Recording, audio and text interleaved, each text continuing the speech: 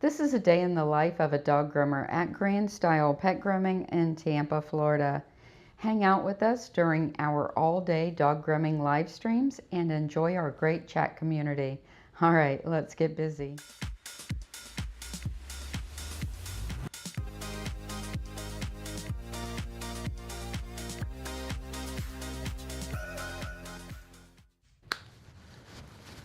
I'm starting my day by cleaning and oiling my blades and getting them ready for the day.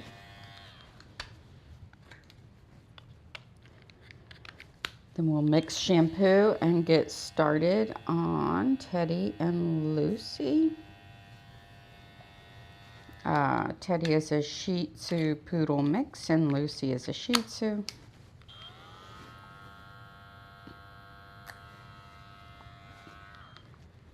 When putting oil on my blades, I only put it 1 drop at the friction area, or each friction area of the blade, depending on the blades that I'm using. And then I clean off the excess oil with alcohol so that hair doesn't get caught up in the oil.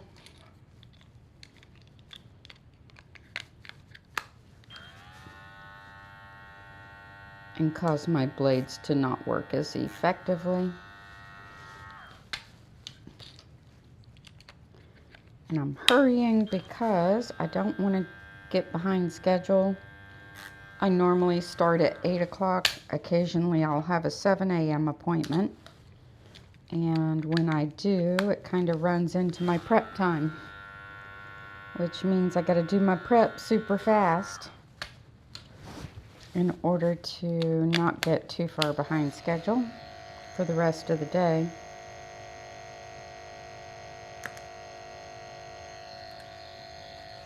So yesterday, my last appointment of the day, was kind of upset with the accommodations for the dogs. She wanted to make sure that I was ready to start her dog the moment it arrived, so that it did not have to be in one of our kennels, because the dog has a luxating patella, and she was worried because the dog was jumping that it was going to injure itself, which is a legitimate concern, especially if you have a dog with separation anxiety and a luxating patella, which is a knee that slips in and out of joint, which most small dogs have. It's not uncommon at all. So I told her the only way that I can guarantee that I will not be behind schedule at all is to book the first appointment of the day.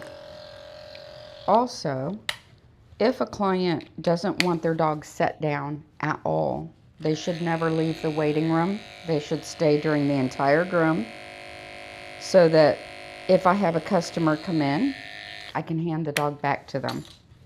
And if I'm finished with the dog, I can let them take it immediately, because I typically can't stand and hold a dog until you return.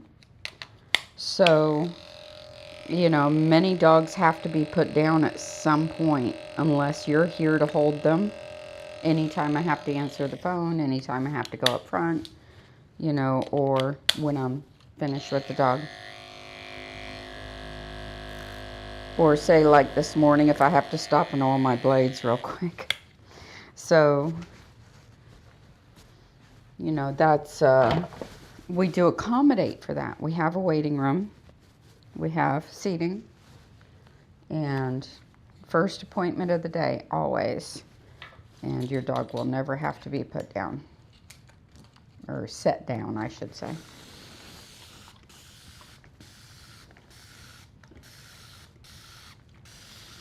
Oftentimes people don't like it when you're not ready to start their dog the second they arrive, and are a little miffed about that.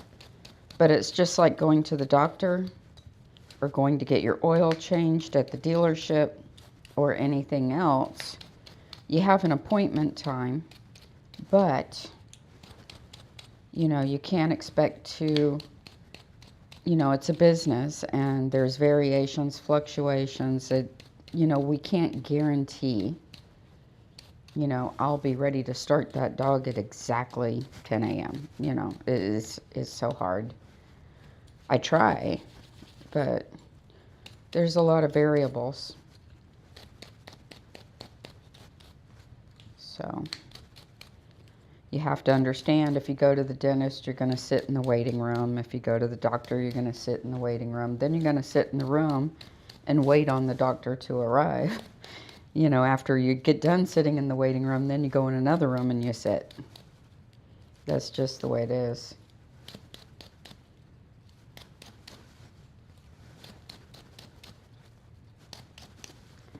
I believe their dog was in the salon for exactly an hour and a half total time, which isn't bad. But it is what it is. And I do accommodate for their needs, so.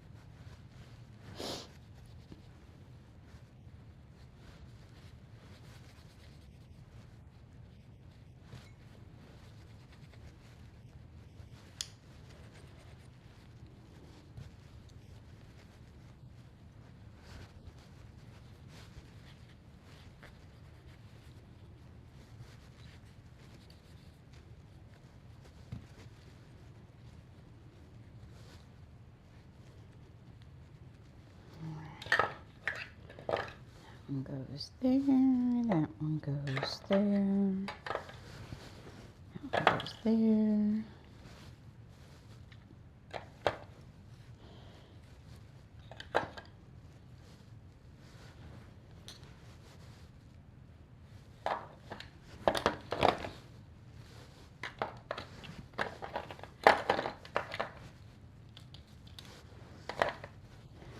I always put these in order so that it's easy to grab and go during the day. That's exactly the blade I want.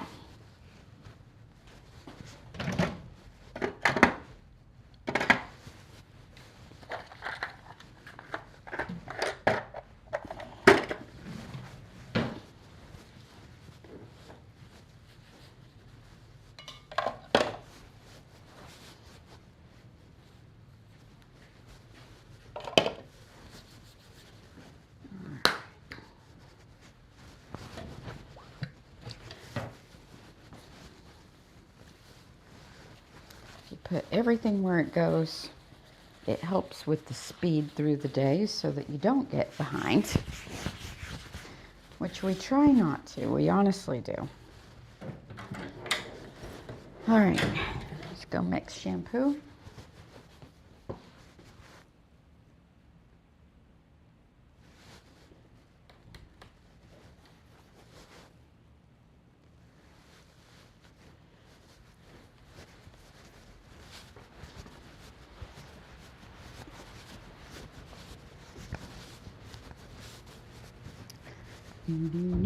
These are all disinfected and ready to go.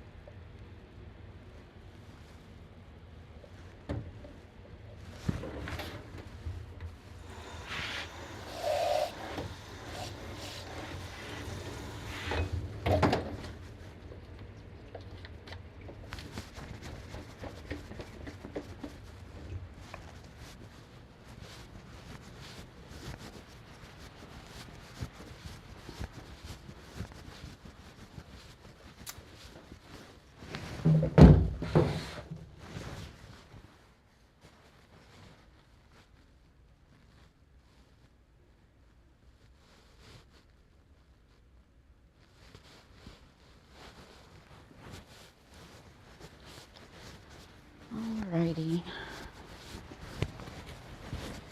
Need toothbrushes.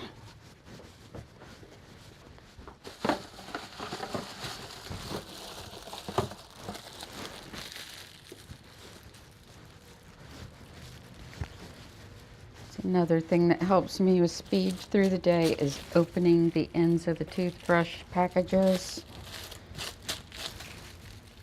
before I start my day, because it's really hard to open them when my hands are wet and I'm on the go. So I set out the number of toothbrushes that I need for the day. Then I also open Kat's for her room, so they're ready for her. Mix her shampoo, make sure everything's ready to go. Her towels are stocked up, my towels are stocked up, all that good stuff, so that neither of us is caught without what we need at the tub. Super important.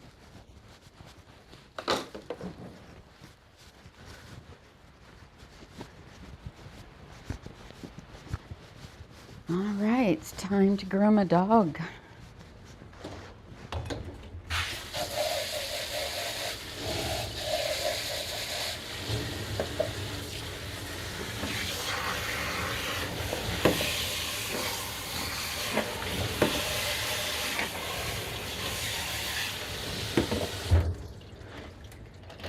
Since product was mixed in this, but I don't plan on using it again for the rest of the day, I'm going to fill it up with disinfectant and let it sit.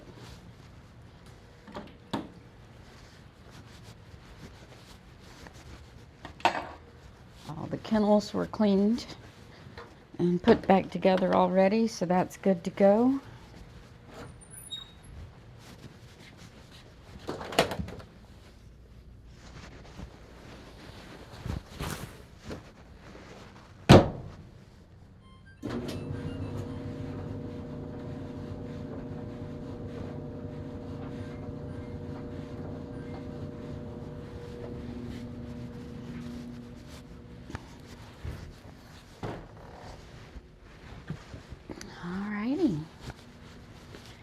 Teddy, should we do you first or your sister? I think we'll do your sister first, because you're a Mr. Peabody and I don't want you to get yourself dirty while your sister's getting done.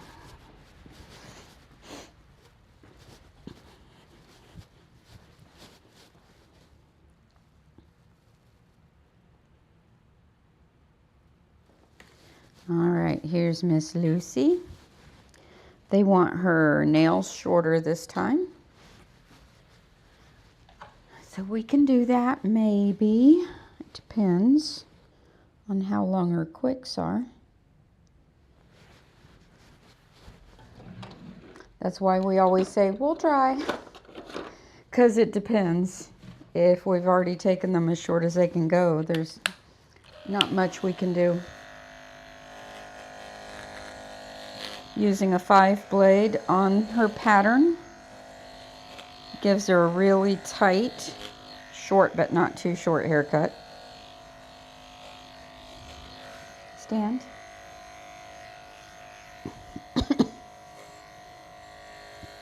So I shared a little video that I found on our group, and it was of this contraption that holds dogs up. And at first it showed in the video a dog jumping out of the tub and getting caught by the neck loop and kind of hanging out the edge of the tub. And so I was like, yeah, that's not really a good idea. But then Greta commented and said that she has one and she uses it for her senior dog to help her senior dog stand. And I was like, well, that's actually, I hadn't thought about that part of it. I just saw the beginning of the video and I'm like, that's not going to help a dog stay in the tub. But, you know, when I got to thinking about it, it could be a helpful contraption, so I might just get one. Especially for the dogs that like kill my arms and won't stand up. It could be helpful, so maybe I'll try it, but not in the tub. Definitely not in the tub. And not for a control thing to keep a dog from jumping, because I can't see that helping. But Greta definitely had a good point there, so.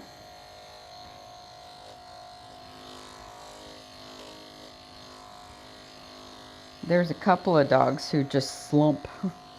So, you know, it might give me, and it also, now that I think about it, the dogs who like lunge down at your hand when you go to pick up the front foot, it might be a block for that. So it could have a purpose. So, you know, my comment about, you know, not keeping a dog in the tub still stands. I don't think that that would help, but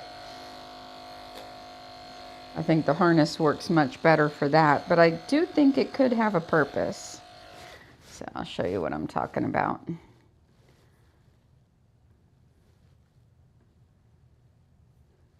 Let's see.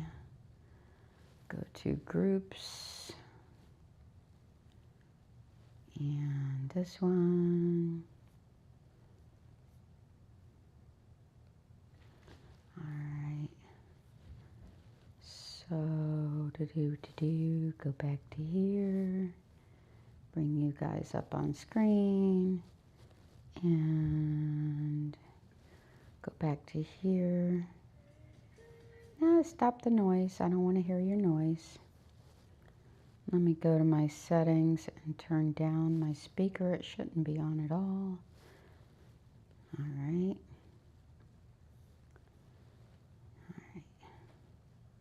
Now we'll go back to the beginning and play.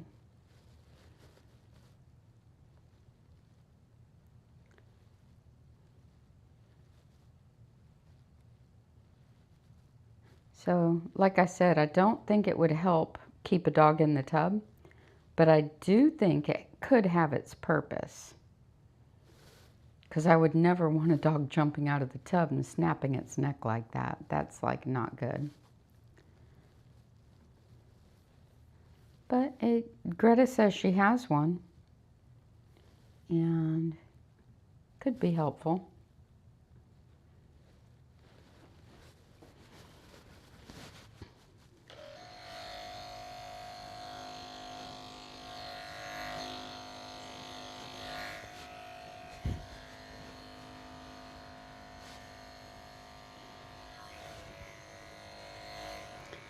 And she says she uses it just for her really aged dog that can't stand for grooming. Too good. So for that, I like the support underneath because if you use a sling, their back sags. And, you know, you don't want their back sagging. At least I don't. So that, in that sense, and I was actually thinking if I took that and reinvented it into a sling with the support system from underneath, that could actually support the back. Just a thought. I might tinker with it. So I'll get one and tinker with it and see if I can come up with something that might actually suit my needs. But I would never trust it with a dog who is like hyper, because they'll just tip that sucker right over. And their legs will be popping right out of it, because I know dogs. It's not helpful for puppies who are wiggly. No, no, no. You know, like the dog that they showed in the beginning of the video. Like, yeah, no. That dog would be right out of that thing. But still an interesting concept. It could have its place in the toolkit.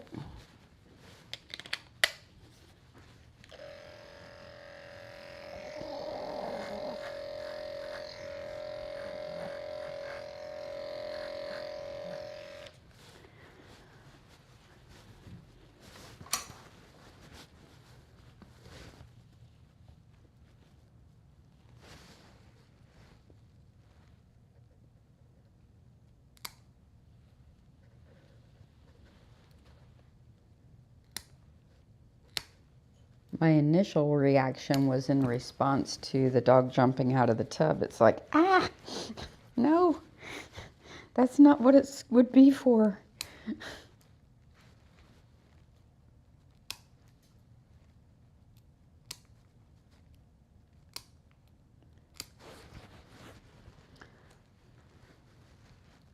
So many of you have probably noticed I've gone from more nail clipping and less nail drill. So I had explained it briefly, but the reasoning for it is so dogs typically don't tell you they really don't like something the first time you do it. Like if they're a really compliant dog, they'll tell you the second and third time, and you have to learn to listen to them. So I was really gung-ho on grinding the nails a certain way, and I was getting them super, super short, and I was doing it all without nail clippers. So I really, really liked it, and I'm like, this is definitely a keeper. But then the dogs, my regulars, started saying, yeah, no, that's not a good idea. I don't like that. So I listened to them. And in their body language, they're telling me they like the nail clippers better than the nail drill, regardless of what you see on Facebook. And I changed my way of doing it because of thing that was getting passed around and advertised quite chronically on Facebook there for a little while about how nail clipping is so bad. Not according to the dogs. They like it more. So, and then I've backed off the nail drill and using a handheld file a lot because I want to work them back out of not enjoying that process and then slowly reintroducing the nail drill back in. So, you know, I do a little of this and a little of that and just kind of play with different ideas. But at first I thought that was great because I was getting the nails super short, but without them bleeding at all or anything. So I really try to listen to what I feel in my hands in the dogs. And if they're soft and compliant, that's great. Even my hyper ones, I can tell. But if they're tensing up or they're shaking or, you know, they're doing clear avoidance when they normally don't, then you have to listen to that and say, what is the problem? You know, is it the brush? Is it the nails? Is it this? Is it that?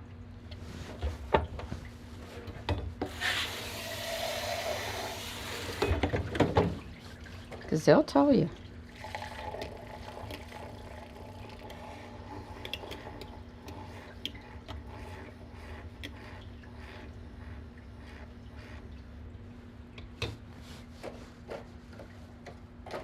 You can't just ignore it and plow through anyway.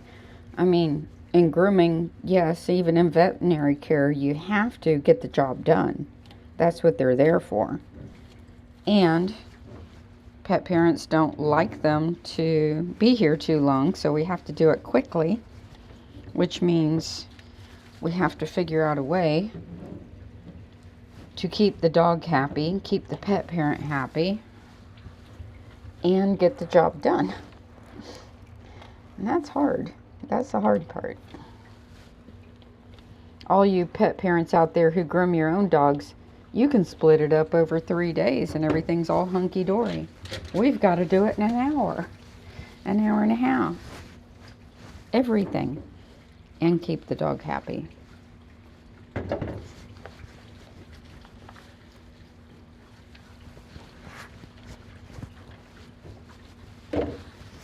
And that's the challenge. Now, Teddy and Lucy here, coming to the groomer is like their favorite thing. They can't even contain themselves, can you, when you get here? You're just so excited, and you gotta give Miss Suzanne hugs. Yeah. They're just the happiest dogs in the world. If Teddy knows he's coming here, he's sitting straight up in the truck, watching where he's going. He's like, "Yay, I'm going to see Miss Suzanne."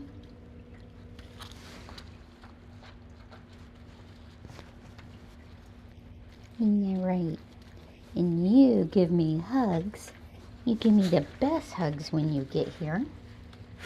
Yes, you do. The best hugs ever.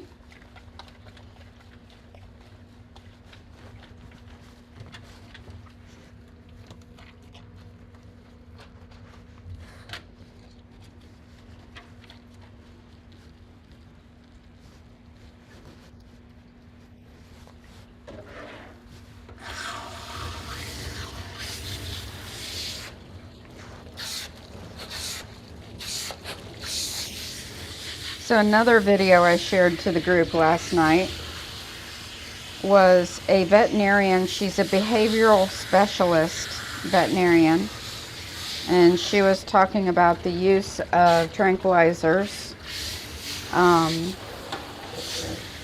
and the necessity of them for grooming or veterinary procedures, basically, and how you combine that with other things in order to get the desired result. And I commented on the video and I said, you know, I don't allow dogs on medications or tranquilizers in my salon. I prefer to train them. And her response to me was, "That's crazy, ...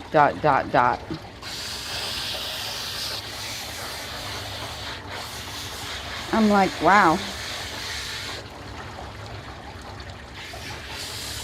So working on dogs without tranquilizers and training them to be groomed is crazy. Got it."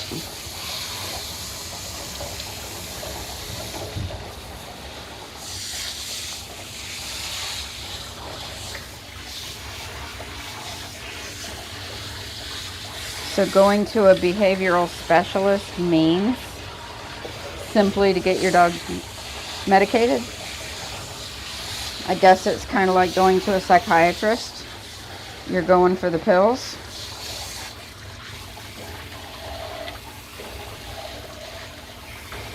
Don't know.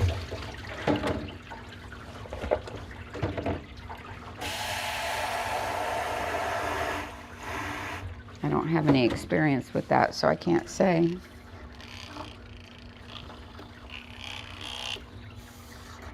I mean, I know it has its place, and I know that there are some dogs who are so aggressive and so difficult that you have no choice. And my answer to that is those dogs who must be tranquilized, who are that aggressive, I don't groom.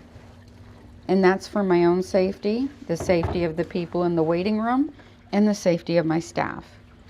You know, it's not that I can't handle it. It's not that I can't muzzle them and force them through it. I've done everything in my career. My mother did not believe in turning away anything. And I grew up in her salon, and I worked for her for 8 years when I started working professionally. We weren't allowed to say no, period. Vicious cats, vicious dogs, chows, pit bulls, Rottweilers, you name it. And I was a Rottweiler owner. I loved my Rottweilers, don't get me wrong, right? But, you know, the bite pressure, the pounds per square inch, and the damage that they can do. You know, if you have a dog you know is aggressive, and you've got a waiting room up front, and say that aggressive dog is in the waiting room, and then, because you take everything, and then a family comes in with a 2-year-old child, and the 2-year-old child goes toddling over to that aggressive dog, who's at the liability if you know the dog is aggressive, right? So if I know a dog's aggressive, if I know it can hurt my staff or me or clients, I'm not going to take the dog. So yes, I know that there's a place for medications in the grooming salon or in the veterinary office, but that's for somebody else, not for me. But that being said, I think their medications are being overused.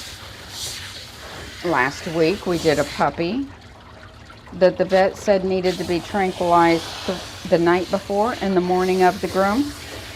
A 3-month-old puppy. And I said, no, we're not going to tranquilize the puppy. If you would like me to do it, bring it to me without tranquilizers. And the puppy was fine. Yesterday we did a dog that's been tranquilized his whole life. He's a young dog. I think he's right around a year old, but he's been tranquilized through every groom.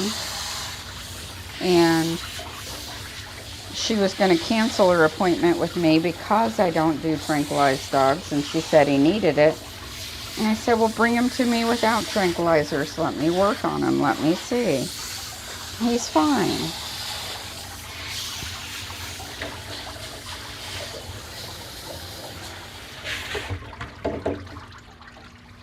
So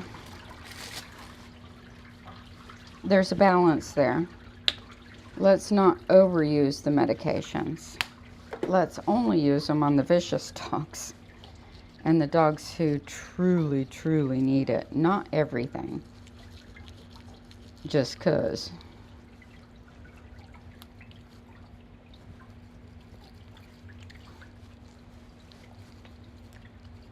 And yes, I do realize I didn't do the second shampoo on her because I was distracted and not thinking, but she's fine. I used to never do a second shampoo, so she'll live. All right, you. Out we go.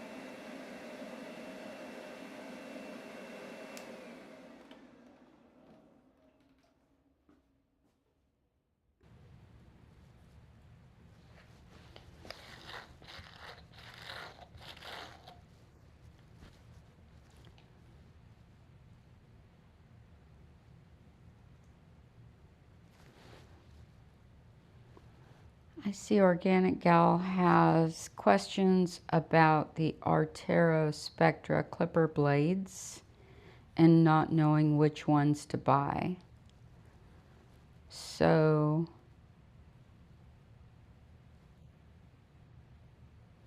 I think you said that you mainly use like a 10, a 15, a 30, a 40, and a 4. So Artero Spectra only uses blades made for that clipper. There are a couple other brands that do sell blades that'll work, but I recommend going with Artero Spectra blades. It comes with a 4-in-1. So, make sure I got my sound up. Yeah. It comes with a 4-in-1. So the 4-in-1 covers the 10, the 15, the 30, and the 40. So that's all in one blade. It comes with it. You don't have to buy that one. If the only other blade that you're using is a 4-blade, then just buy the Artero Spectra 4-blade. I'd also, for schnauzers, recommend the Artero Spectra 7 because that's the main blade that I use on the body pattern for my schnauzer trims. It's also my main blade that I use under the tails because I find, you know, around the rectum, it's a very safe blade for a 7. And it gives me just a little more length so that there's like next to zero risk of any irritation under there. And so I'd recommend the 4 and the 7 for the Artero Spectra.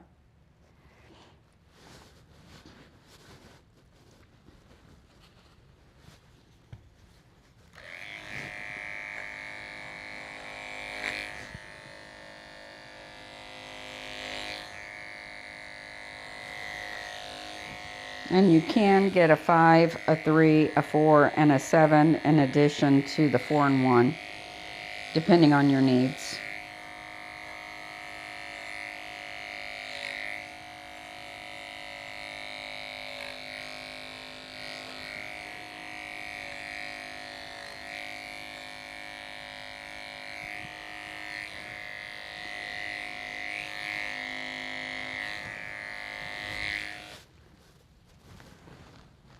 So yesterday we were talking about, you know, some posts that I'd seen in some of the Golden Doodle groups and Doodle groups and all that.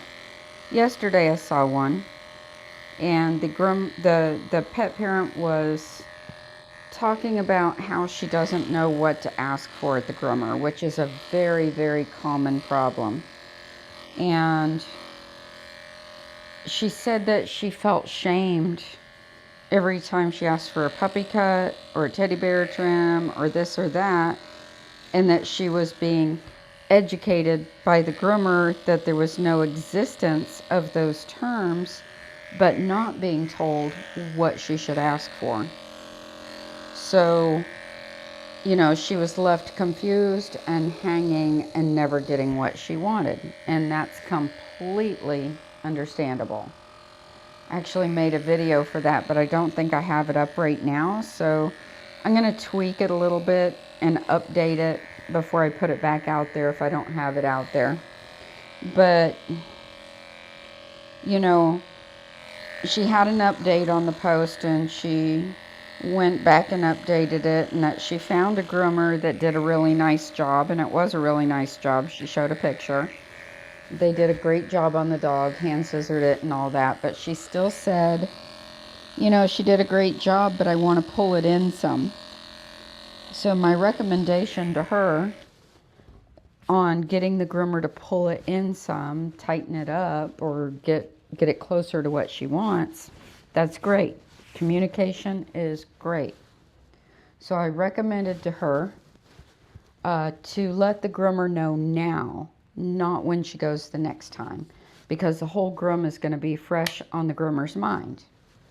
I also recommended to do it by text or email so that the groomer can have very clear communication, and don't do it in the waiting room when you take your dog back in the next time. And the reason for that is I explained to her that if you spend 15 minutes trying to tweak the haircut in the waiting room, what happens is that's 15 minutes off your dog's groom time. And if you show up 15 minutes early to do it, you're taking that 15 minutes away from somebody else's groom time. You know what I'm saying? So if you can do those tweaks by email or by text, we can have it, we can save it, we can put it in your file, we can copy it, da da da da da. Then I also said another way to get what you want is when you have the groomer tweak it. Don't say, I want it a little shorter. Don't say, I want it a little longer. And such. What you want to say is, I would like a ½ inch more taken off of the legs. I would like the body an inch longer. Like, give us specifics. A little shorter and a little longer means nothing to us. And, you know, it's true. When we have somebody come in who's very picky, obviously, which is fine. I like picky clients. Picky clients are my best clients because, you know, they're looking for a good groomer, and I feel I can fit the bill if they give me instructions. But if they come in and they say, I want a puppy cut, and they don't give me specifics, that leaves me wide open, free reign to do whatever I want. And whatever my perception is according to their dog. And so, you know, if I can tell they don't want to be drilled down in description of what that is, you're just giving me free reign. So if you want specific, if you want 2 inches all over on your dog, great. You know, tell me I want 2 inches. And if I ask you, would you like half off? Say, oh, I guess maybe half off. I don't know. You're the professional. Then I'm just going to do whatever I want, you know? So give me specifics. Get your measuring ruler out before you get to the groomer. Stick it in your dog's hair. Lift up your dog's hair and say, yeah, I think that, no, 1.5 inches. And a lot of times people say, I want my dog's hair to be 1 inch long when they don't mean 1 inch. They might mean 3 inches. You know, so sometimes if you do give us a measurement, we're going to make sure it's that. And then you're like, oh, it's way too short. Like 1 inch long on a doodle looks shaved. Like, honestly, on a big doodle, it looks shaved. Especially the legs. If you say a puppy cut and I want 1 inch long, they're going to do 1 inch long on the legs, which makes the legs look super skinny. So, you know, really good communication, and give us time. Give us 2 or 3 grooms to nail it. Because, you know, a lot of times a pet parent has a picture in their brain of what they want. And in order for us to create the sculpting on your dog, hey babies, then we have to get the picture in our brain that you have in your brain, and then we have to transfer it to oftentimes a wiggly dog. So it's sculpting, it's artwork, it's creating, it's creative. And, you know, it's easier said than done. But at the same time, if you just give us, you know, loosey-goosey terms, we're not going to have a clue what's in your brain.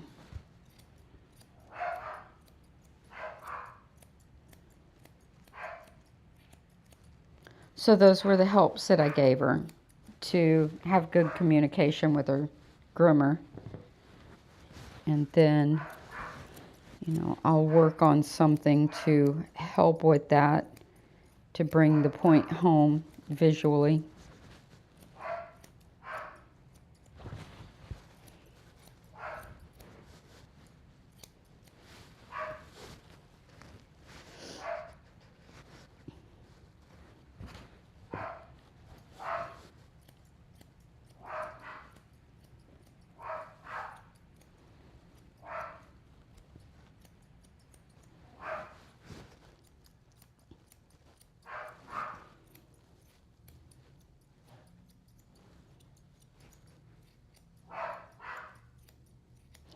And a lot of groomers do give an attitude when you ask for teddy bear cut or puppy cut. I don't. You know, I understand what you mean, but a lot of groomers literally hate the terms. I don't know why. I don't know who started it. I think it's a social media influence thing. But, you know, I think it's silly.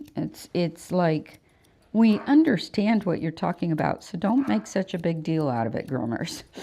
You know, you're putting off your customers. You're making them feel stupid, so stop it. Seriously. That's my own personal feeling.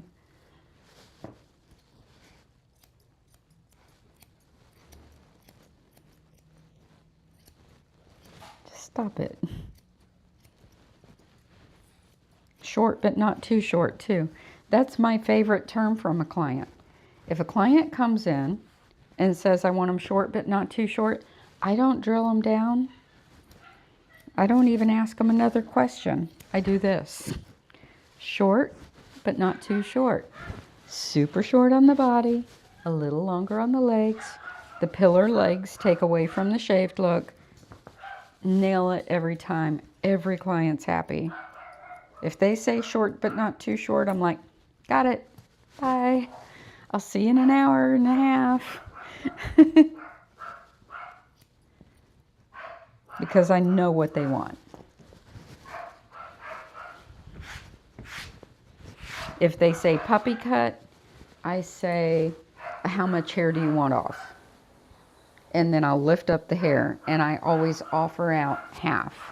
Unless it's a super fluffy puppy or dog, and I can tell that half would be way too much. I say, would you like a third off? They'll say yes. If I say, would you like half off? Most of them say yes. And they often go with whatever you suggest. So suggestion is powerful.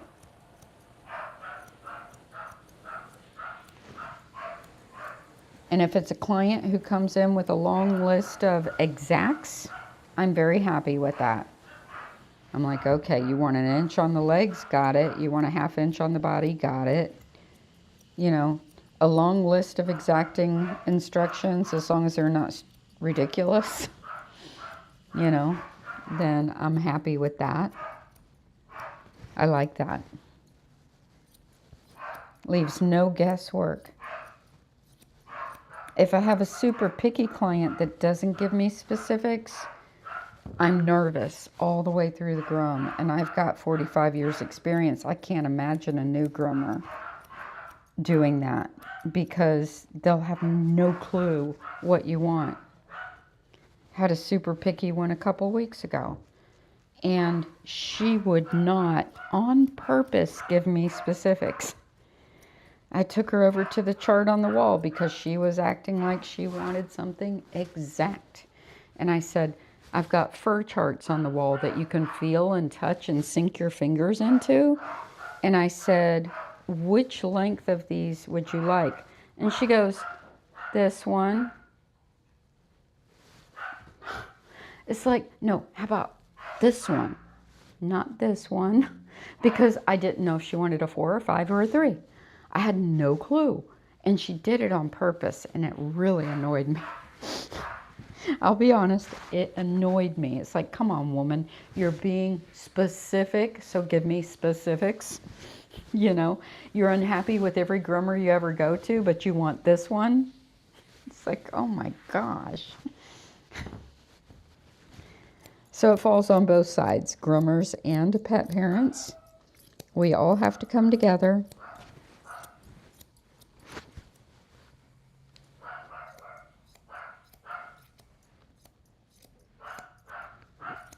But yeah, she did that on purpose. And she was looking for my reaction, smirking. And I'm like, okay, I know who you are.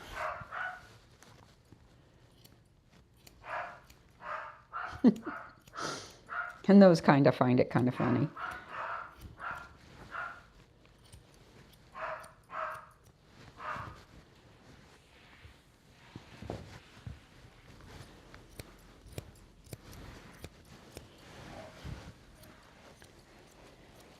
And that's how this basically ended up being my most popular hairstyle, because I would say 80% of all clients come in and they say, I want them short, but not too short.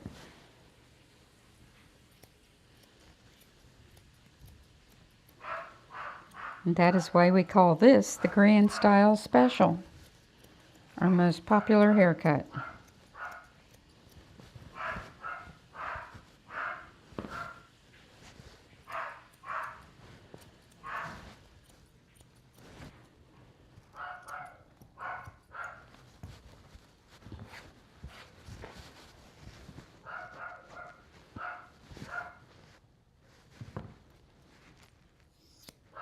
You're a good girl, Lucy. Yes, you are.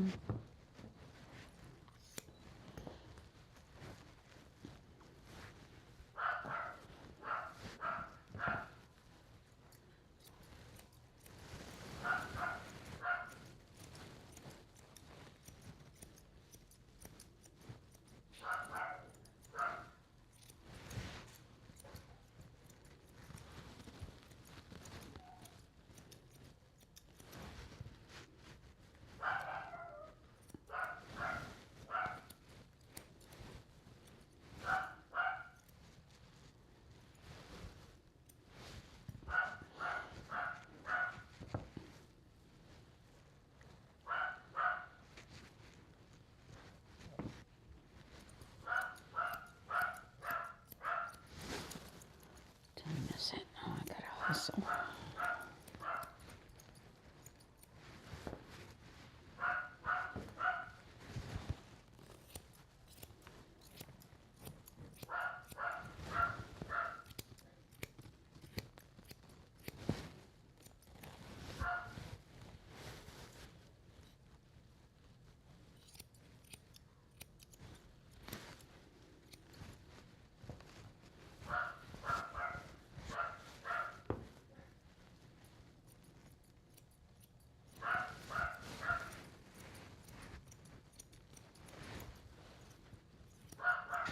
One thing you never want to tell groomer you want, unless you truly mean it, is take them as short as you can. Like, that means shaved, bald. Like, bald. And that's another, I would say that's the second most common instruction that we as groomers get, is take them as short as you can, or take them as short as you can without shaving them. That means nothing to us. And most of the time, I've got clients to them, it means 3 inches long. And others, it means 1 inch long. And others, it means, you know, like shave them bald. And we don't know which one of those you mean unless you tell us. But many groomers won't even ask. They'll be like, okay, short as we can, got it. That's easy. Press the easy button. It's not easy, but it's easy to blow dry. That's about it.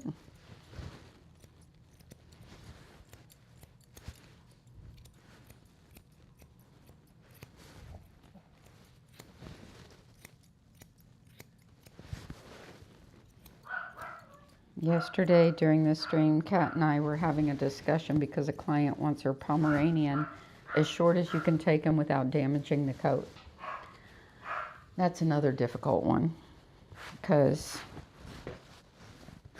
taking hardly any length off him at all would be damaging his coat or altering his coat to some degree. So that's a tough one, because like it kind of ties our hands. We're not sure what to do, because on one hand we know the pet parent wants the hair shorter, and on the other hand we know that if we take it shorter it's going to alter the coat. That's a tough one, and we hear it all the time.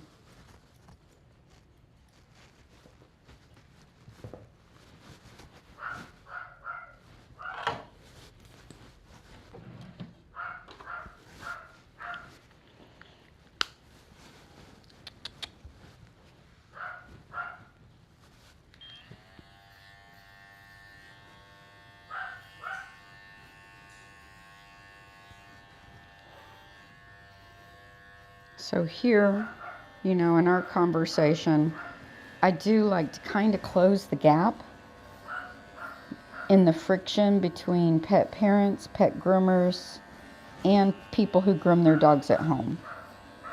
You know, I think there's space enough for all of us to come together for the betterment of the dogs. And for all of us to be happy and more relaxed in grooming. I know sometimes I fuss about things, and sometimes things get on my nerves, but I think there's space, you know, for all of us to grow together. Because the ones that benefit are these guys.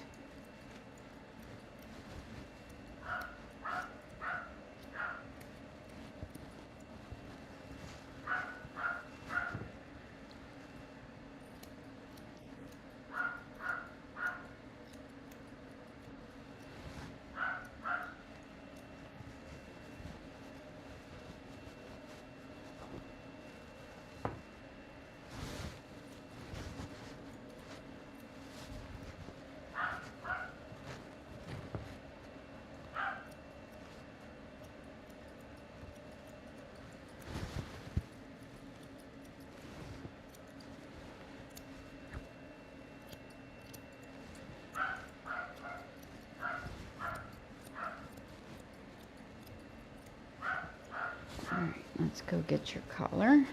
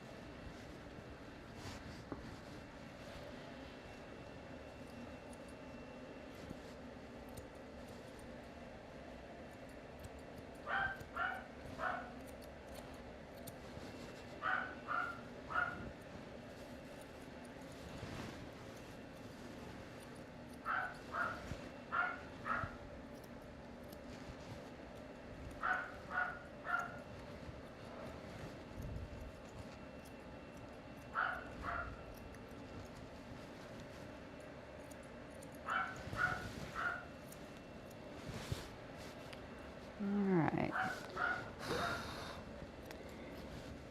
That's good enough on Miss Lucy Lou.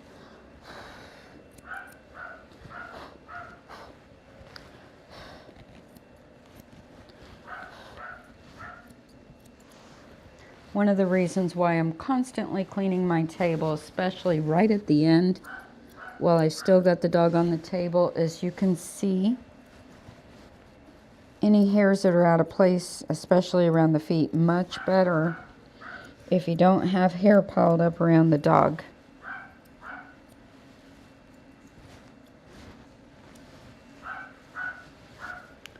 I don't know if you guys noticed, I've been loving these scissors. I haven't put them down since I bought them. No lie.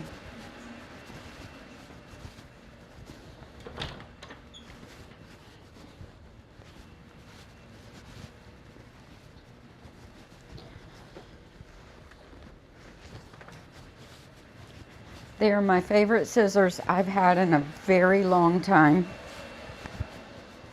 I like them better than Zolita. Seriously, not joking. These are the closest thing to my Hakuchos that I've missed for like 15 years or more. Love, love, love them. I was going to send back the curves that they sent me, but I haven't put them in the mail yet. I think I'm going to keep them.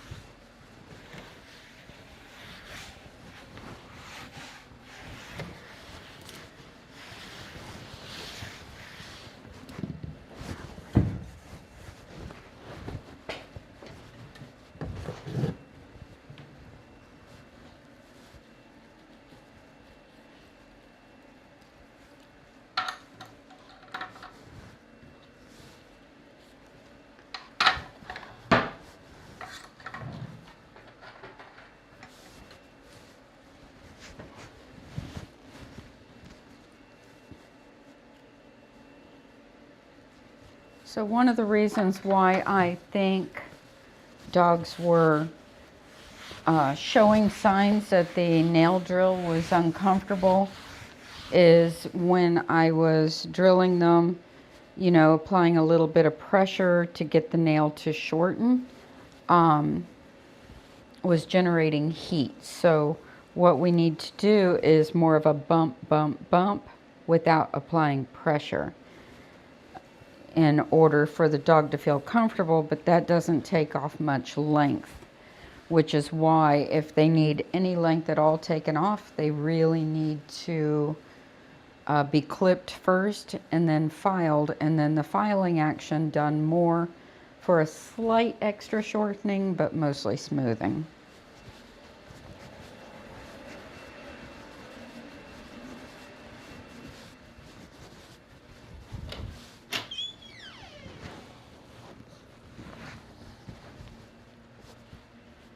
Did you poopy? Did you poopy, Teddy? You're a poopy dog. You're a poopy dog. Yes, you are.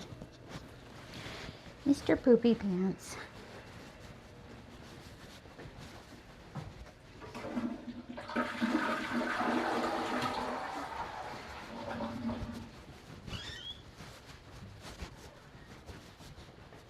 Him's a Mr. Poopy Pants.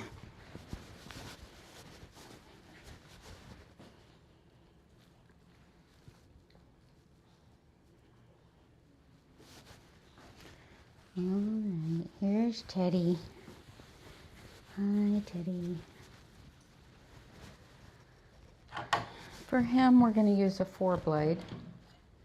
And he'll actually come out looking the same length as his sister. He's got thinner hair, so a 4-blade actually looks shorter on him. Right?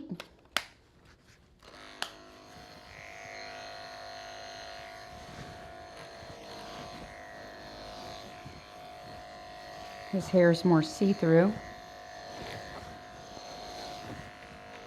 whereas hers is very thick and silky.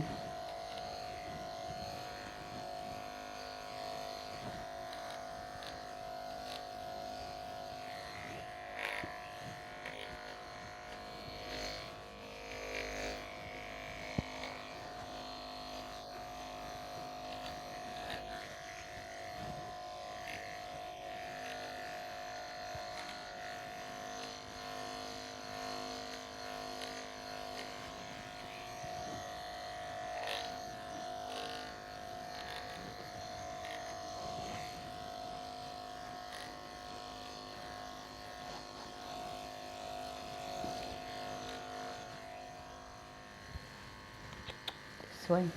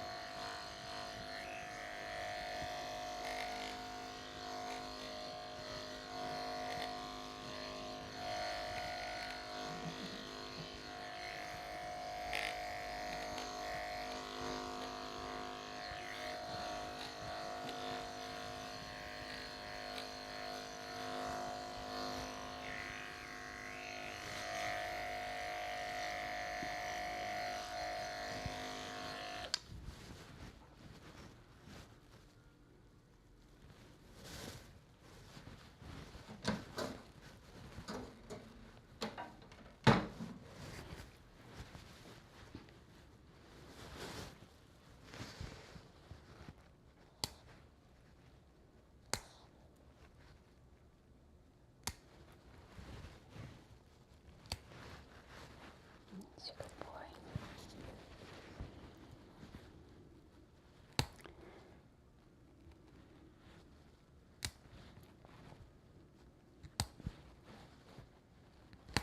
So I ordered an extra small shark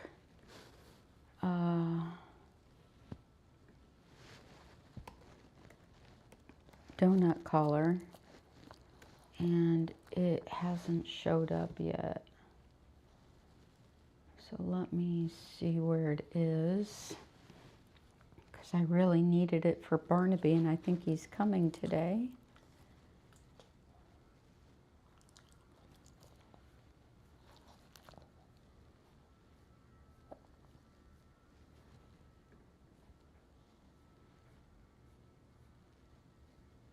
It's not coming till August 31st till September 9th. Ugh, I needed it for Barnaby. Maybe one of the bigger ones will fit him.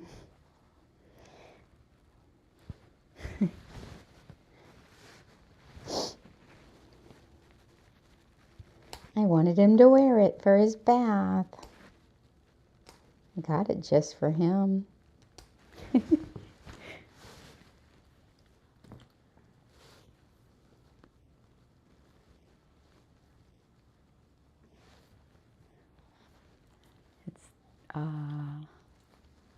It's see. It's this one.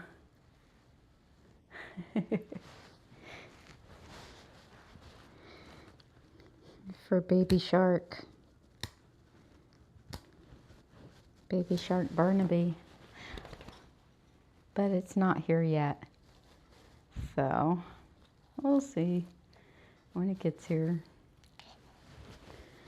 Alright, let's go to the tub.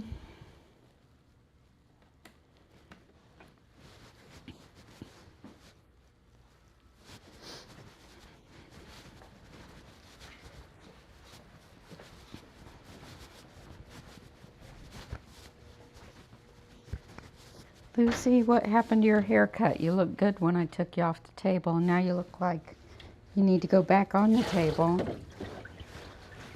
Ugh. Ugga bugga.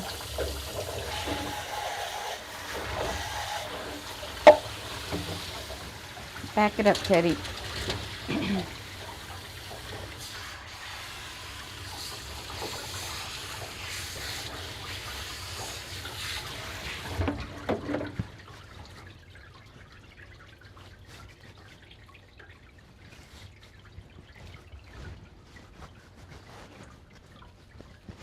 So today I think we also have Ben, the Shih Tzu, coming in. And I'm really curious on Ben, how the shampoo is going to look on him this time. Because last time he looked amazing. So I want to see if it looks like it's got a bit of a buildup, or if it looks just as good as last time. That is my question today.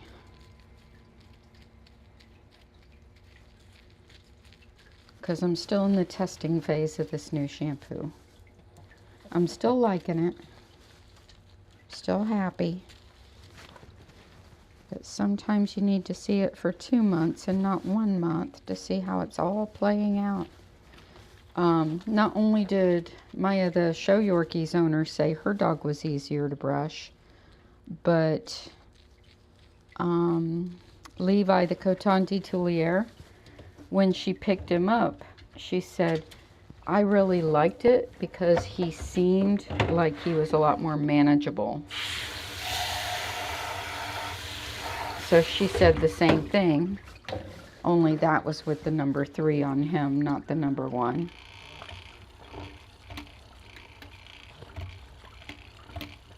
And I'm not using them in the order that the company states. So I'm finding the number 1 is better when I need a crisper coat, when I want more body. And the number 3 seems better when I want a deeper condition on the shampoos. So I'm going to use them in the way that it works best for me. And also the number 1 works better if you have a dog that tends to have a very flyaway, lightweight coat. Works good on them.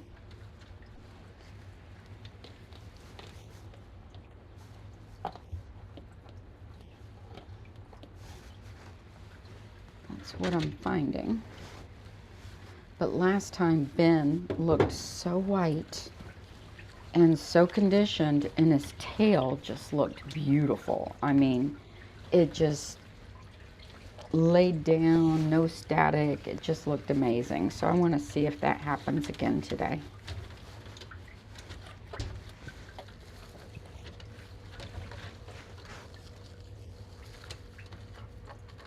And Barry was the other Shih Tzu that looked amazing with it. And that was with the number 3.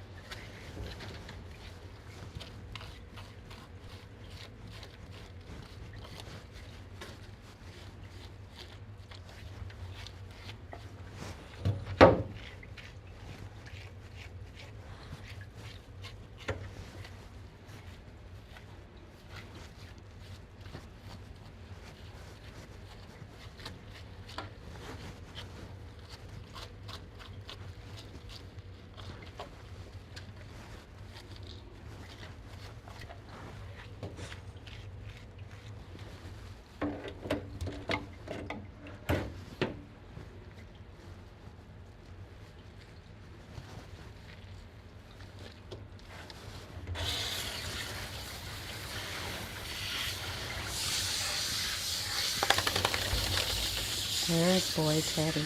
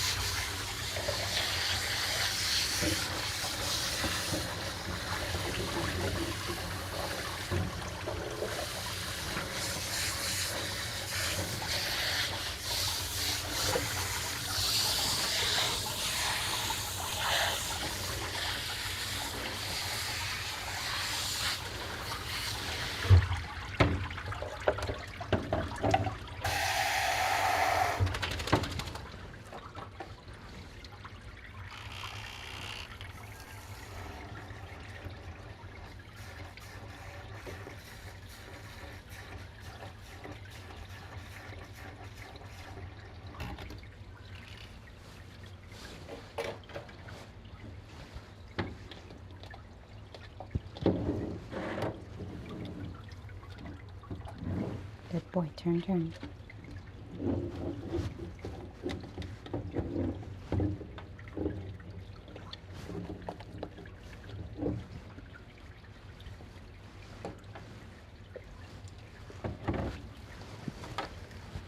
gonna feel good.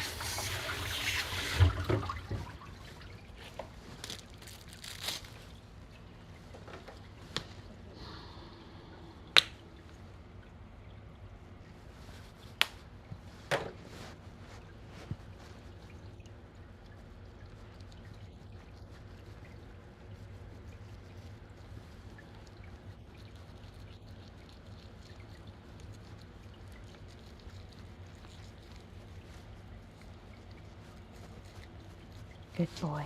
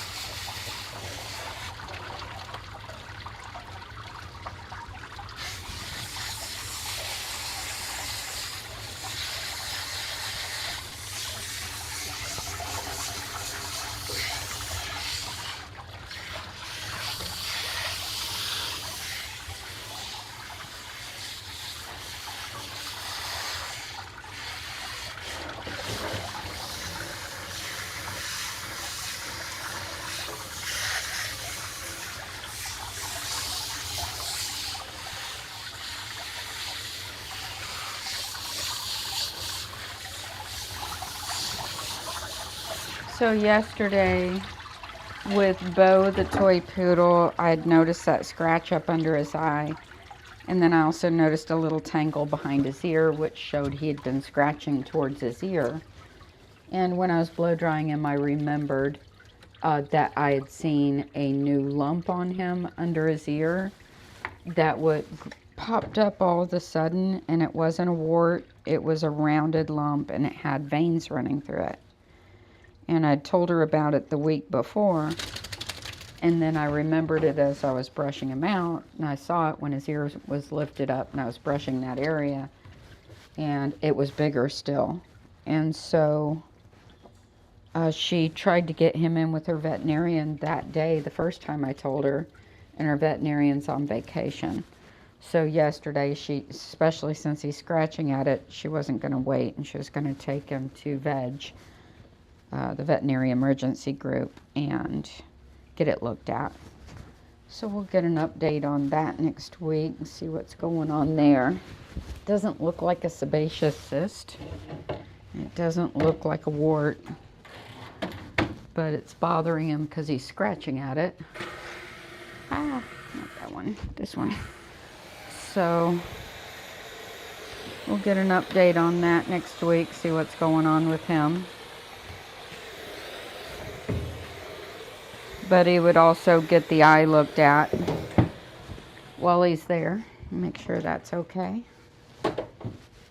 Which I don't think it was anything to worry about. It was just, I don't like washing dogs with anything open like that because the water getting into it and stuff can cause it to get infected. And we don't want that. But sometimes I find those things right as I am wetting the dog down because you can't see it under the hair, you know. So sometimes I have no choice but to finish the groom.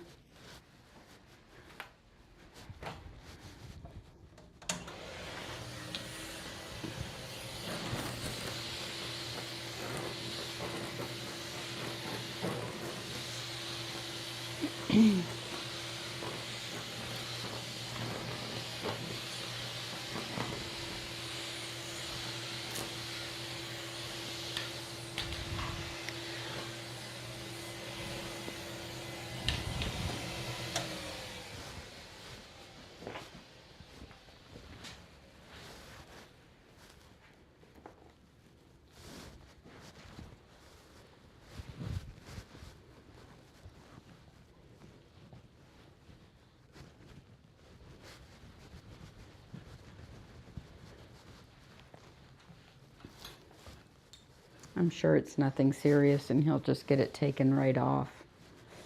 But nevertheless, it's weird looking.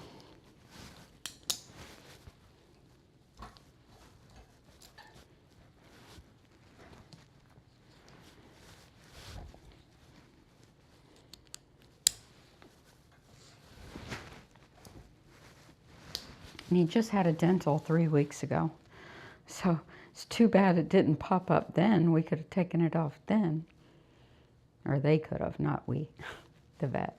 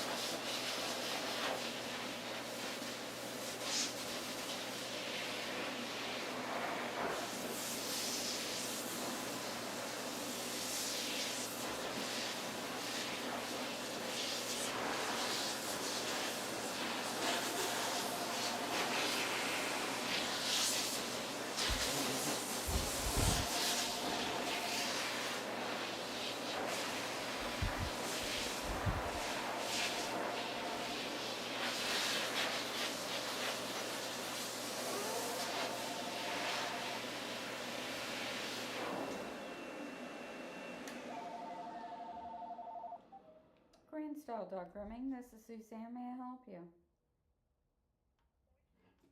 Grand Style Dog Grooming. Yes, good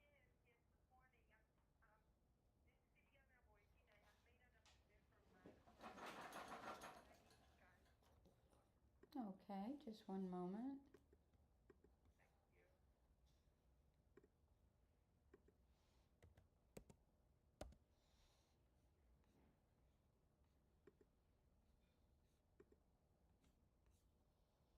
Thank you. Okay, that's all taken care of for you. Thank you very much. Thank you. Bye.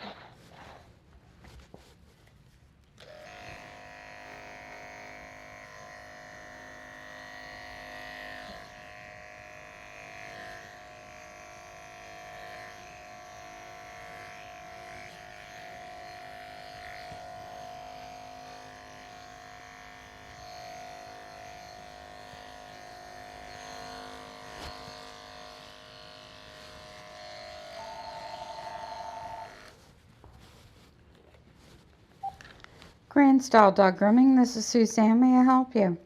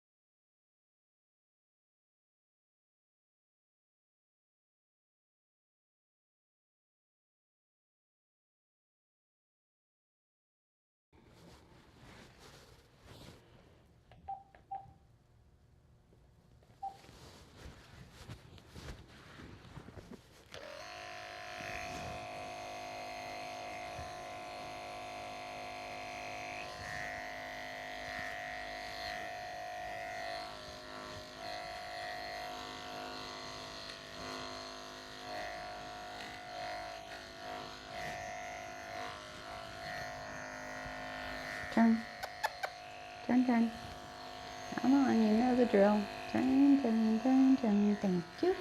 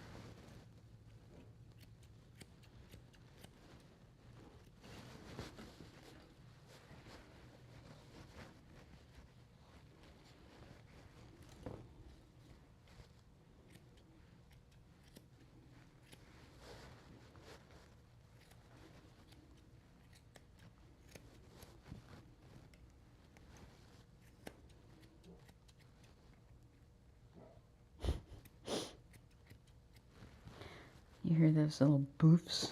Boof, boof, boof. I think it's Barnaby, like talking to us. Boof. He's using his indoor voice.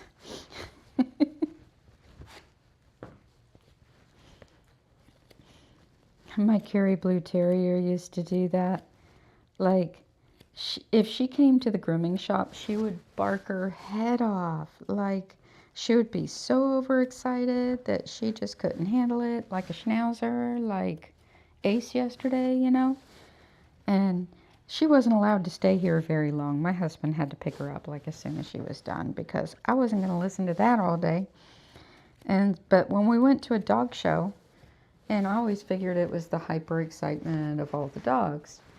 So when we went to dog shows, my daughter used to handle her as a junior handler. And so we had a camper and we'd go to the dog shows, and, you know, they have the campground set up in the dog shows so that, you know, all the campers could park and you could stay there for the weekend. And so we'd take the camper to the dog shows with Hannah, and there'd be 3,000 dogs on the property. And at night you could hear the dogs barking and howling, and of course we had a big terrier, and so, you know, she wanted to join in the fun, and I taught her use your indoor voice, and so she'd go ruff, ruff, ruff. Instead of barking. It was so cute. So use your indoor voice, and she'd go ruff, ruff.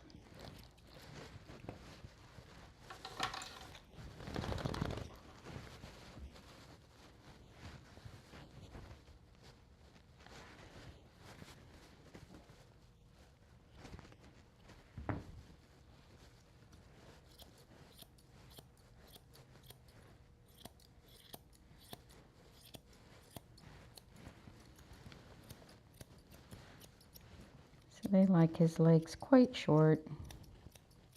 They used to keep him shaved. And somehow we ended up with a little bit longer of a trim, which I prefer, and Teddy prefers, because he doesn't like his legs shaved, because he doesn't like the feeling of holding onto the leg while you're doing it. So this cut works really good for him in his mind, and it's cuter in my mind.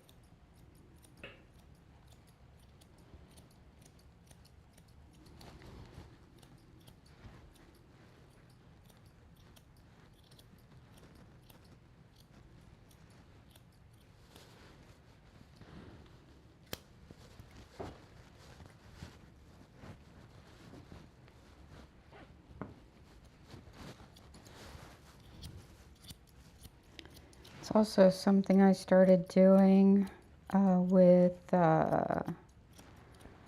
what's his name? Jasper the Maltese Poodle Mix.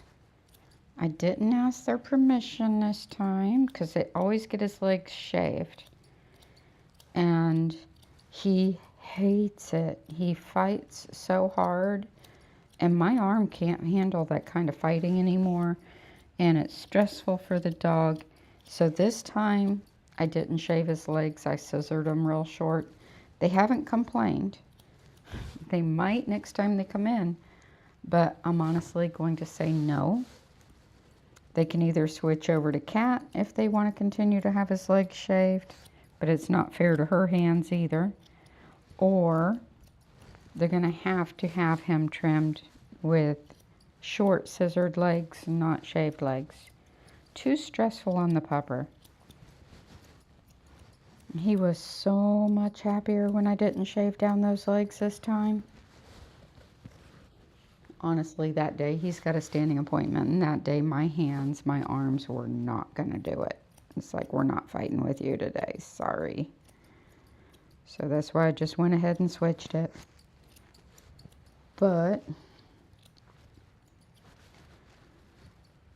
I'm not going to do it to him going forward. At the risk of losing him as a client, I'm not going to do it. At this point, he's not going to get used to it. He's saying a clear, definite no, and I'm going to listen to him.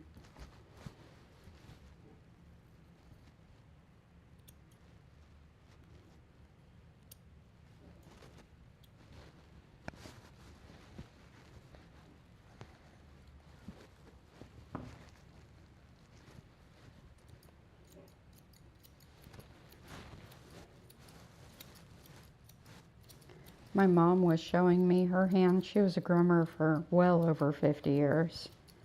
And she had carpal tunnel surgery. And she showed me her hand. Her finger is permanently bent in this position. She cannot move it out from her carpal tunnel surgery. I'm like, eesh, I don't want that.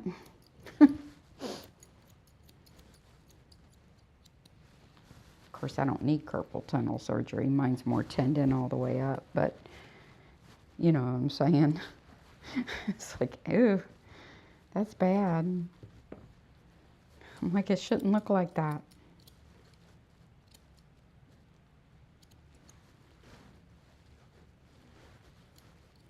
And then she broke a finger on the other hand, and she was showing me that one, and that one doesn't bend at all. They just taped it to her other finger and left it with no physical therapy or nothing. And now she can't move that finger. Just kind of froze up.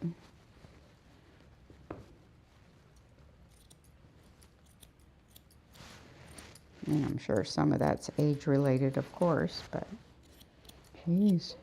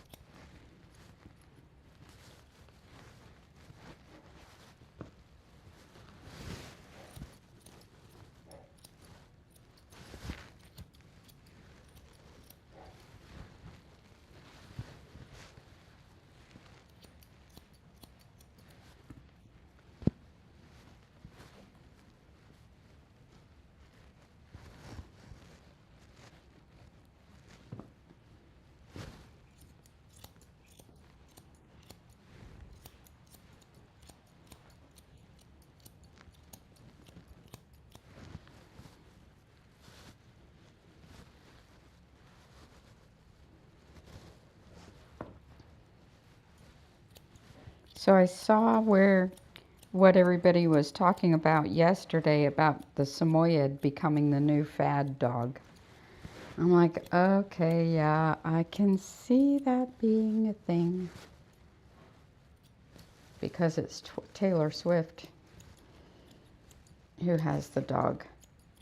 And the article said it was a puppy. I don't think it's a puppy, or if it is, it's an older puppy. But it looks like he's been hand scissored short, which may be why people think it's a puppy. Which means everybody's gonna, if you're a groomer, you remember the Boo fad with the Pomeranians, and everybody wanted their dog to look like Boo, which meant that every Pomeranian, like, who got that haircut had their hair permanently damaged. And that's why Boo was trimmed that way. It wasn't because they thought it looked cute. He had gotten really matted and somebody shaved him down and his hair never grew back. So he constantly had to have that haircut because that's the only one that would work for him. And so everybody thought it was so cute and they had to have it. And every groomer was doing it because it was the boo fad. And then every dog that had the haircut ended up with a damaged coat too. And if that happens with the Samoyed, if Taylor Swift's Samoyed is hand scissored and that happens, that everybody wants theirs to look like hers, then they're all going to be permanently altering the coat of the Samoyeds that they're grooming. And that's going to be a thing. And I'm not grooming dogs that big, so it's not going to apply to me at all. But I think it's worth talking about. Because Samoyeds have an Arctic coat type, a primitive coat type, which is a triple layer coat. And the outer layer grows so long and stops, and it goes dormant for about up to 8 years at least. It doesn't fall out, it doesn't shed out. The secondary hairs shed out, but not as fast. And then there's a third layer, and that's the short, thick undercoat that's constantly shedding. And what happens when you clip them or hand scissor them, and it looks like that dog's hand scissored, is the outer coat that's gone dormant, the primary hairs, will not grow back. The secondary hairs will grow past that length in a very sparse, soft fashion out past it. And then the undercoat becomes twice as thick, 3 times as thick. And it feels like a Brillo pad, and it's like excessive shedding at that point. It completely changes the coat. So, little warning, don't do it. If you get one, keep it in full coat. It's a lot of work, but it is what it is.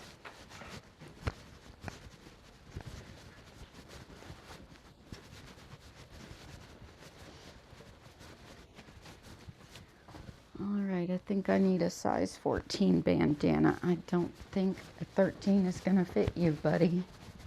You're a little chunky. Let's try it on, see if it fits, but I don't think it will. Huh. How about that? You just made it.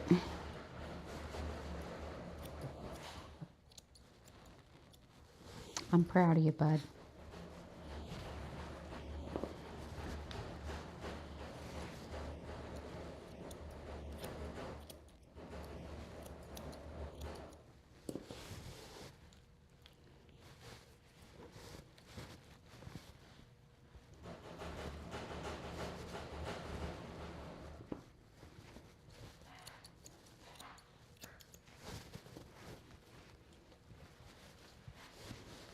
Alright. Let's go text your daddy.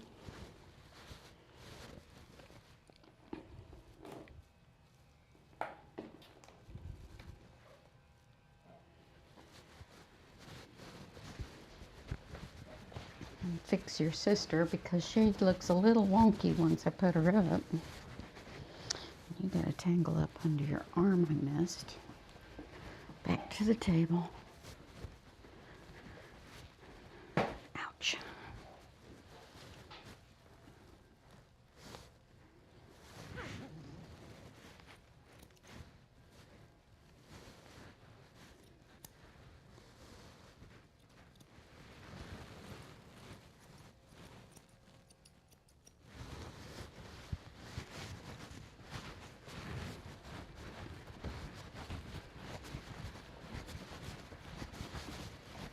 Also, being an Arctic coat type, if you're in Florida, you know, your dog's coat will adjust naturally. You don't have to cut it short for it to be cooler.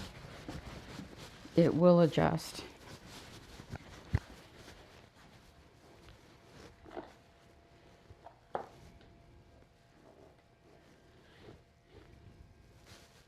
The only reason that dog doesn't look like a Samoyed is because it's scissored short all over, in my opinion. Just doesn't have its natural coat. That's what I think.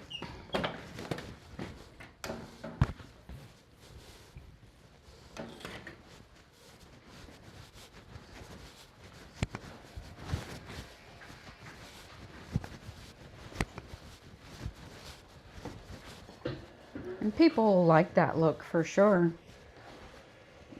But it's not a good option, in my opinion. Let's see, 12, 18, cancel, honey. Honey, honey, honey, cancel.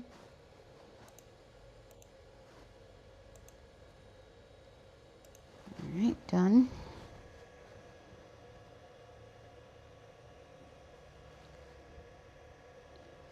All right, got a feedback on Mitzi. She's doing much better.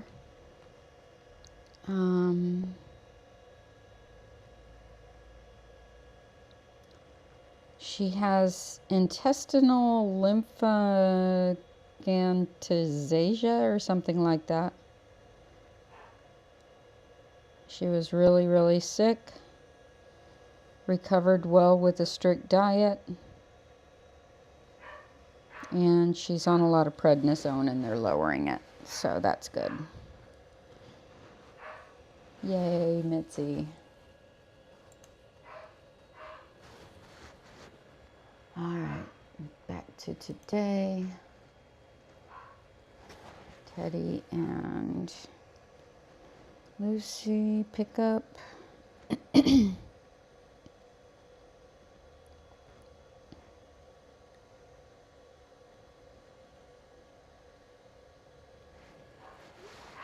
right.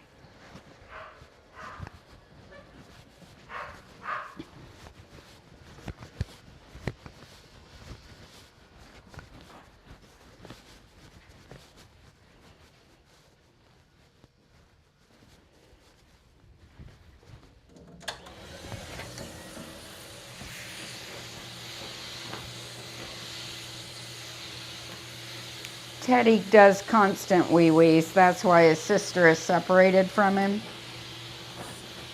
He will probably go 10 to 15 more times before his dad gets here. He's a constant wee-weeer.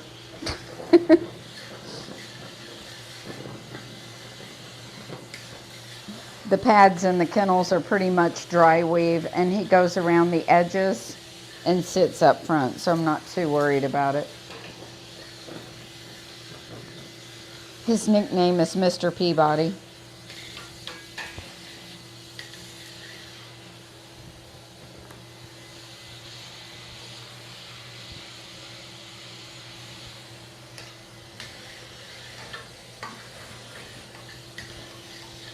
And I can't put a diaper on him because he completely soaks the diaper and gets it wet on himself. So it's kind of gross.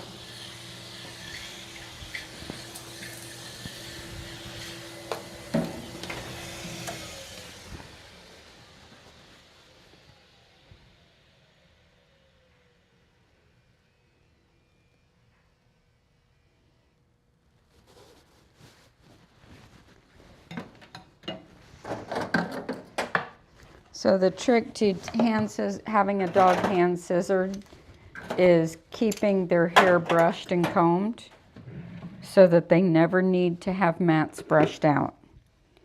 That is the secret to having a hand scissored dog. But some dogs really hate the clippers, for sure.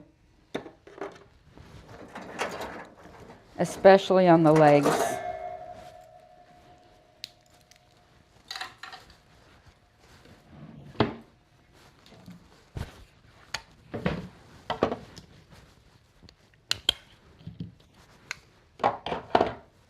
So it's up to the pet parent to really step up their game on keeping them brushed and combed.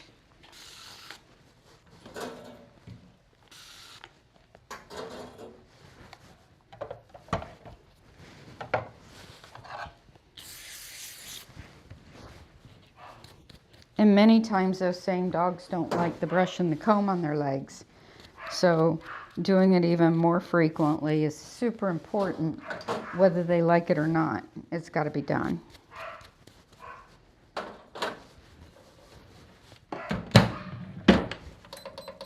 And we as the pet parents have to take the lead on doing what's necessary, whether they like it or not. You know, just like our children need their diaper changed or need a bath and they might cry, but it's like, no, you're going to do this anyway because this needs to be done.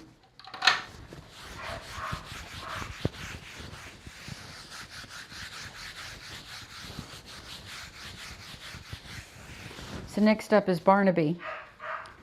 Barnaby, they're growing the hair longer on.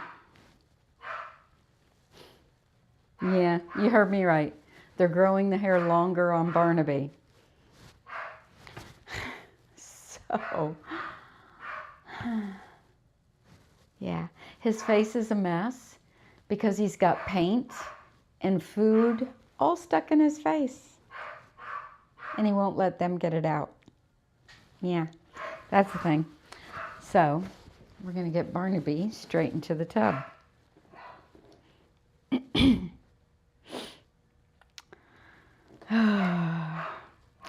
Do do do do do do do do do do do do do do do do do baby shark. All right, Barnaby. Let's see.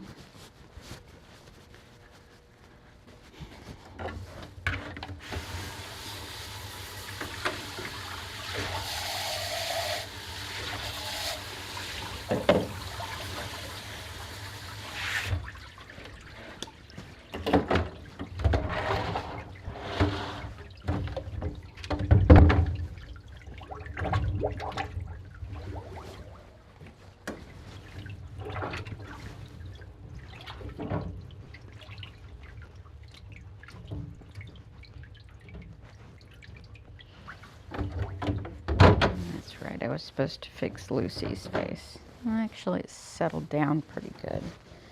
I can just snip it from here. Come here, baby. Stay, stay. Let me see.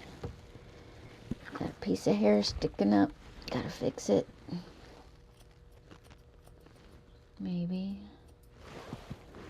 It's always so much harder to fix it on the floor than it is on the table. And you got a little piece shorter there, not there. There you go. That should do it. There we go. Alright, check this again.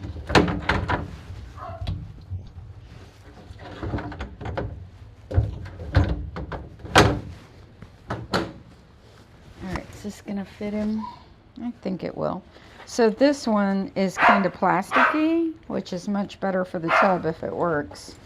It's the only way we can get Barnaby's face washed.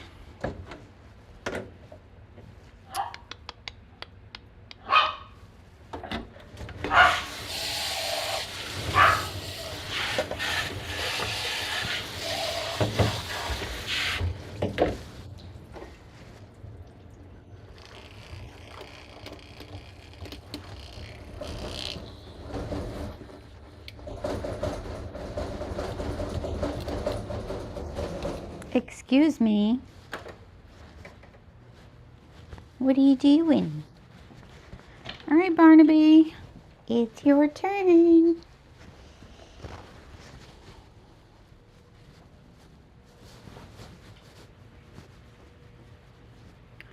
Overall, he's in pretty good condition.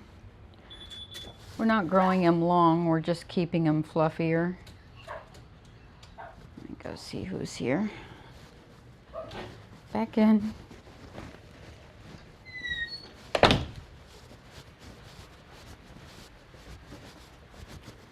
I'm coming. Do, do, do, do, do, do, do, do.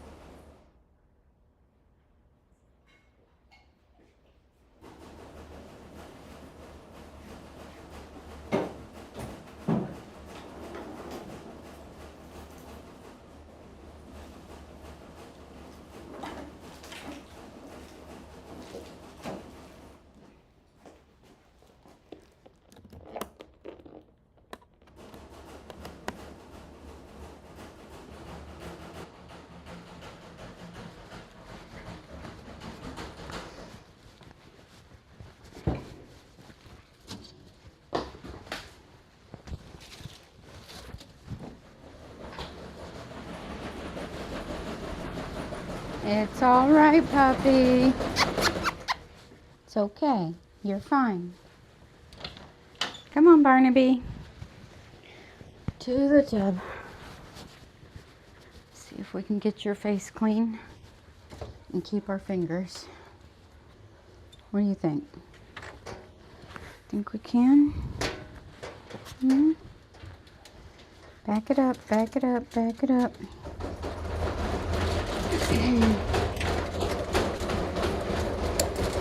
It's all right, puppy.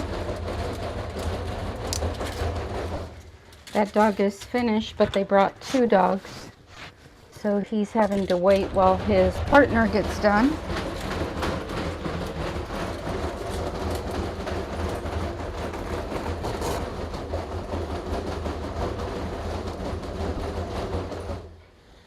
So there's nothing we can do to alleviate his complaints.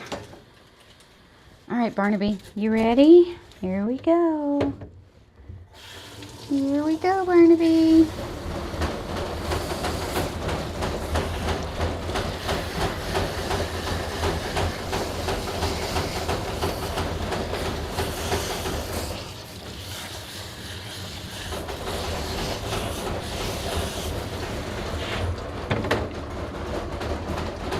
It's okay, puppy. Calm down.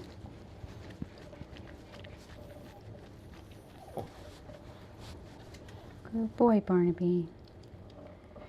Good boy. There you go. That's a good baby. Just let that soak for a minute. Don't bite me. Puppy, shh. It's okay.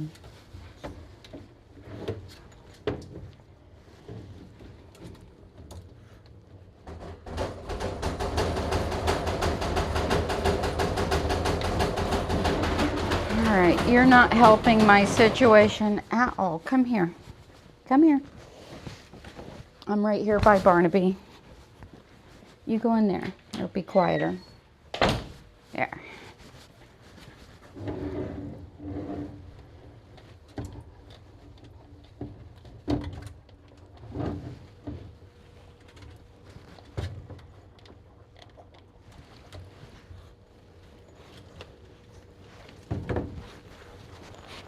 Good boy. Hi, Barnaby.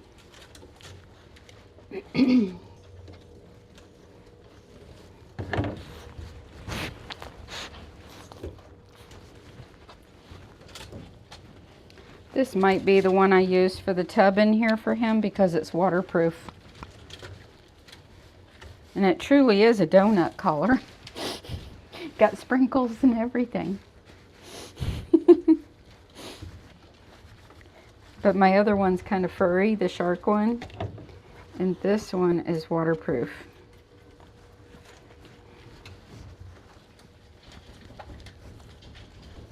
It's like a floaty for dogs.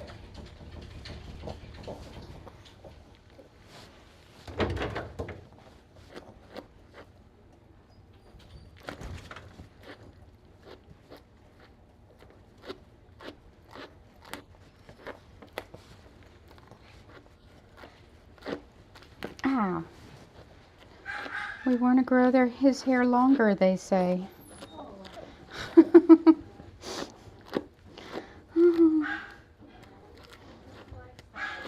I don't think he likes it either. He doesn't like a bath on a good day.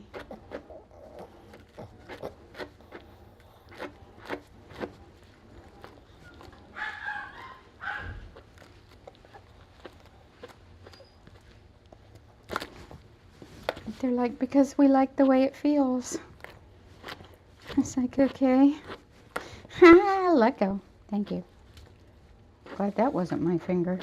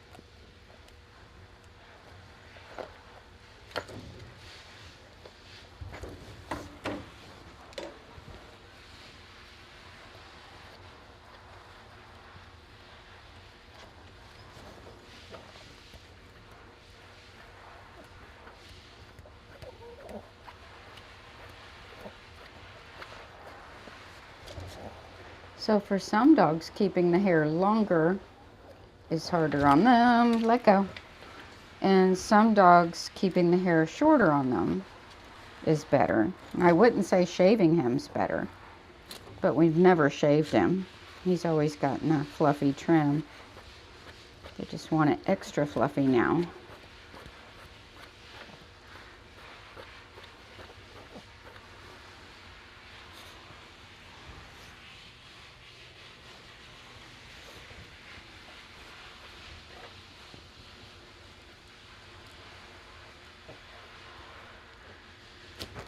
Let go. See, if he bites me like he's biting the tools, he's going to put holes in my hand. Like serious holes. I don't think that's fair. I'm not going to wash him twice. I'm just going to add more on top of what I've already got.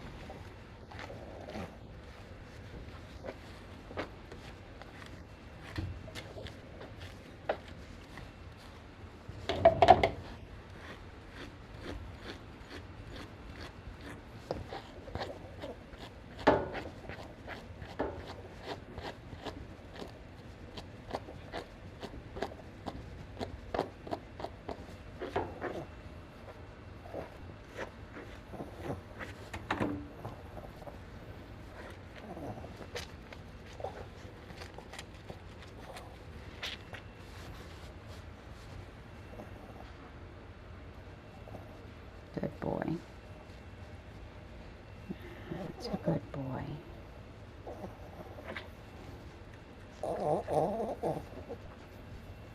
Good puppy.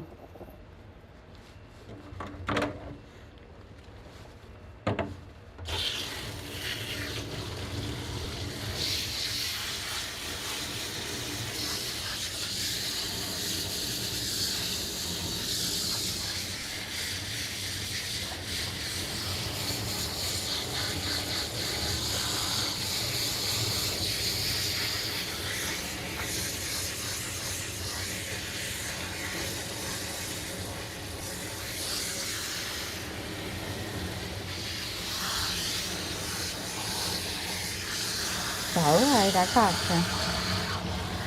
Good boy.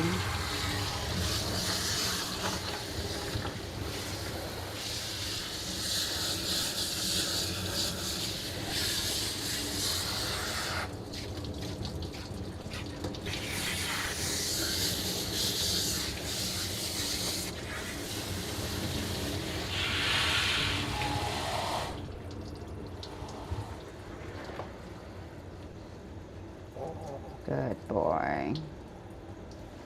That's very nice.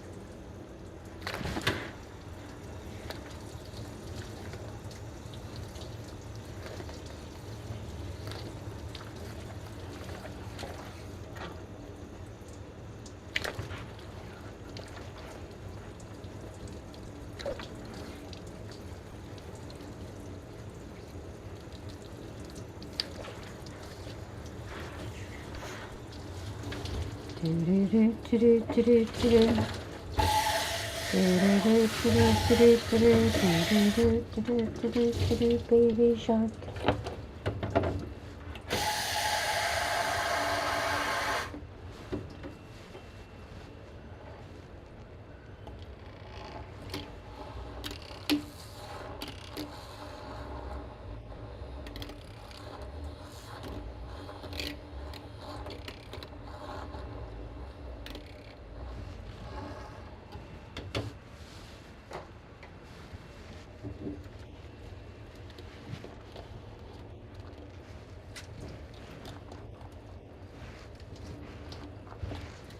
Turn.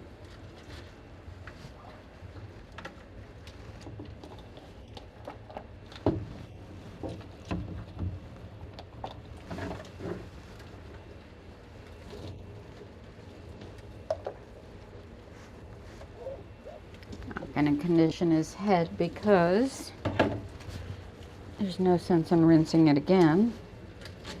That doesn't make much sense, does it?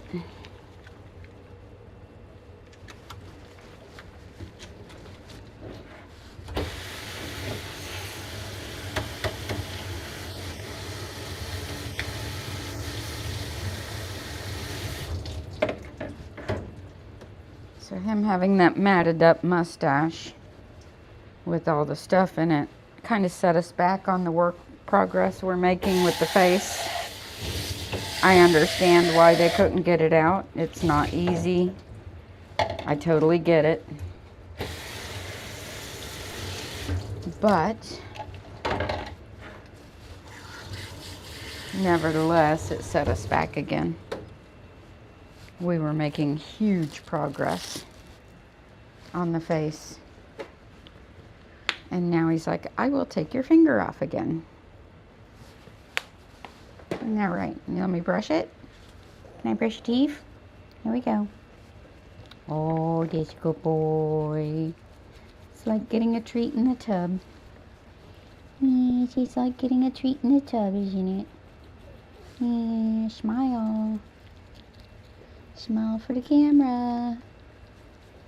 Smile for the camera. Oh. He's like, I got your smile right here, lady. Let's rinse your mustache. You gotta get the toothpaste out. Just let go of the thing. Seriously.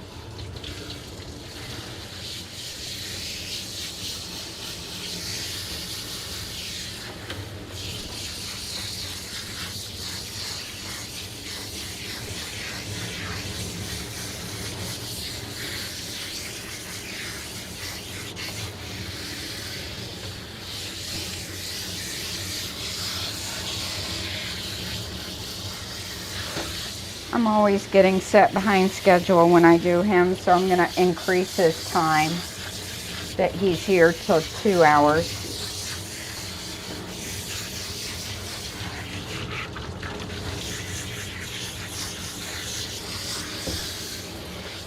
On every appointment. Uh-oh. Uh-oh. I knew it was too big for you. Boop.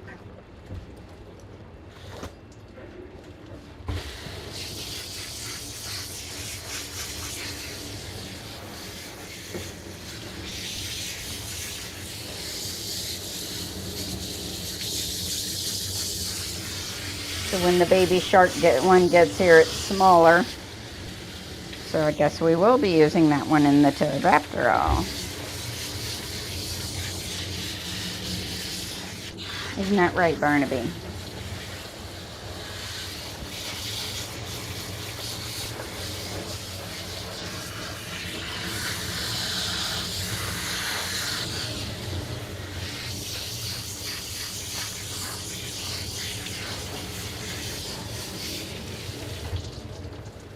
All right, time for the ear wash.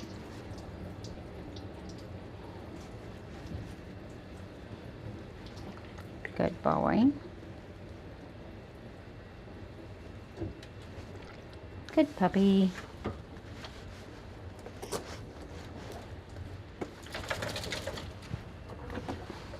Good puppy. Now I'm going to rinse around his neck because I couldn't rinse good there with the donut collar on.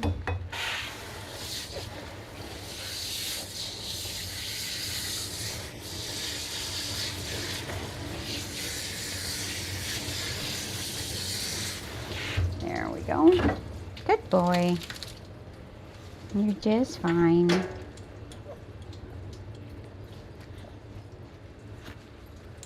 See, nobody hurt the puppy.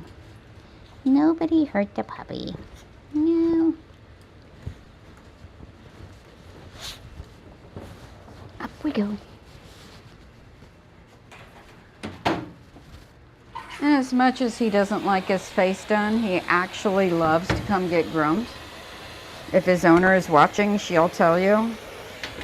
They even tell him he's coming to see me. He gets super excited. So you can't base their patterns of behavior as their 100% discomfort with the whole process. For the majority of the process, he is great. It's just the face.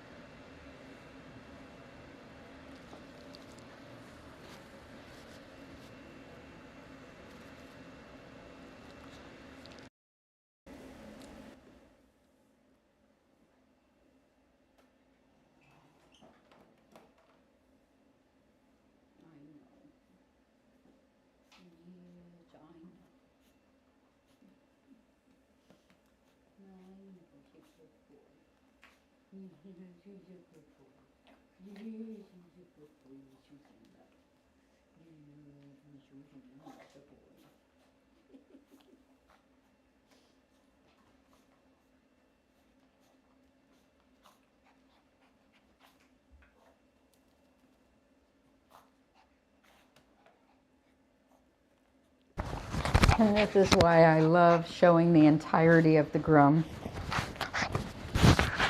If you watch the 30-second clip of that, you might have some red-faced things to say. But you watch the whole thing, and it gives you a clear picture, right?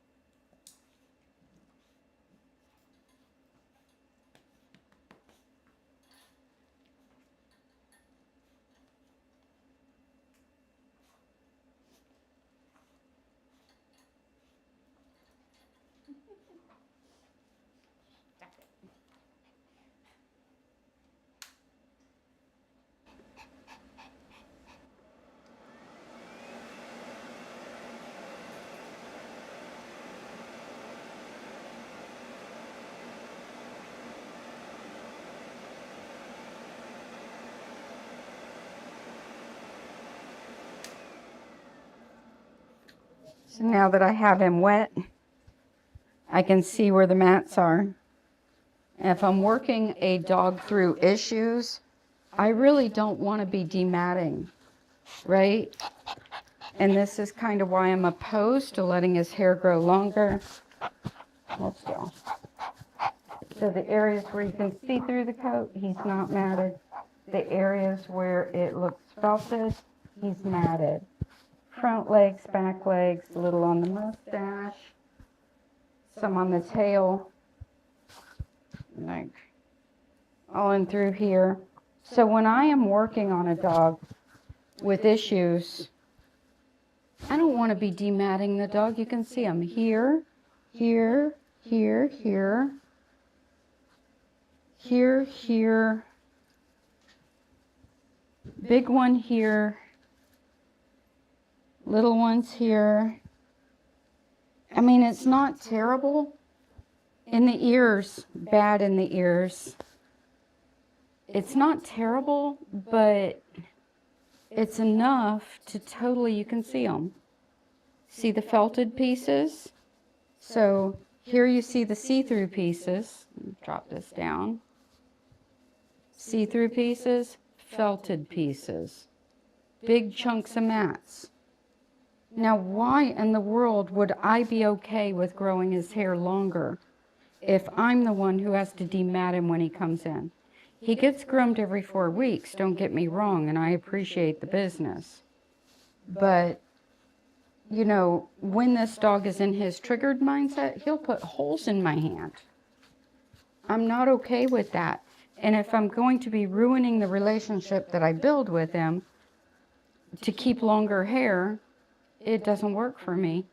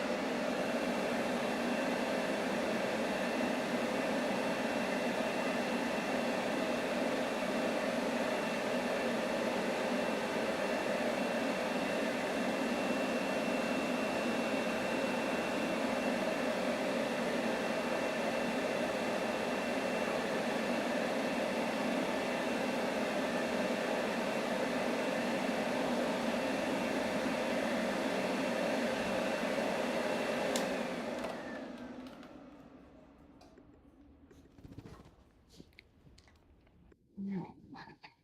No, I know. Good boy. Get back here.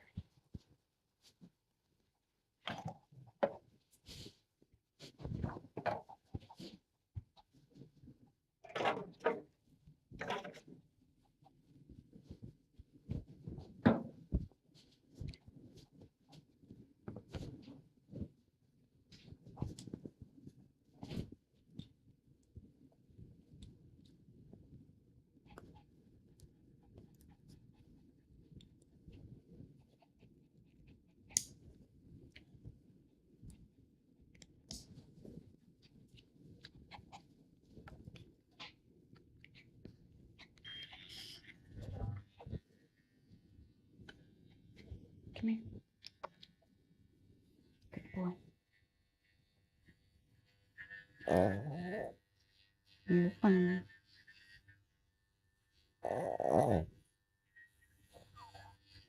Good boy.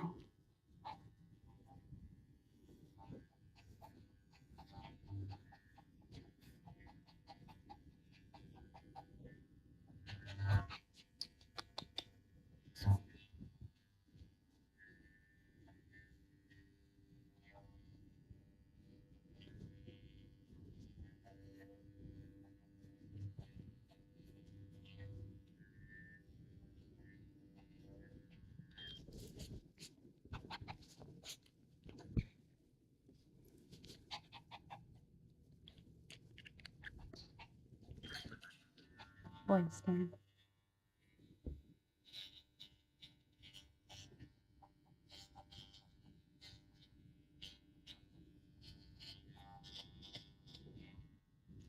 So the instructions were to keep the hair longer, not long. I'm assuming that means longer than what we used to do, not longer than it is now. And that's where clear communication comes in. If you want to grow your dog's hair out into a full coat, then we need to clarify that. But we have a go-between between me and the owner right now. And then,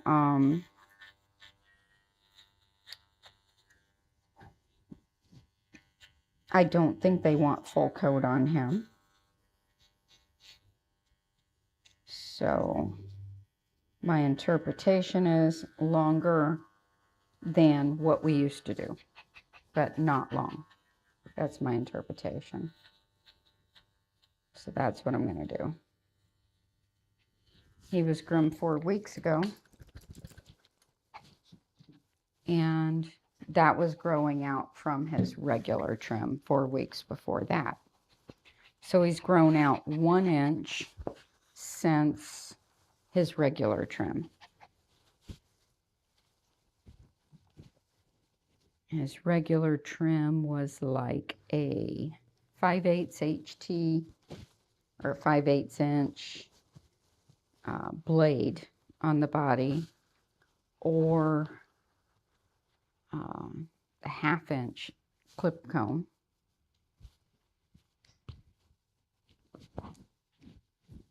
So I'm going to try a 5/8 clip comb, which leaves it longer than the 5/8 blade does on his coat type. See what that looks like.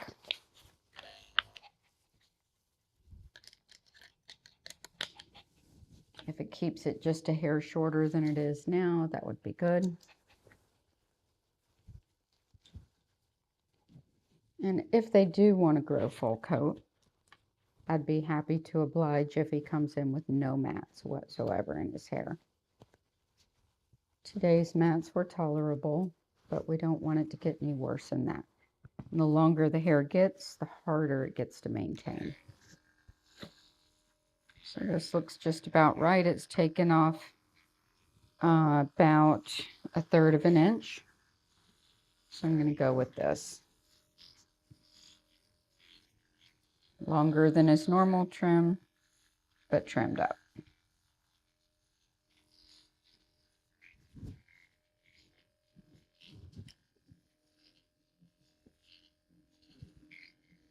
It's like 1 clip comb longer than before.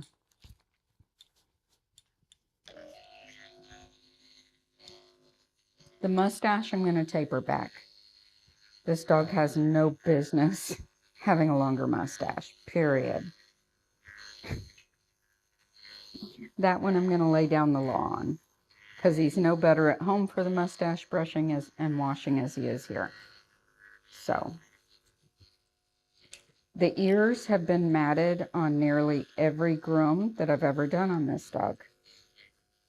Down near the base of the ear, on the base of the ear pinna.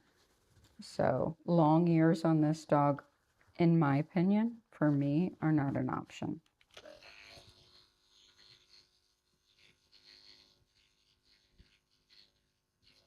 Because they've never come in perfectly combed. And if they've never come in perfectly combed, why in the world would we grow them out?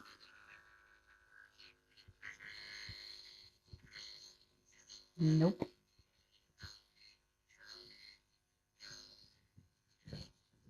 And I understand why. I'm not saying that the pet parent's doing anything wrong. I understand that. Just stating facts.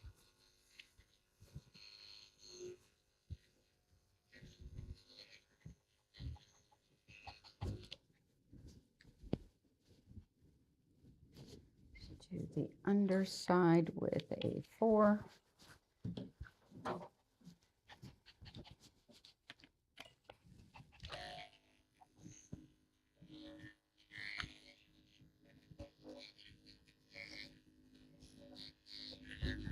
So his ears can stay where they are for today in length, but I don't recommend going any longer with those.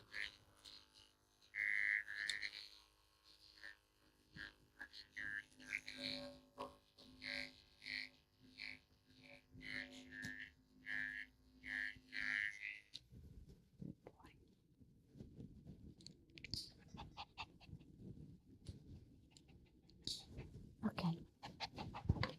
Good puppy. Good puppy.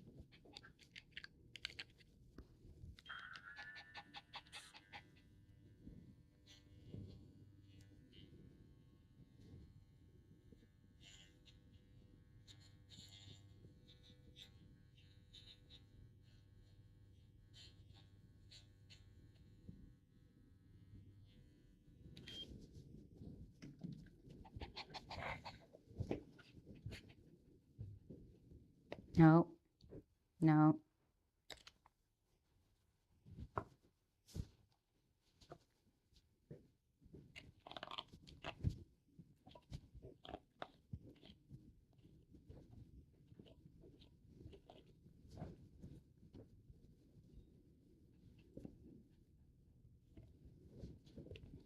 So when we have a dog who's already made enemies with one process, like this dog has made enemies with face washing, it's another thing. When you start growing the hair longer and it starts getting matted, then they make enemies with another tool.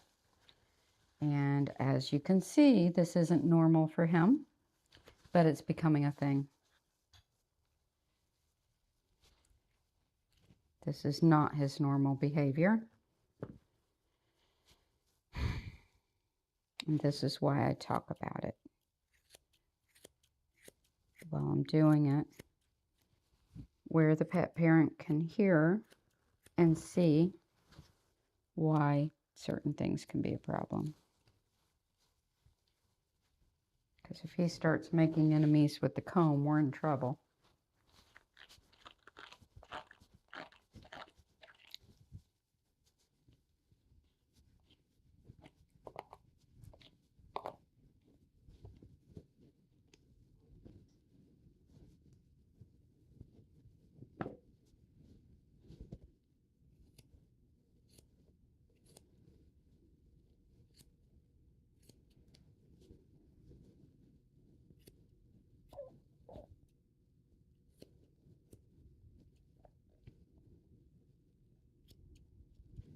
So as you can see, when it comes to fluffier trims or hand scissored trims, us groomers, we're not just being lazy, not wanting to do things. There's real reasons behind some of our decisions.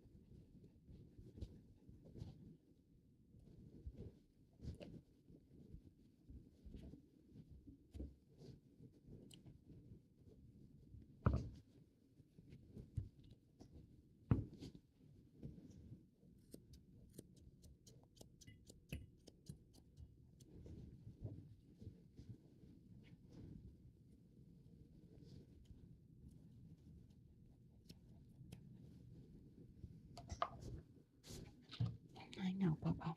Yes, you're a good boy. You're a good boy. All right.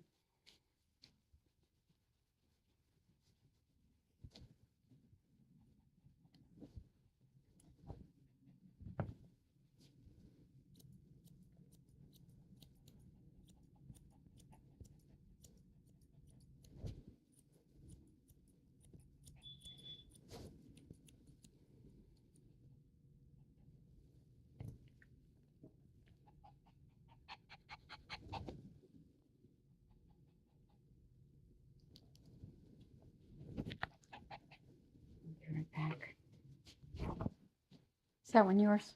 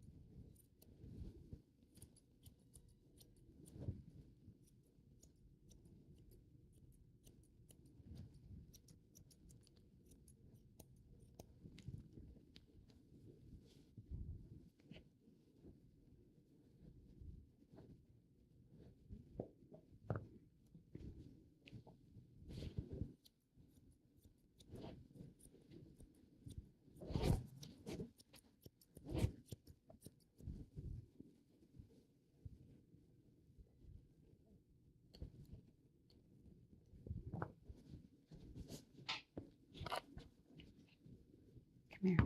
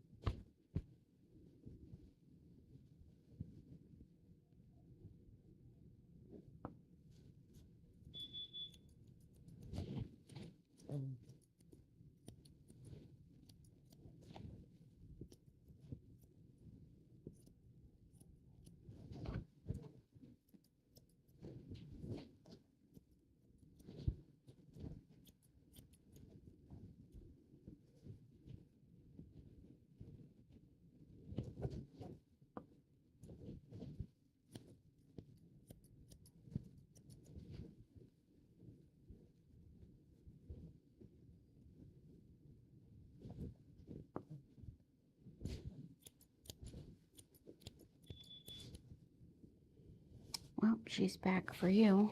I guess we'll consider you done. Let's just go get you a bandana.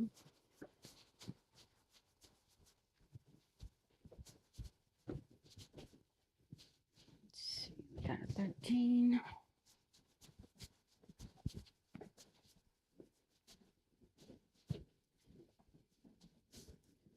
Just check over you real quick. Make sure you're good enough to go. Let me see.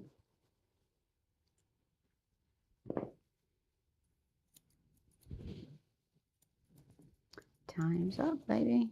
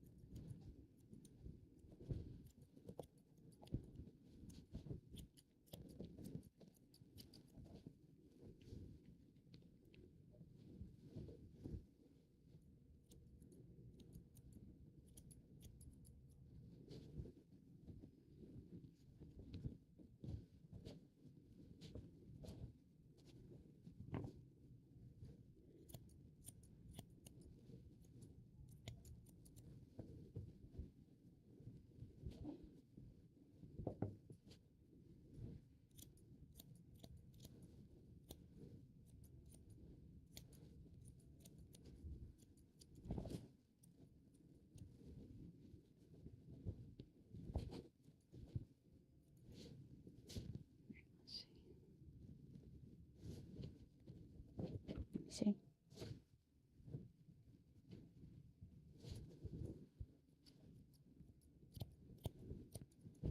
All right, good enough. I'll be back.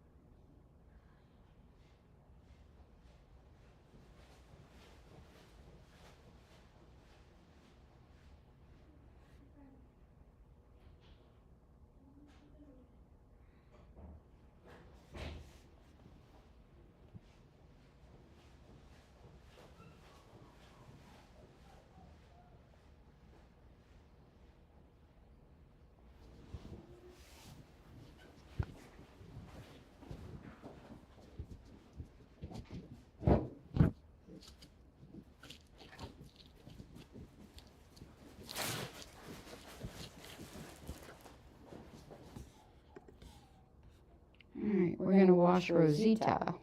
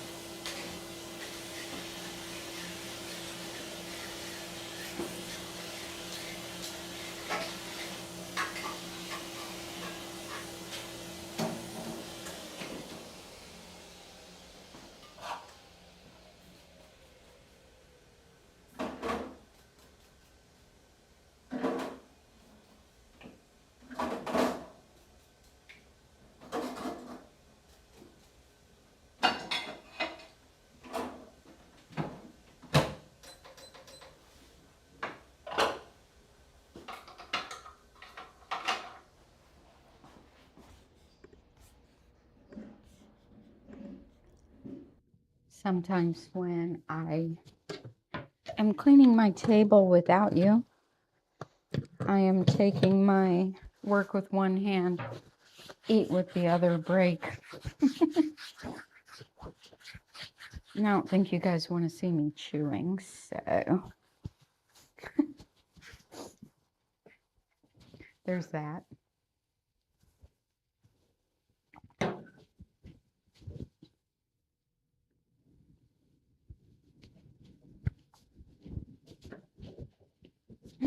Some. Come on.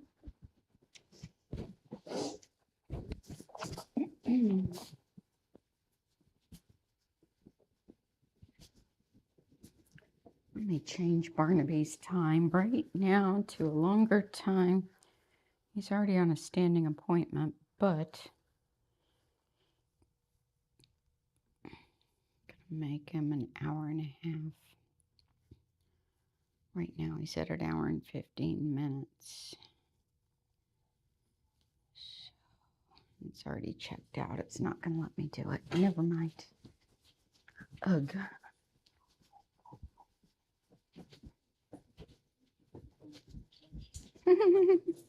That dog's so cute.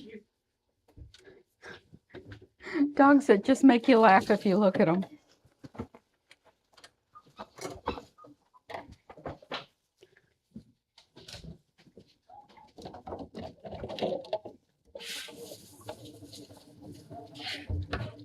Right, Rosita? Think that doggy's cute? Looks like a Shih Tzu Pomeranian mix.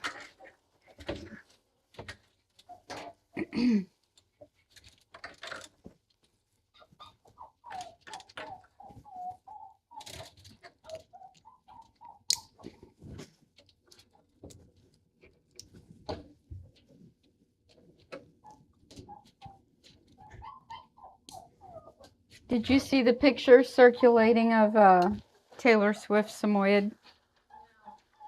Yeah. Remember the boo trim?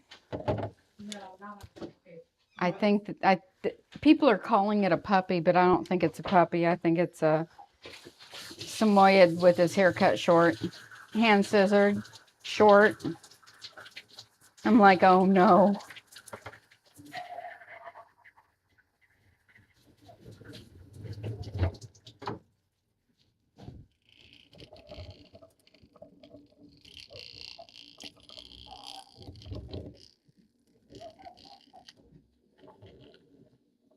That means everybody and their brother is going to imitate it. Aren't you glad we only do dogs under 25 pounds?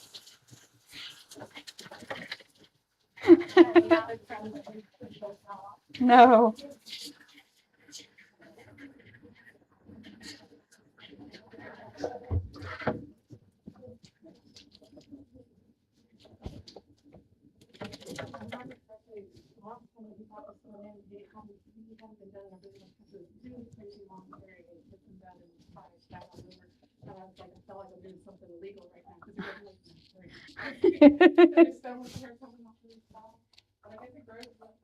It looks like it.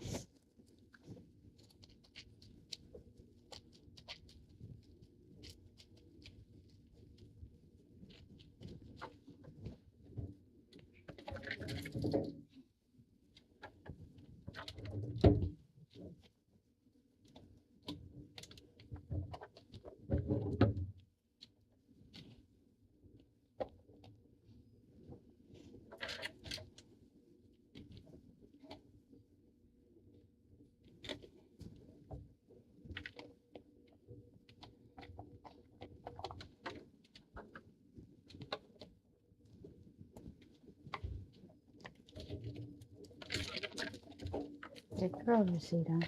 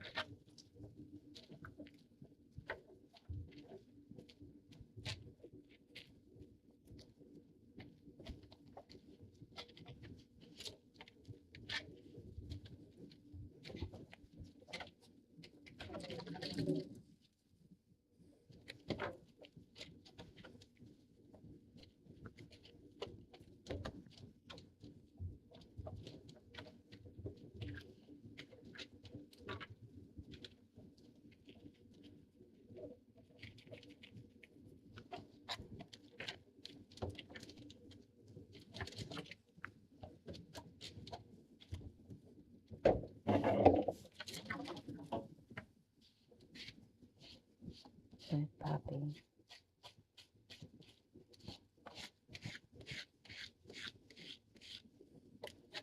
Yes, Rosita's a good puppy. Yes, Rosita's a sweet baby.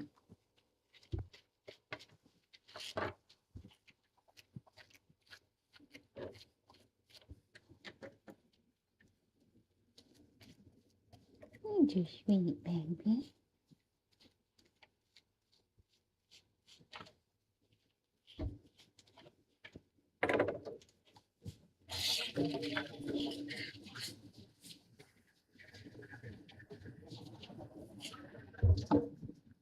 I'll be back.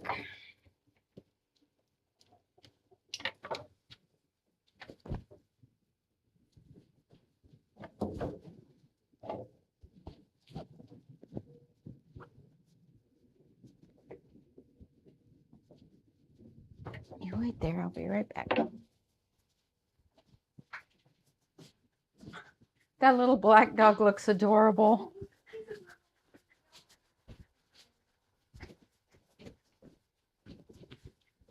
Lola Bean. Hi, Lola Bean. Come on. How are you? You want to just let her loose? Yeah, just let her loose. So we're going to the vet this afternoon. She's peeing everywhere. It's gone beyond where I told you a little bit. Uh-huh. I mean, it's like 5 times a day. Well, mention her funk under her eyes. I think it's kind of connected. Okay. Like something is off. Okay. I had another dog, another client dog who was just really sick. She was doing the same thing. Like peeing, peeing, peeing, peeing, peeing. Like way out of control, and her skin was a little funky. And then she had something intestinally really wrong. So I'm not saying Right. like relating Well, the we're gonna do two, blood work but and it stuff can like that. be something off somewhere else that's presenting Yeah. that way. One of my neighbors had said, "Oh, get a black light." You know. Holy shit! My rug lit up like Christmas trees. I mean, it's not just a little bit. It's hundreds and hundreds and hundreds and Yeah. hundreds. Where she's Like I can really see it in here. I have 3 client dogs that just, females, that just go, go, go, go, go, go. And they don't have stones and they don't have urinary tract infections. But it's worse than marking for a male, you know? Yeah, yeah. And so, but that funky thing with her eyes. Yeah. And she acts like it hurts. Like when I go to shave her face, she's like, you're not touching there. And I really have to hold her ever since that started. So it's a little swollen, it's a little funky, but she acts like it bothers her. Okay. But it could just be the very first time I clipped it and didn't know it was there, and she's got a pattern of behavior and a memory of that. I don't know. I wish they could talk. I know. But so anyway, we're going at 1:30, and I know, well, they want a urine sample, and I thought, how the heck do you get a urine sample out of a dog that size? It's impossible for my poodles, so they might just have to draw it out of her bladder. Like I try with a ladle, getting up under my dogs. As soon as they know something's there, it doesn't have to touch them. They're like, nope. Yeah, that's exactly how she is. And plus, now you're down there like this. And they know you're doing something. Yeah. They're like, what are you up to? Yeah. So I just have them draw it. I replied to one of your texts because I don't know which ones you get messages back for. I'm trying to consolidate her and me so that we're not coming on separate times. Mm-hmm. So she's at 4, I was at 6. So I'm trying to split the difference. Can I do every 5 weeks? Do you do 5 weeks? We can. I just don't know what we've got. My schedule is so crazy. I know. Shoo. So like Wednesdays, I called the lady that does my hair, and I said, "Do you work on Wednesdays?" She goes, "I'm just starting to." 'Cause that was Okay. the problem before. So I'll look at Wednesdays every 5 weeks and see what I can work And then, out. Again, in a perfect world, if Get in. it could be like, Here.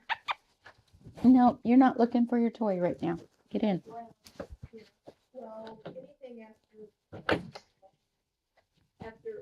like 12:31, 1:32 in that Okay. window. All right. I'll see what I can do.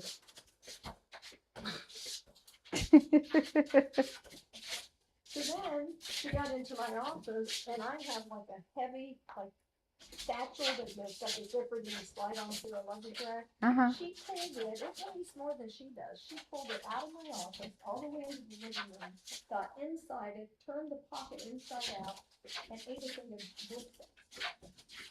Girl. She's just, I don't know. But I mean, like, I go to the gym and I come back and she peed in everywhere. Yeah. Like 3 places. Yeah. I'm gonna. It could be something going on. All right, thank you, babe. Thank you.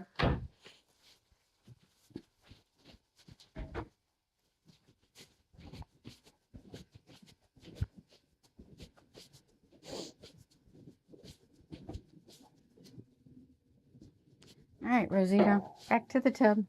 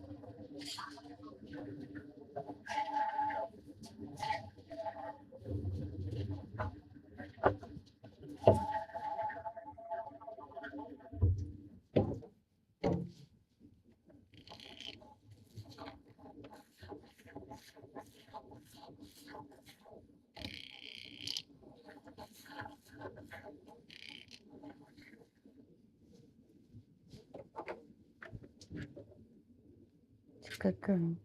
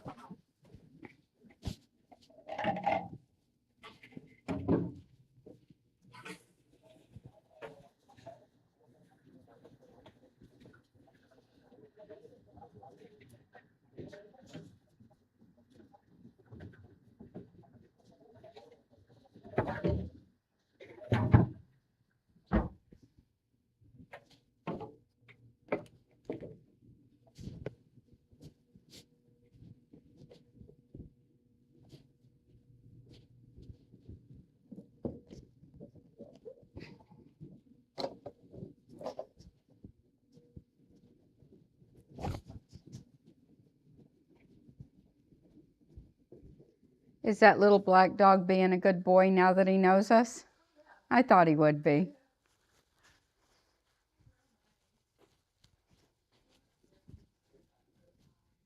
Yeah, he was just scared. All right. Never did look, make sure my camera's centered.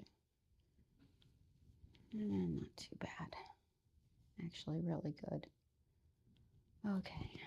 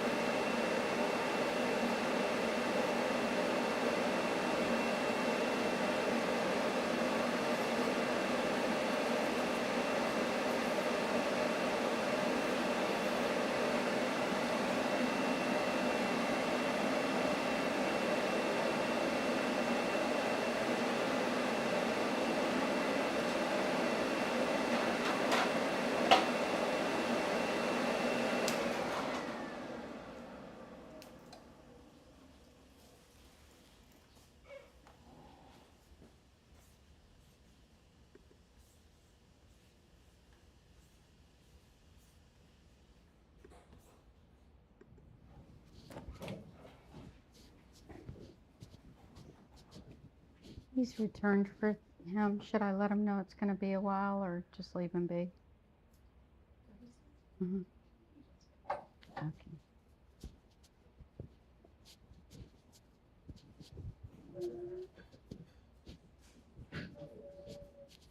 Hi. Would you like a bottle of water or something while you wait? You're welcome.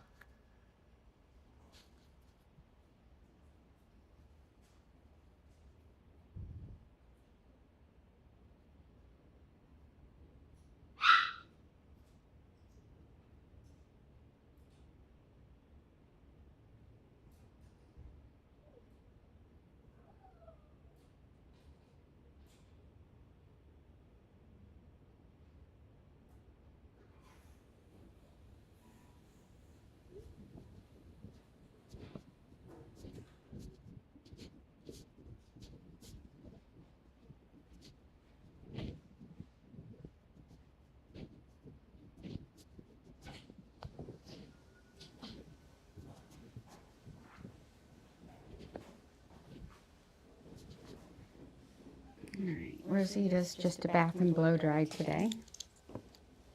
Not a full groom. Just tidy up around her eyes and under her tail a little. I've already texted her mom so she can come get her.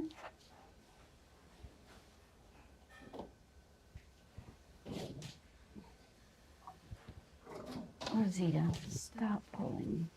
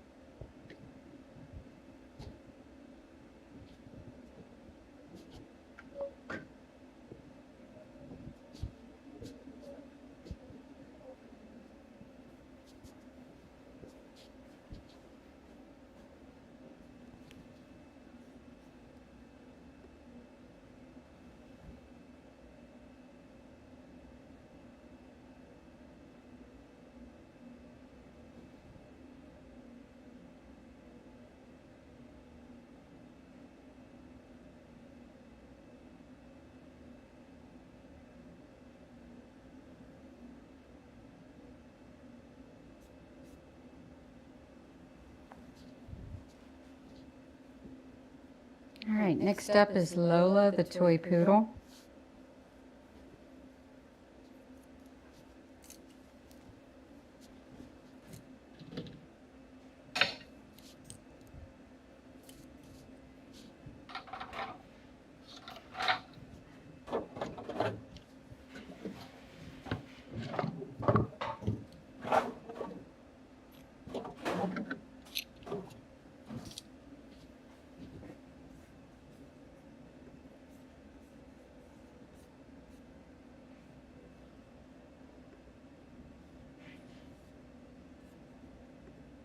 After Lola, we have been the Shih Tzu, Rolo the toy poodle, Wolfie the Yorkie, Lulu the Yorkie, and Vivi the Maltese poodle mix.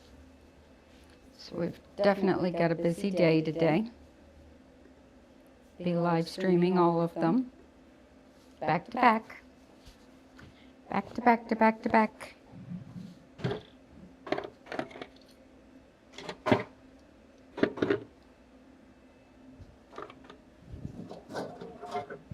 I live stream every dog I groom. Every single one. 6 days a week. So if you like watching dog grooming, this is the place to be.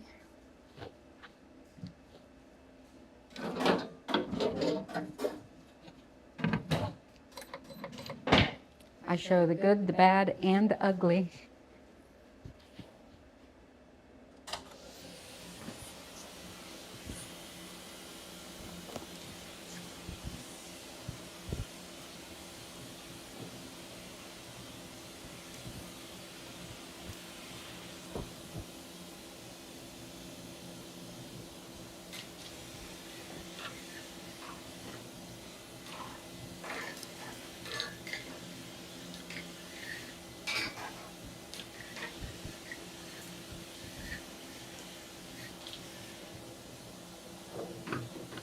We have a great chat community of pet parents who groom their dogs at home, groomers who are very helpful and good, and people who show their dogs who are very good and helpful. So it's a great community.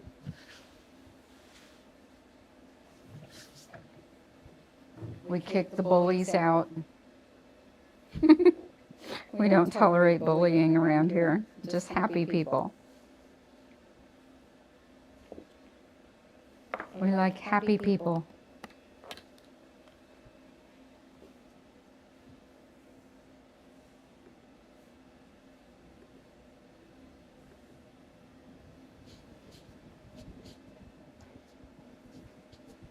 Happy dogs, happy customers, happy chatters, and most of all, a happy groomer, most of the time.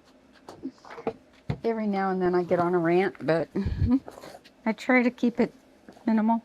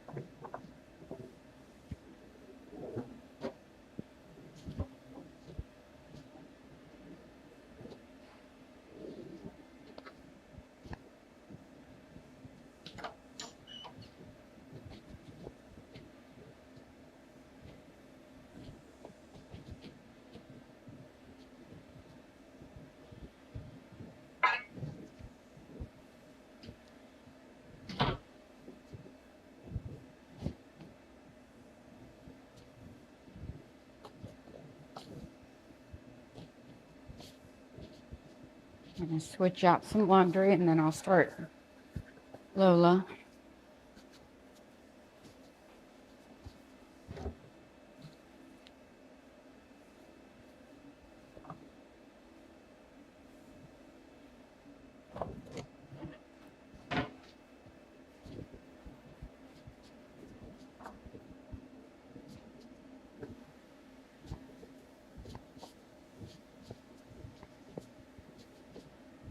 Zoom.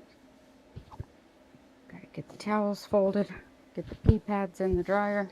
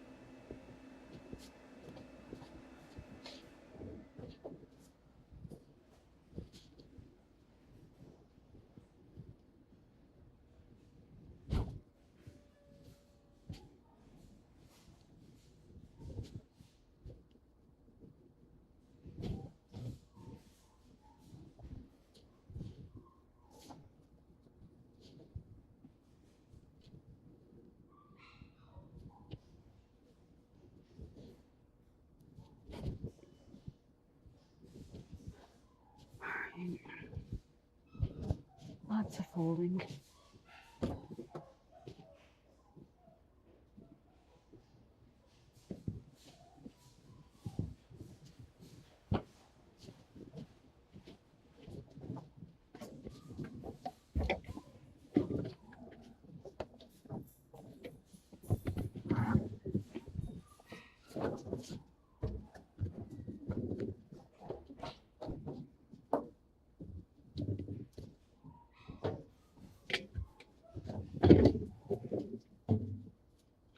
If I don't stop and do this now, we won't have pee pads.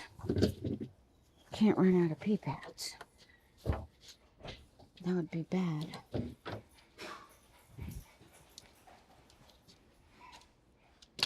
All right. Done.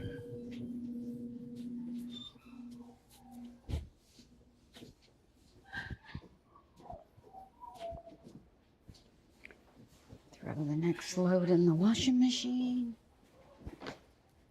I'll let you guys watch Lola and her friend Rosita.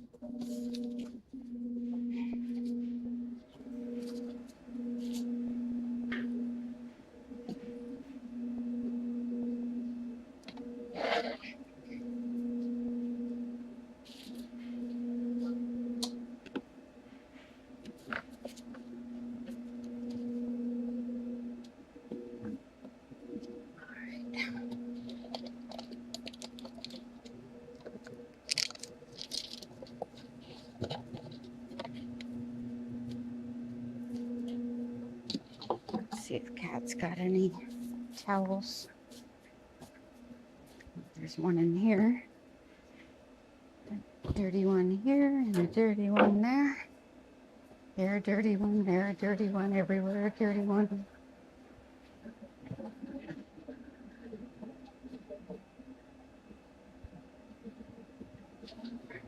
Zoom zoom.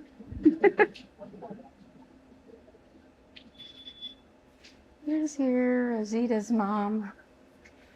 Put this in, go grab her.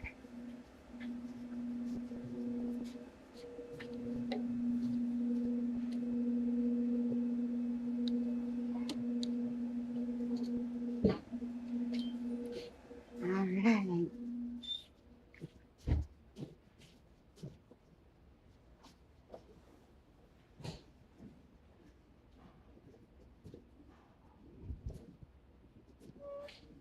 Hi. What she good? Yes, she did great. She's a sweet girl. Yeah, she He'll be 55. All right, Rosita. Time to go home. Come on. Come on. That's my girl. Here we go. So I was watching the YouTube like, and I looked, and I saw the dog before Berna something. Barnaby. It looks just. I know. I looked and I'm like, is that Rosita? It looks just like her. Yeah. They're so cute. Thank you. Bye. All right. It's almost your turn.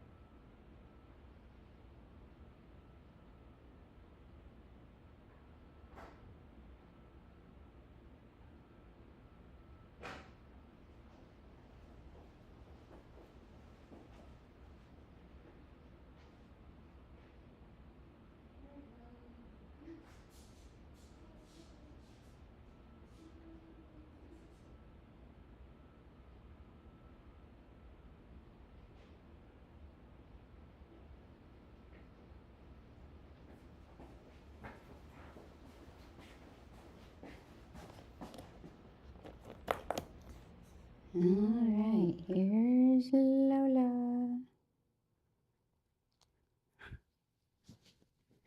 Hello, hello, Lola. All right.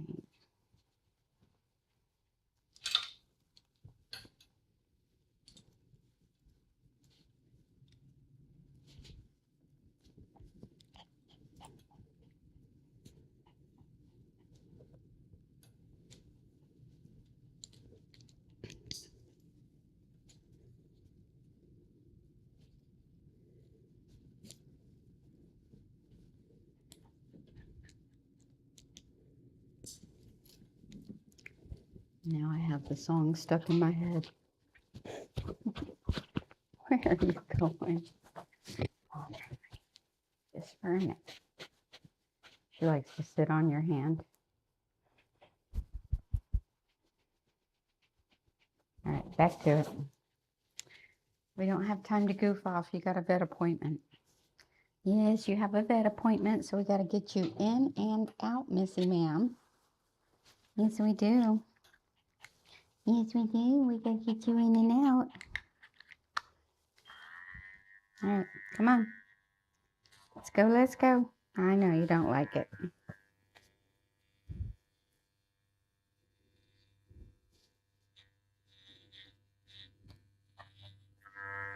All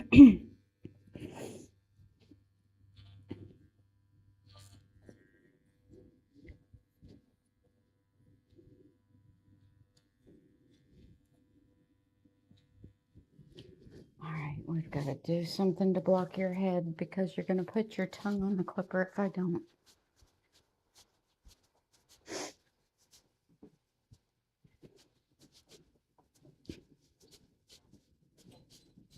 Do I have a small one in here?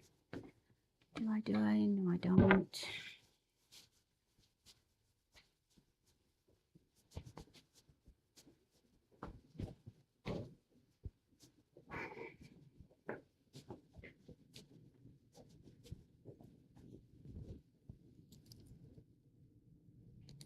Come here.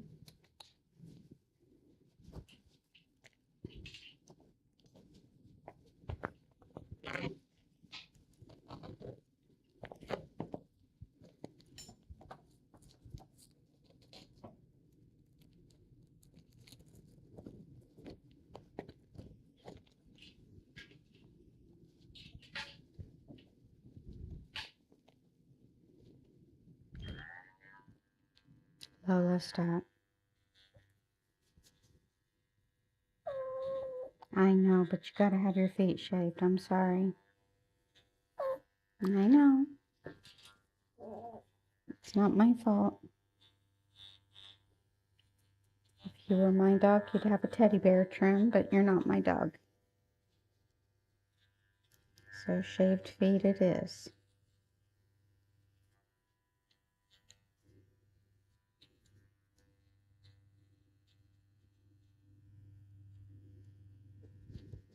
Good girl. I know.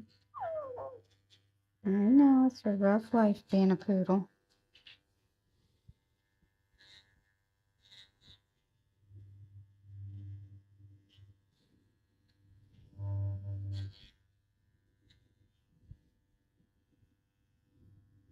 Good girl.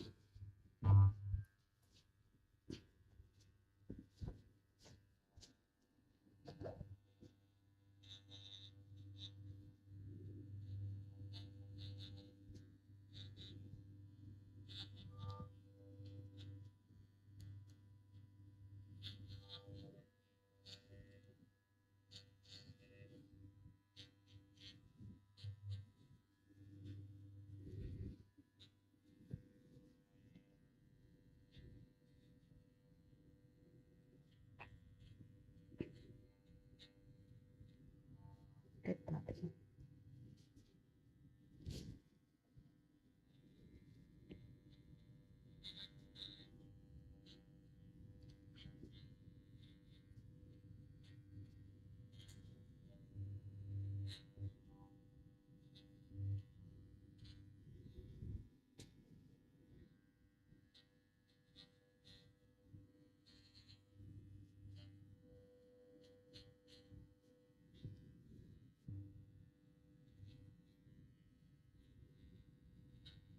Good puppy. Actually, we're going to keep that on for a minute. Do this. Because I know you're going to be bratty about this. And so too.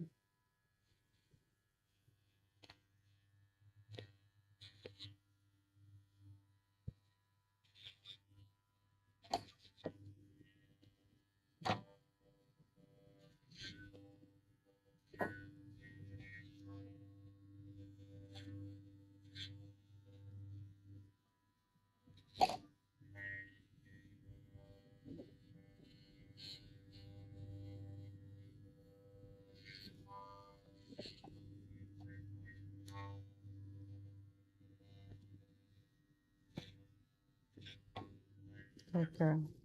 I know. But you won't let me do it.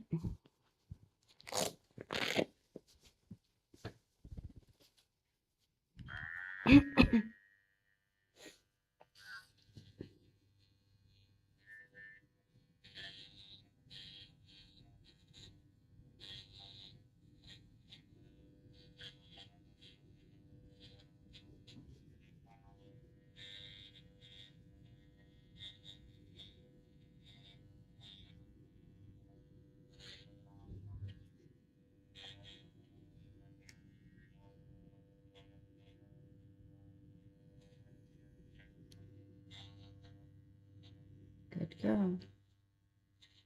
All right.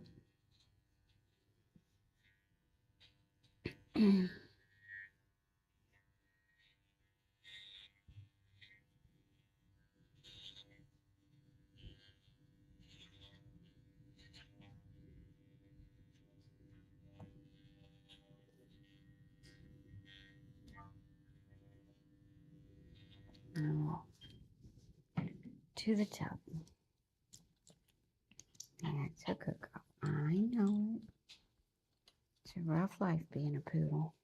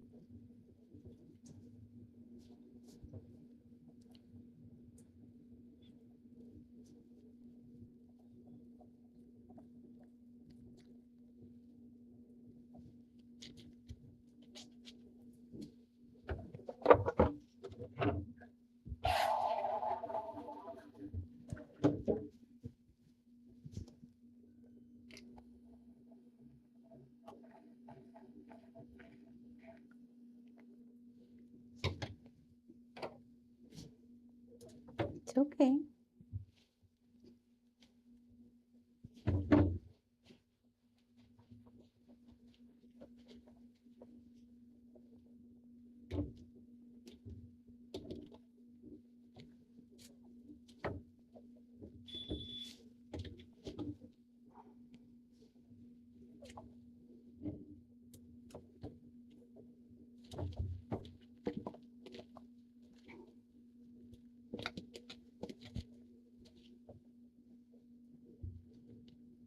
I've got to go up front and take in Ben while she soaks in her shampoo.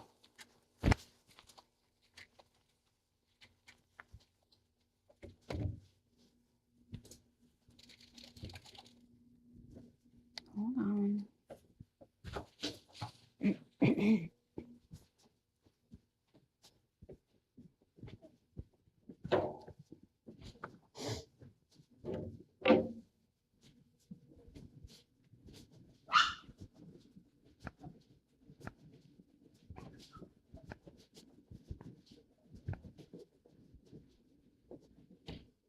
Hi.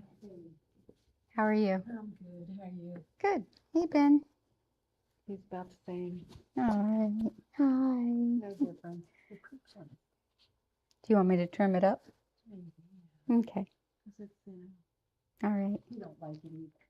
No, that upsets them. Yeah, it does. Yeah. Yeah, and stop When you going see right. them stop and like. And it comes like running in and stops. Yep. And then turns. One time I had a client, I don't normally dye dogs' hair, but I had a client who wanted a rainbow tail for the Pride Parade. And I did a rainbow tail on his Maltese. Wow. The Maltese was scared of his tail. Oh, He kept trying to run away from it. He'd turn and look, 'cause he had this gorgeous tail, and he could see this color behind him, and he's like, I'm going to die, and he kept running away from his He tail. would be that way. I Yeah. didn't even think about that. It was so sad. All right, see you in a couple hours. Thanks, bye.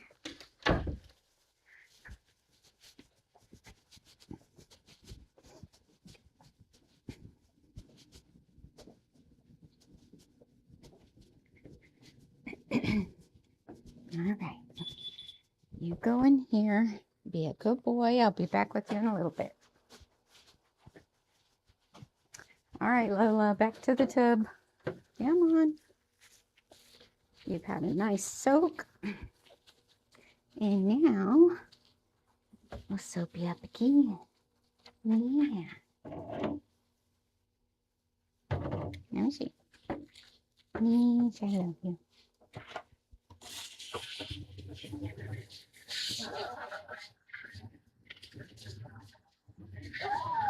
You're fine.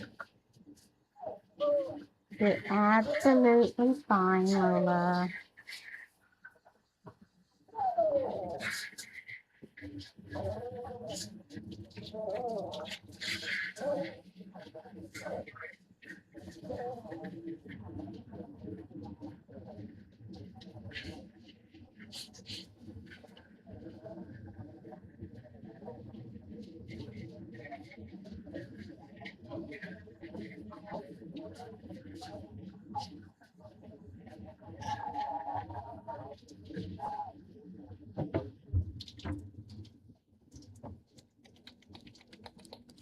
Good girl.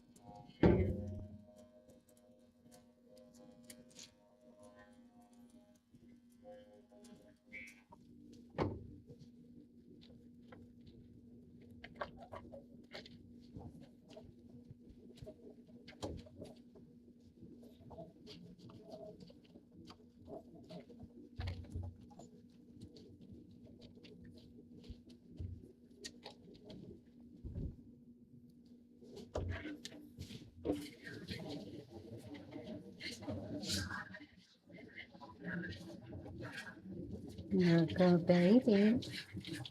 You are a good baby. You good baby.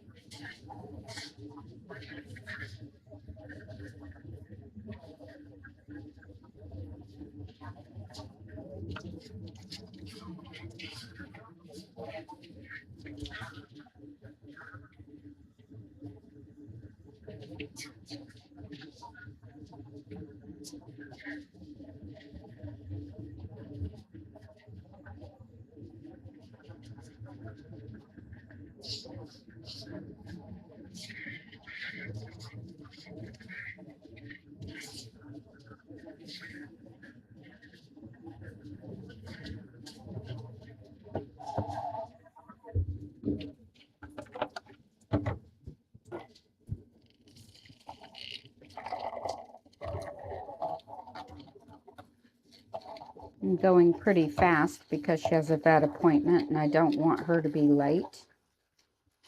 So I'm trying to really hustle. Give her mom plenty of time to get there.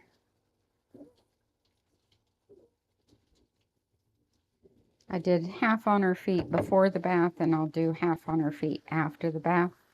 Splits it up because she doesn't like her feet done. So rather than sitting there and fussing over it to get it perfect, I split up the work. Huh. She says I don't like it.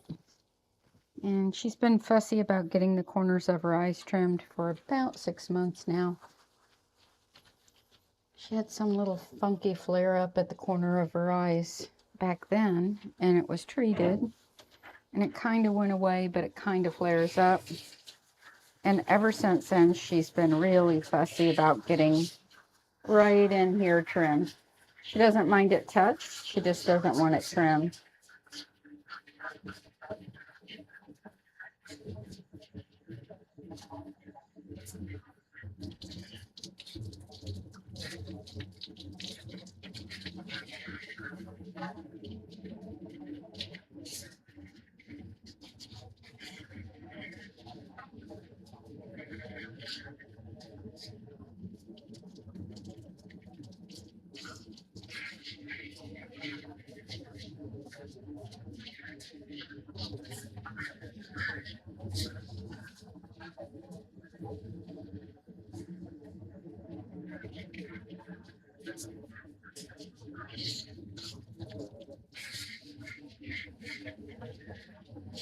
I use a little donut collar on her when I'm shaving her feet. She doesn't bite or anything like that, but she does like to drop her head down into the blade in a matter of avoidance, and she will lick towards the blade, and I just don't want her to cut her tongue. And then when I'm trimming the corners of her eyes where she doesn't like it, I use that to hold on to instead of holding on to her head when I'm doing that, and it makes it a lot more comfortable for her. Who's here? Oh, it's the Paw Mat. We have a delivery. Did I brush your teeth? I didn't. Ugh.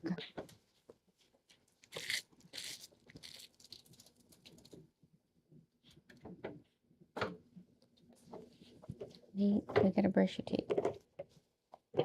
Back it up. Back, back, back, back, back. Good girl.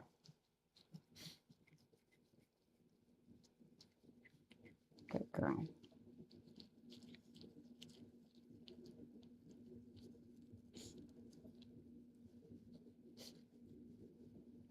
Let me see. Open wide. I know. It's terrible.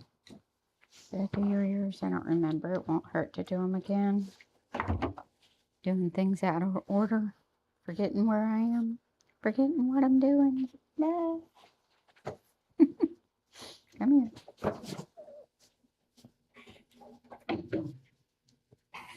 here. This is disinfectant.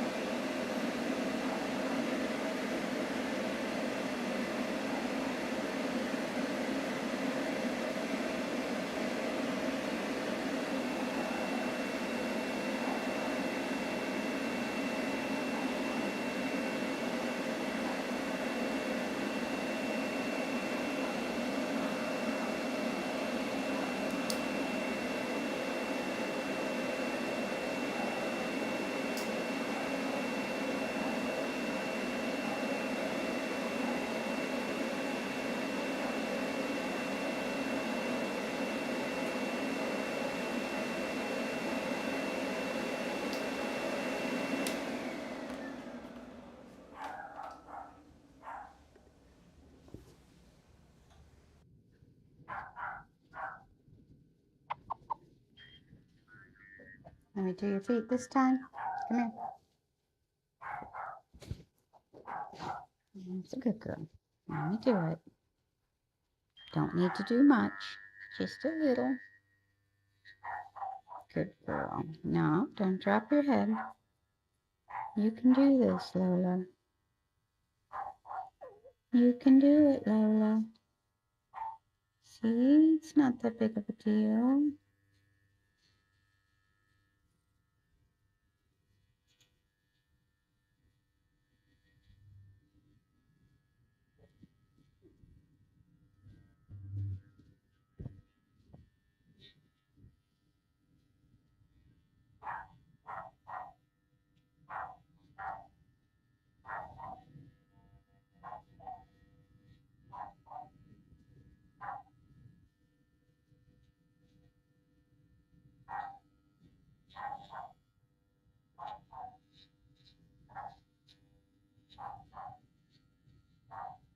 Good girl.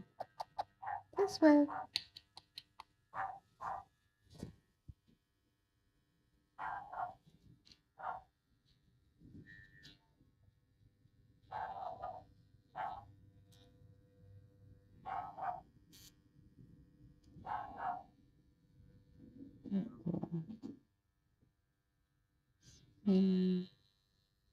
Thank you. I know.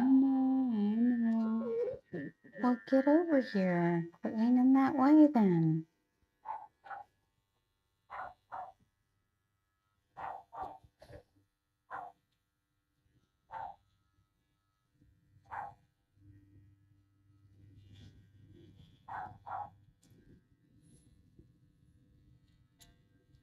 Good girl.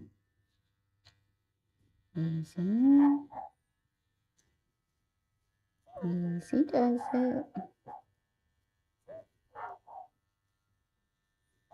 That's better.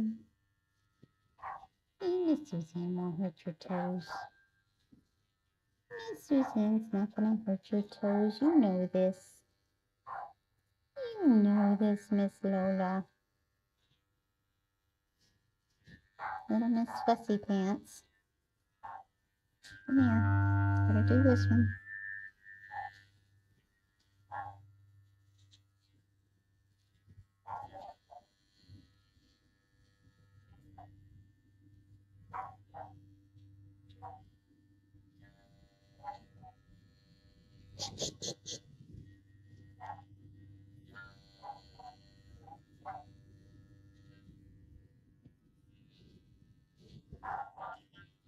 Make sure. Oh, that is bad. You got it up here and messed up my thing. There. That one's bad too. There we go. Sometimes when they climb up my shirt, they mess up my microphone so it doesn't pick up background noise.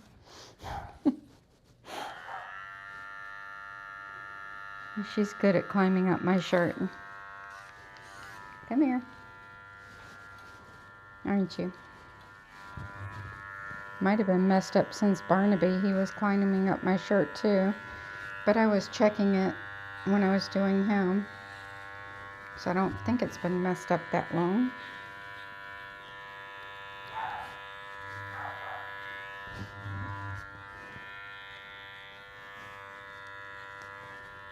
It's always the ones who climb up me that do it. It's their fault. It's not my fault. Right, Lola? Climb inside my shirt, don't you? Mm-hmm.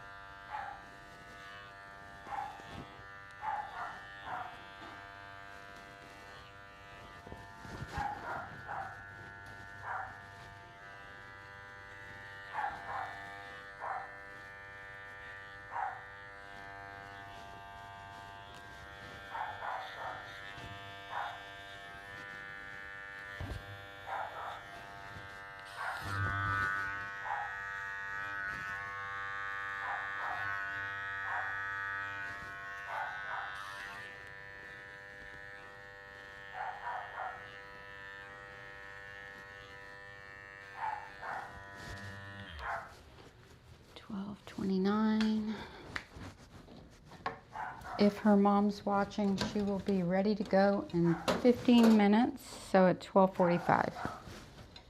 That should give you plenty of time to go to the vet. And if you need to leave her longer so that she's not sitting in the car or anything, you're welcome to do that. Right, Miss Lola Bean, come back here.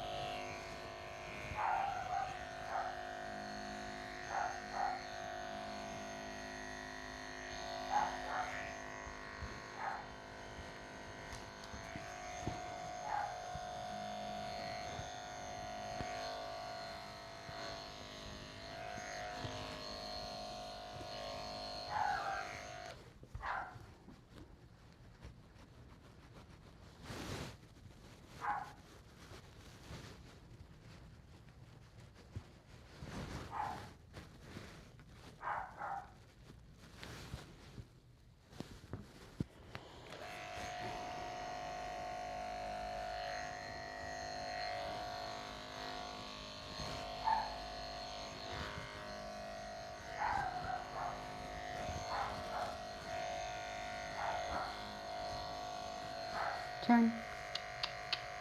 Good girl.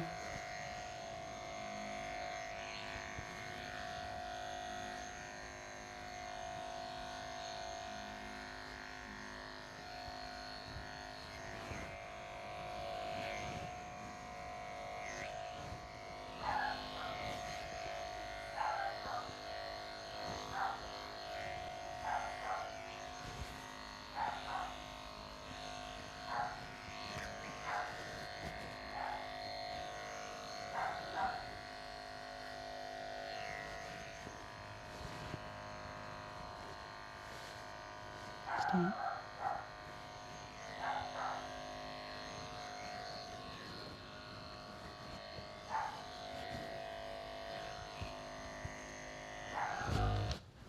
Good girl.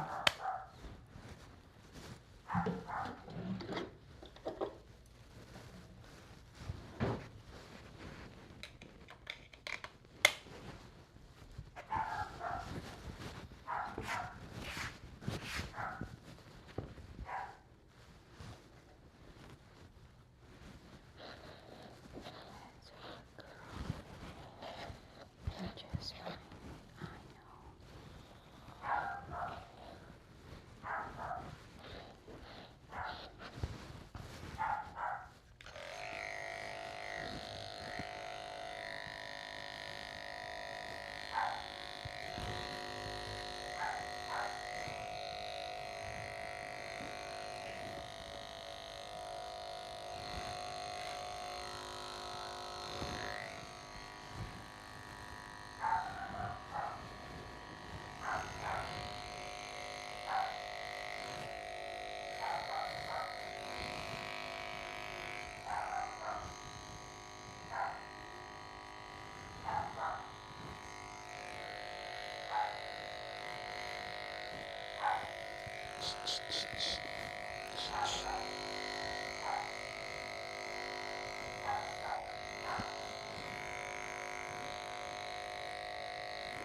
Good girl.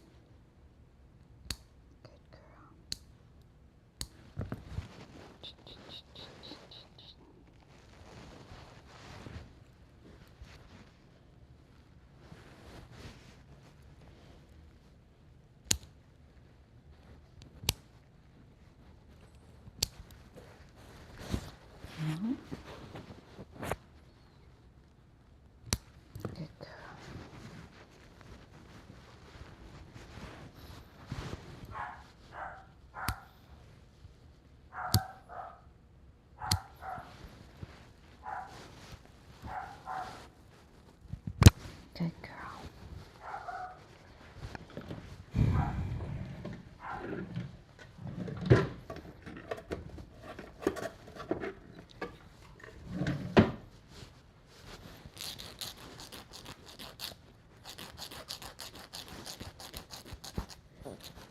All right.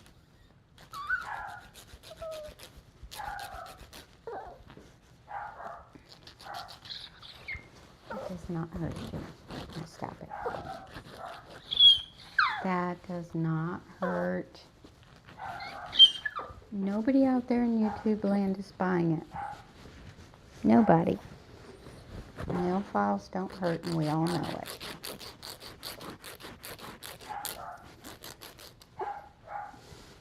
So there's no need to put on a show.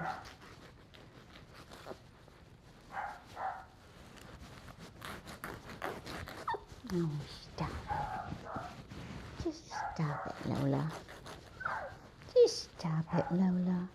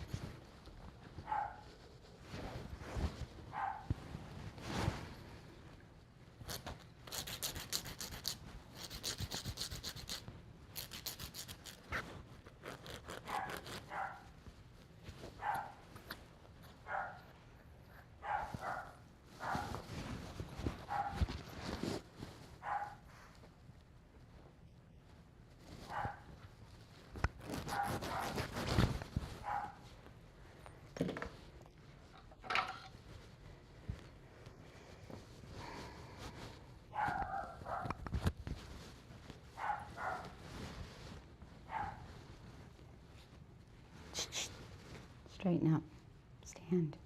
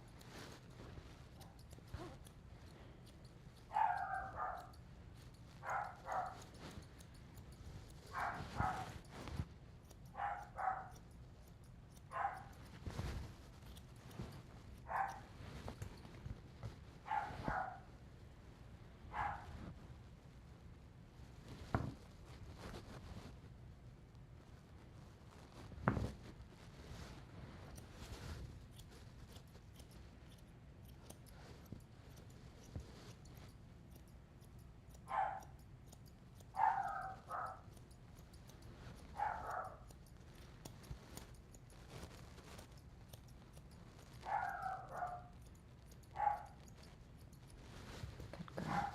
This way.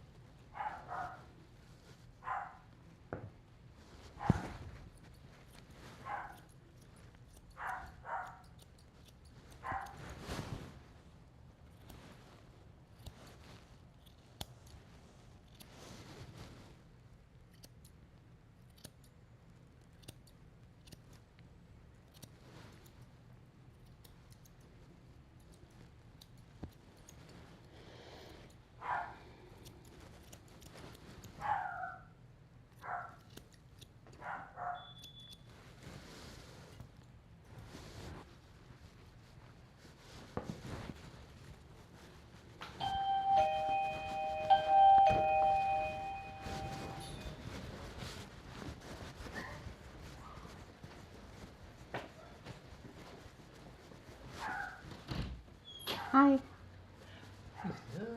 Are you looking for He has us? not had any medication since 7 o'clock last night. Good. Okay, and he seems happy as well.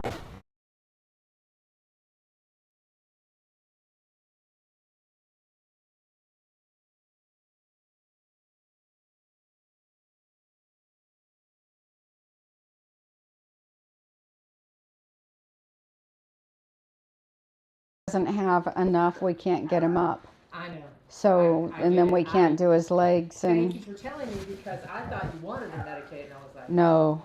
but no problem. All right. And it's going to be a full groom today, right? Mm-hmm. Okay. Thanks. Thank you.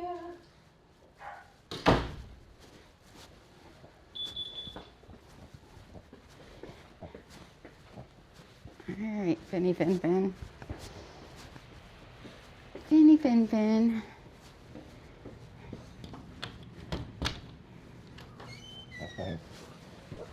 In you go.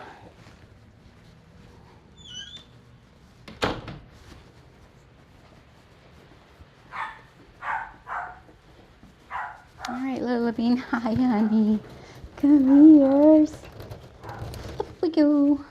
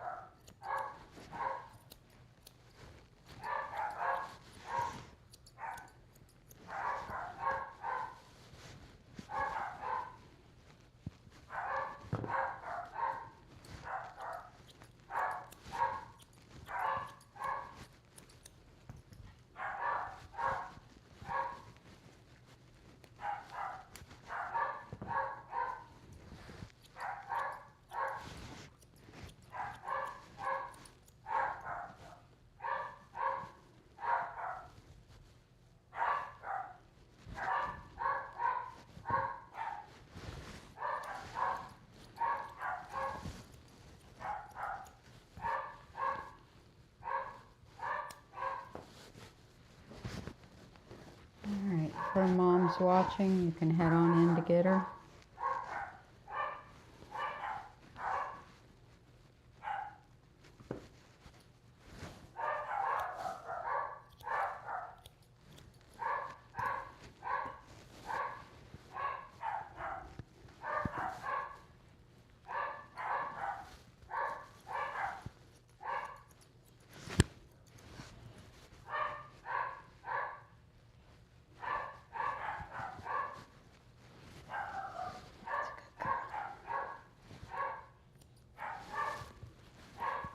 One pretty poodle coming up.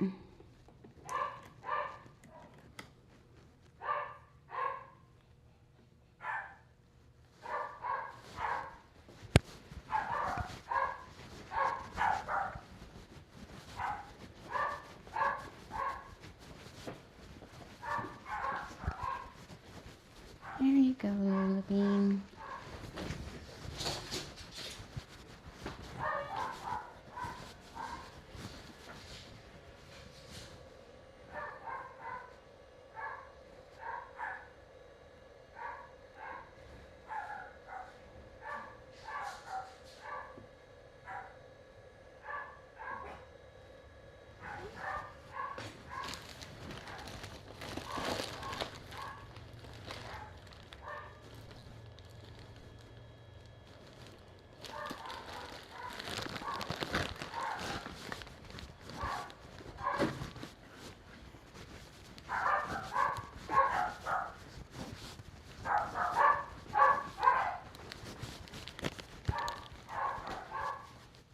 So my Paw Mat package just arrived, and it came cut, and the Paw Mat itself is cut.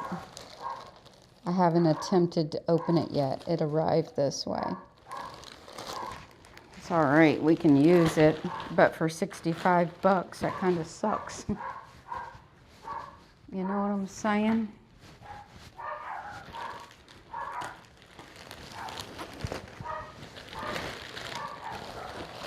It's probably the FedEx guy who did it, or the delivery guy.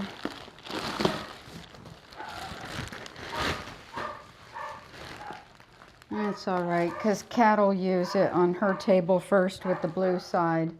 When I get it for my side, I use the pink side. I'll probably cut off that much anyway, because Kat uses it on a bigger table than I do. So, no harm, no foul. It'll be all right, I think. Let's see if that's how much I'm going to cut off. Where was it? It was there. I'll cut off. Where'd it go? Yeah, I'll cut off that much anyway, so it doesn't matter. It'll be all right.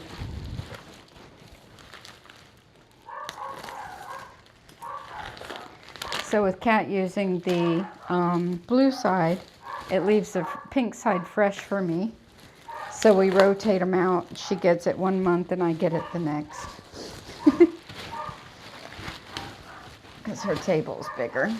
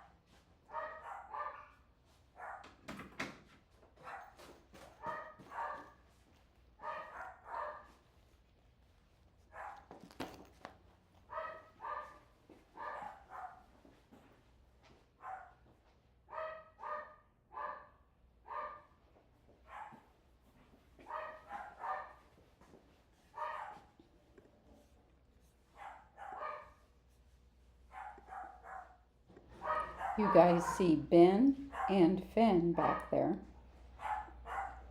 Ben's in the playpen, Finn's in the run.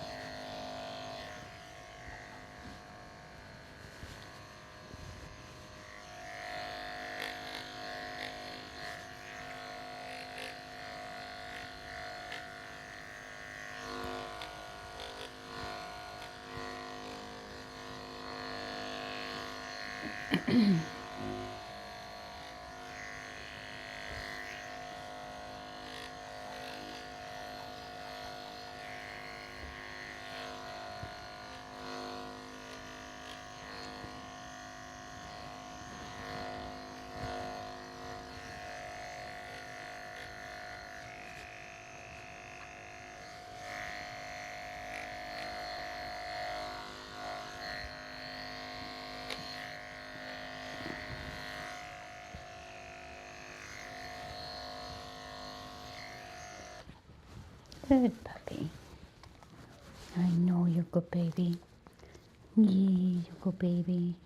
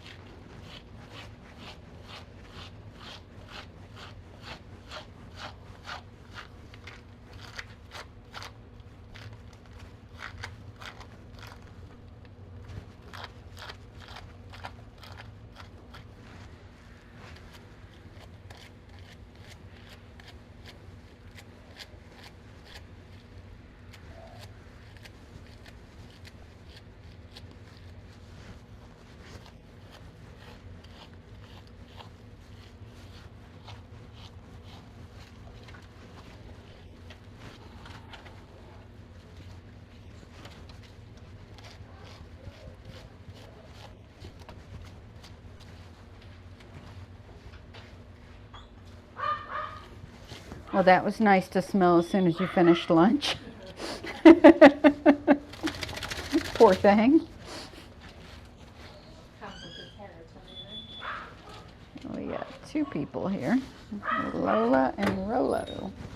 Let's put you up. There's going to be some drippy, soapy spots on the floor. All right, let's go check out Lola. Watch out for the slippies. All right.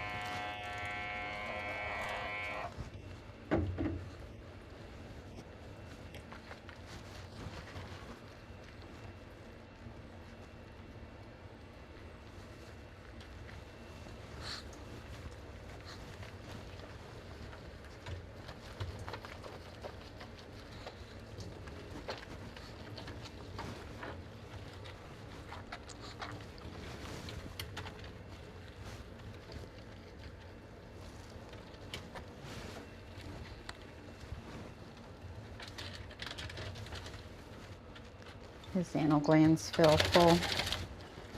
His pet parent should schedule him to get the anal glands done at the vet.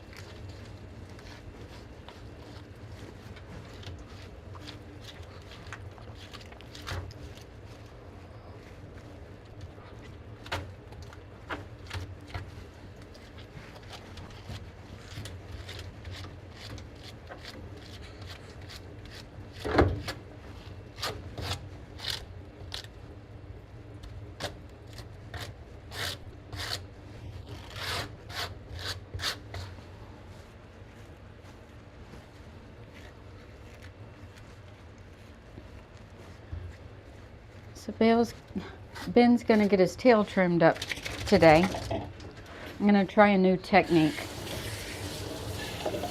We'll see how it goes. Gonna use the same technique that I've been using on the poodles and that I used on the doodle yesterday. Only this is going to be a longer version of it, and I'm going to see how it comes out.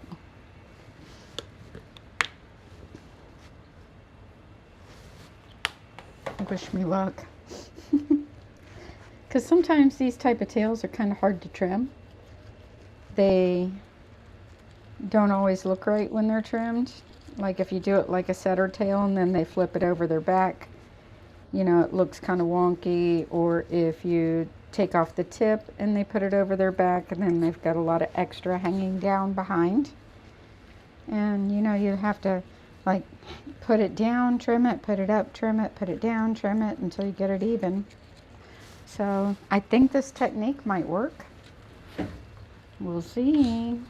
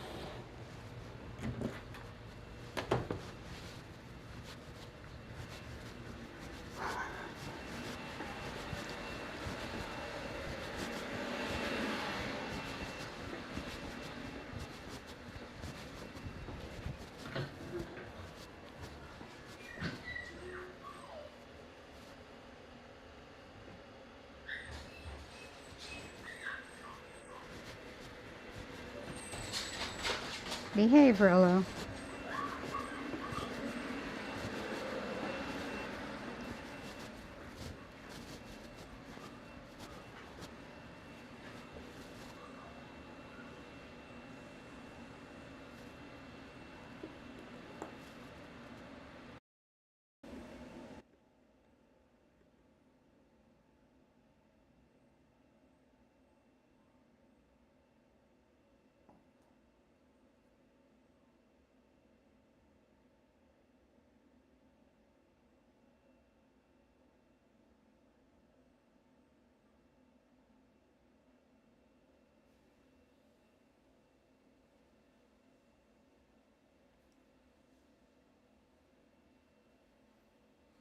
So, Dave rules, if your dog has chronic yeast, I'm not a vet, so I can't like give any kind of medical advice.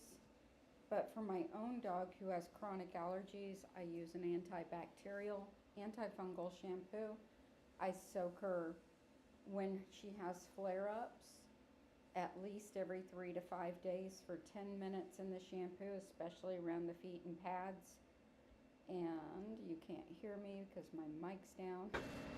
So I was saying Dave rules. I'm not a vet and I can't give veterinary advice, but I do have my own dog with allergies who does tend to get flare-ups on her skin. So I use an antibacterial, antifungal shampoo. The one I use is my Conahex. It's available on Amazon. And I soak her feet and her body for 5 to 10 minutes. Usually 10 minutes when she's having a flare-up. And while she's having a flare-up, I do it every 3 to 5 days until it's cleared up, and then go to maintenance bathing with it. They also make a mousse that you can use and spot treat, but always check with your vet before you do anything to make sure it's good for your dog. But that's what I do for mine.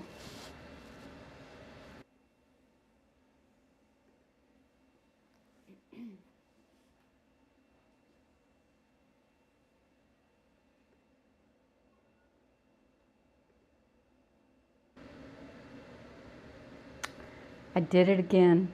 Okay, let's try that again. I hit mute instead of turning up my mic. What I said is my dog has allergies, and I'm not a vet, so I can't give veterinary advice. But what I do for my dog is I use an antibacterial, antifungal shampoo when she has a flare-up. I thoroughly soak her in it, including the feet and the pads and all that. Let it sit on for 5 to 10 minutes, 10 minutes when she's having a flare-up. I do it every 3 to 5 days while she's having a flare-up. And then they also make a mousse that you can use with the same brand, my Conahex. And I like that very much. That's what I do for my own dog. But always check with your veterinarian, make sure your veterinarian agrees, or go with what your veterinarian prescribes as far as like a medicated shampoo goes. All right, back to drying.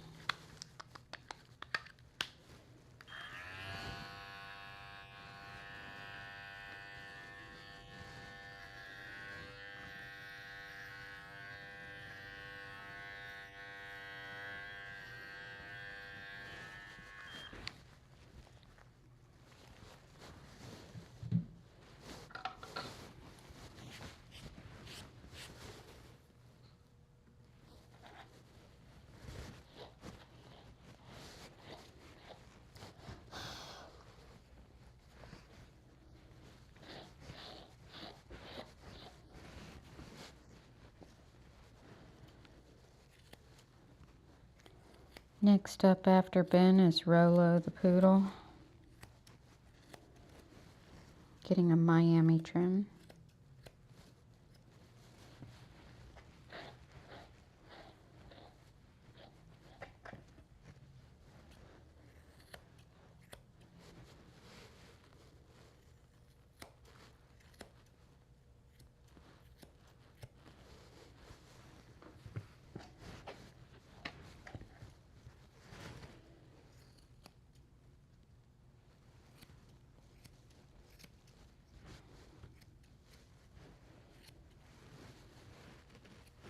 Turn.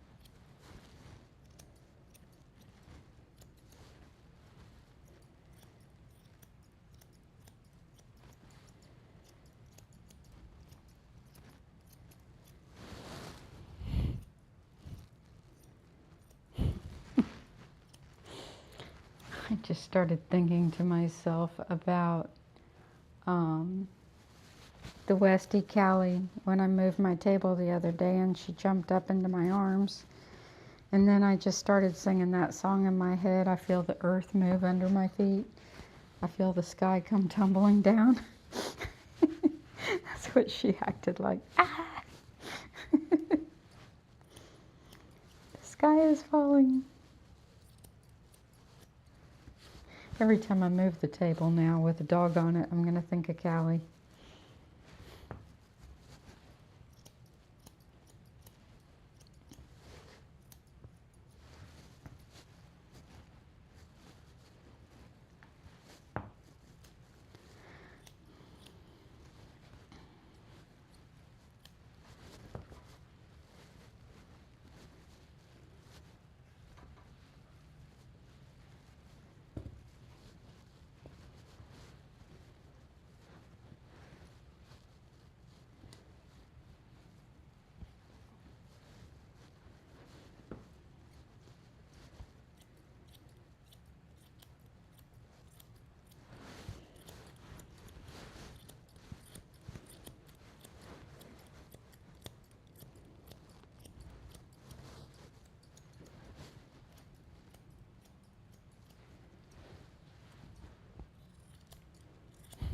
Funny, some of these dogs have songs associated with them. Like Rocco. I associate Macho Man, the song, with Rocco, because I always sing to myself, Rocco, Rocco Man.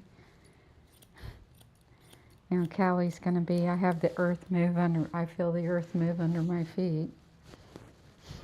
Lola's, L-O-L-A, Lola.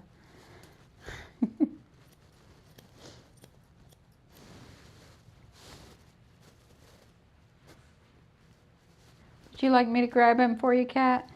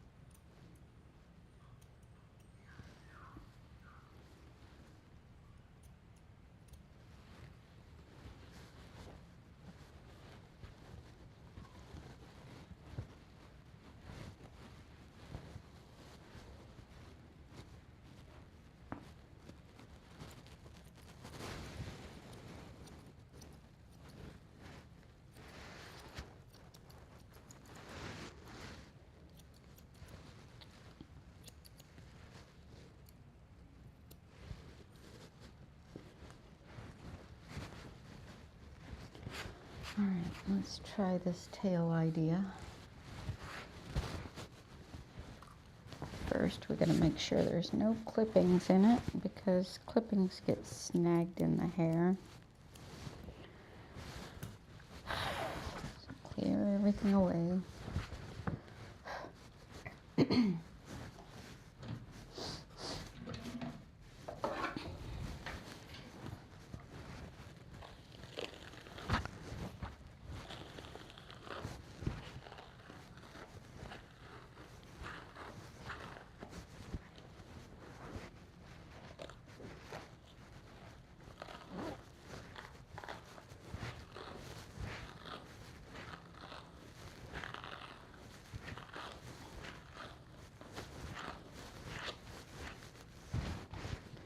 Make sure there's no mats.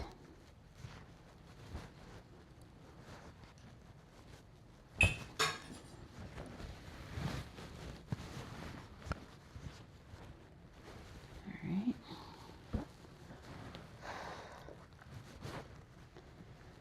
I'm gonna start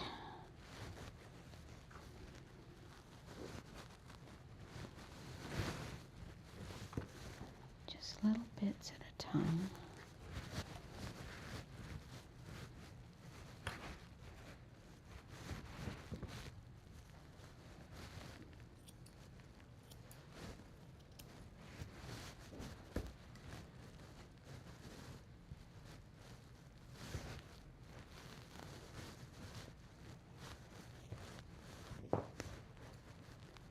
Don't want to mess up such a pretty tail.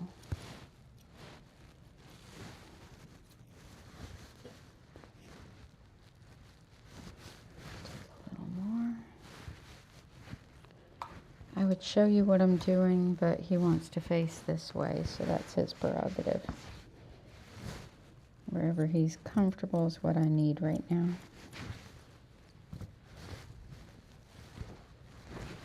Basically, I'm combing sections and bringing them down and out all the way around the tail and trimming off about 1 inch off each section all the way around. Then bringing the next one a little bit more, doing it again. What I'm hoping for is it's going to make a really pretty plume that's even all the way around. Just an idea I'm playing with, something different.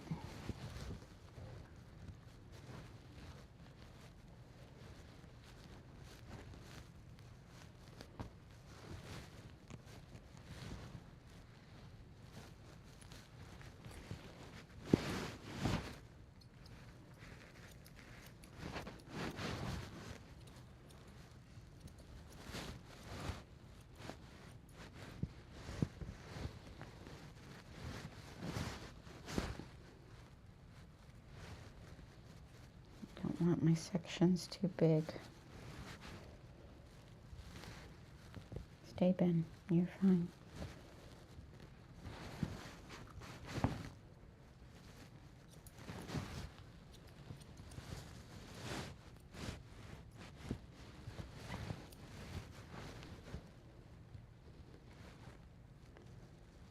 Basically, how it's working is each section is kind of being matched up to the section before.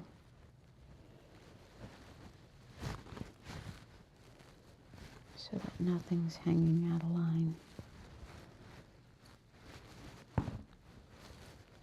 Should kind of make it like a puppy tail.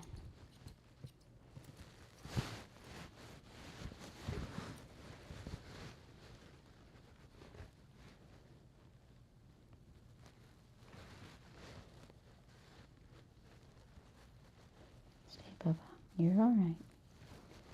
Just a little at a time.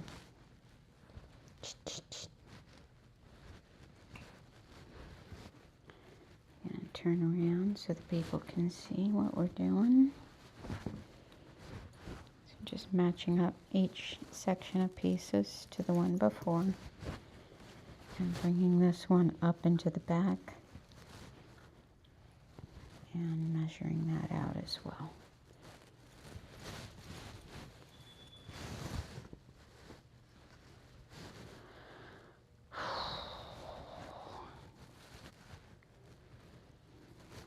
this before I go up front. I don't want to stop here.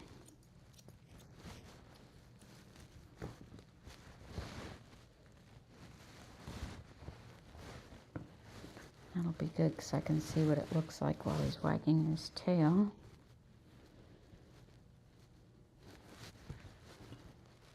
As I bring in the other doggy.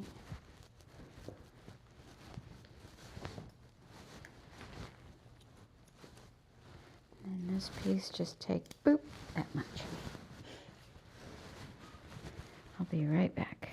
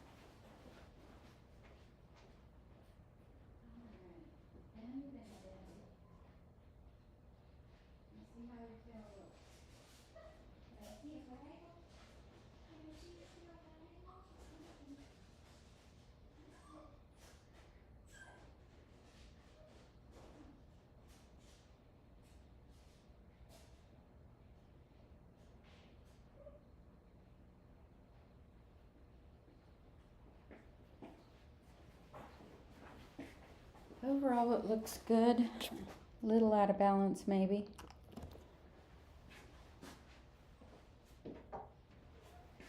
Let's get him back on the table and look at it. Is it all combed out?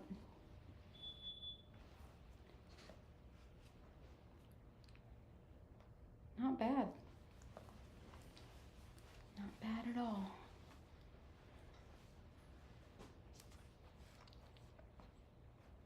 A little bit of fringe right here. I'll use my eraser shears on that.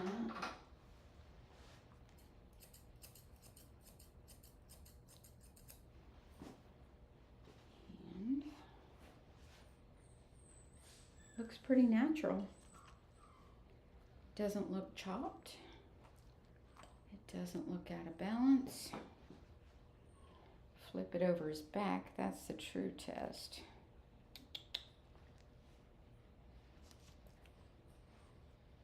Right there. Doesn't look bad. Just a little there. Huh. I'm impressed with myself. Of course, what else is new? Looks pretty natural, doesn't it? But I took off about 2 inches all the way around. Cool. Like every bit of his tail I took off 2 inches, not just the ends.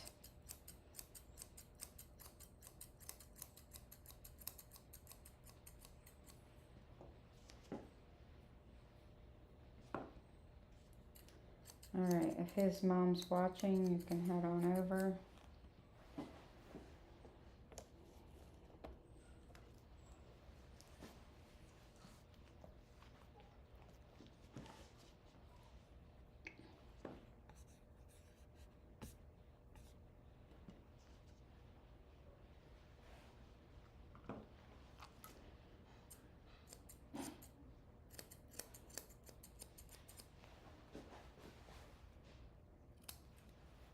So I did it with the shorter doodle tail yesterday because I like a doodle tail to look like say a 6-month-old puppy, not too long and not too short either.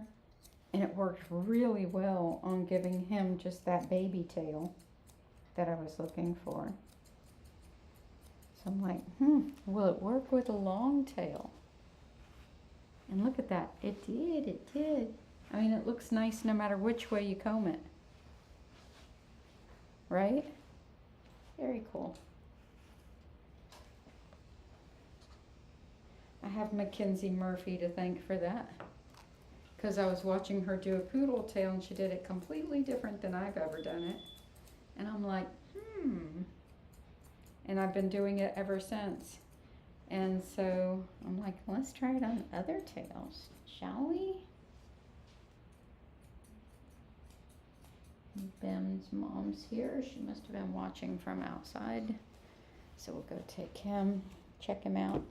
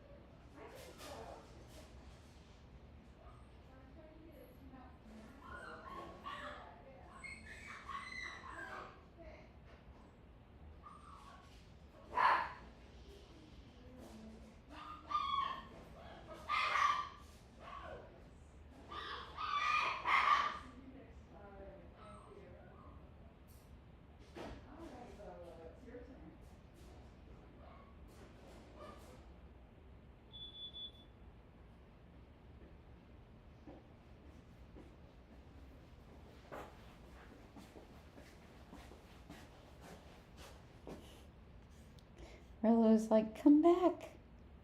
Don't leave me.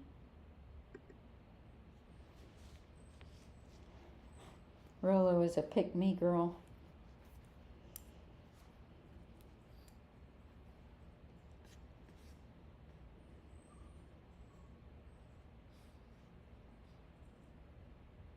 So you can see it when I do Rolo on a poodle tail.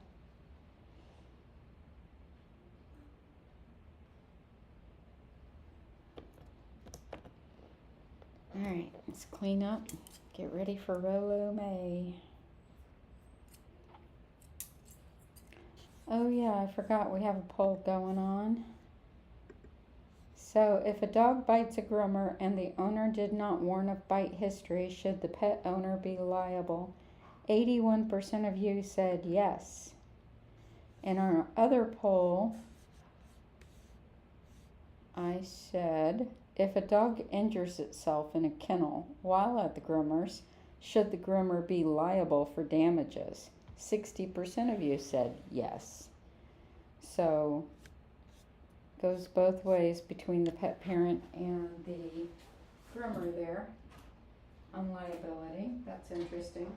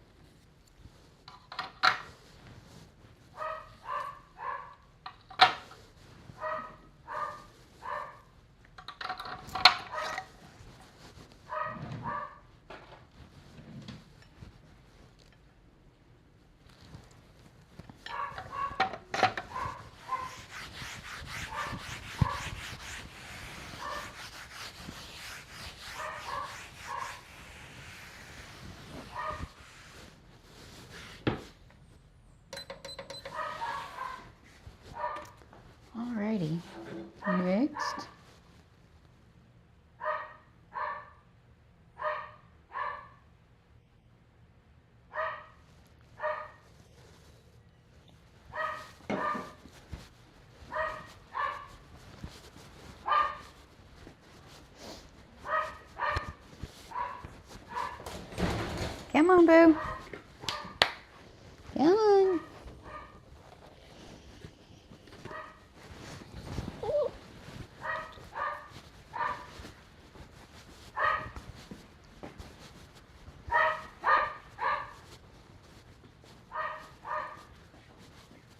All right, roommate.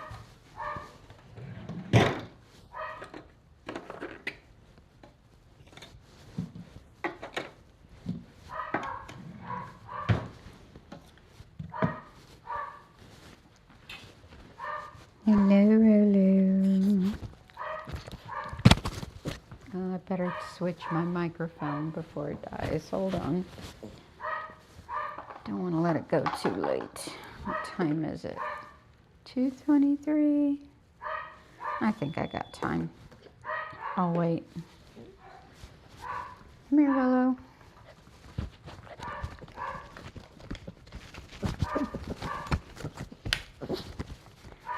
Willow, you can't hold your liquor. Come here.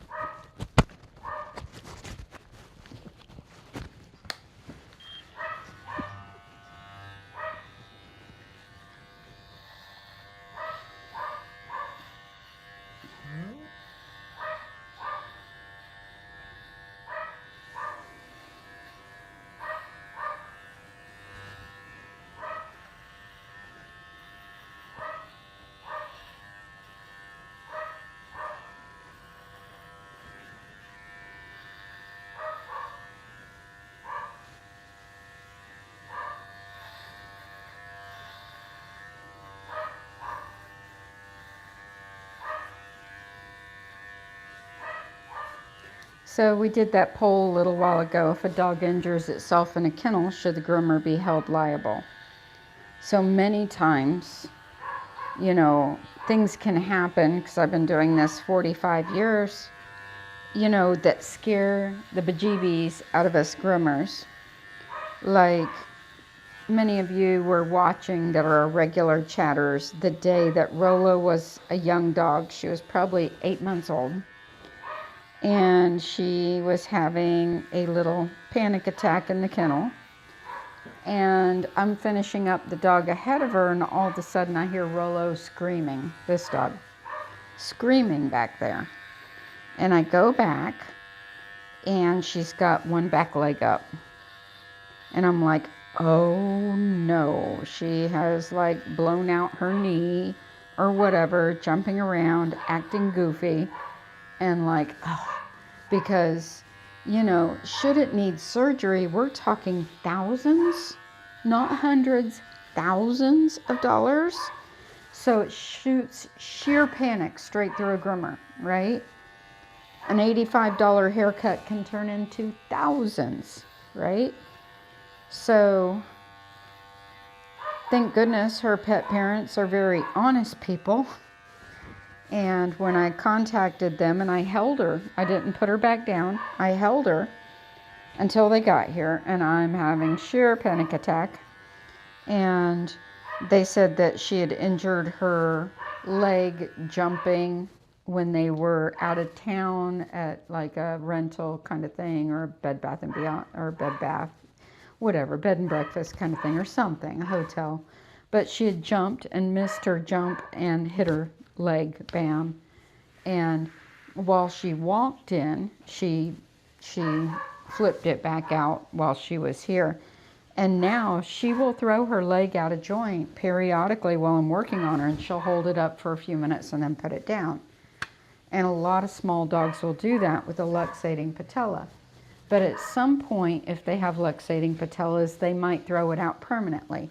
They could do it like running after a ball in the house, or taking a turn too tight, or standing up on their hind legs, or bouncing up and down, which they do in here. And so if a dog, most of the dogs we groom are small dogs, and most small dogs are predisposed to luxating patellas. We're very careful with their knees, but we can't have our hands on them all the time. We can't, we can't judge, how they're going to twist while we're working on them or whatever. So, but like she scared me that day. I was like, oh no. Right? And that's how quick, when we're not looking at a dog. Like, we've got monitors, we can see everything from every room. Every room has a monitor visible, so we can see all areas of the shop at all times. But when a dog is bouncing around acting the fool, it's scary. All kinds of things are scary working on these guys.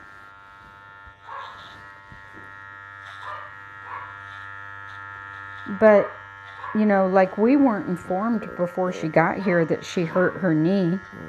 And most people don't. Like, if a dog's got this health problem or that health problem, they don't tell us. And like, if we have a new customer whose dog does that with holding their leg up during the groom periodically, then putting it back down and putting weight on it, and then pulling it up and holding it up, first thing runs through my mind is, does the pet parent know this problem exists? Are they aware of it? Or is this new? Has this dog done this before? Or is this a new behavior?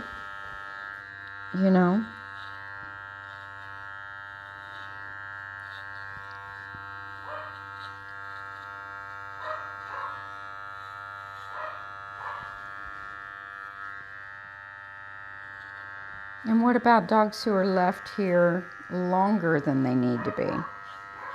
Like, say, if we text them that the dog is ready and they're not here for 3 hours, should we be liable for the dog during that 3 hours when we're finished?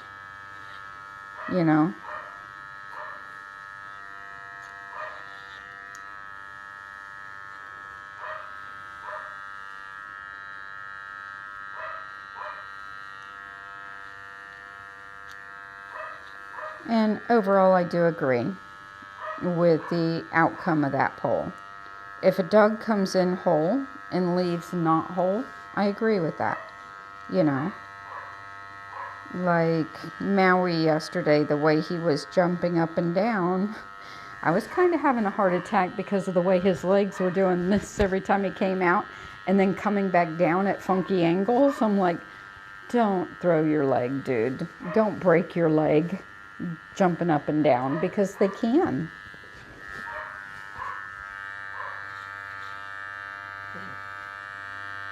The way he was jumping, it was like, oh, stop it, bud.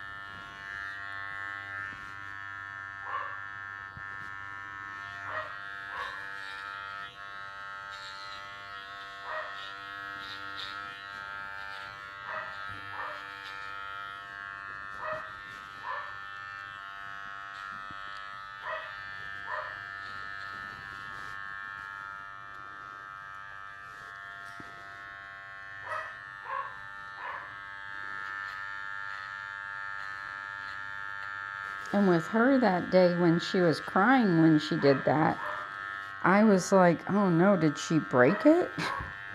You know, because she shouldn't have been crying for a luxating patella, but she had had an injury a few days before, and I guess she just hurt it and twisted it, you know.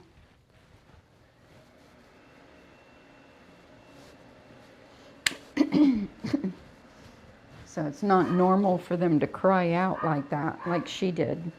She like literally screamed. And it's like, girl, what did you do?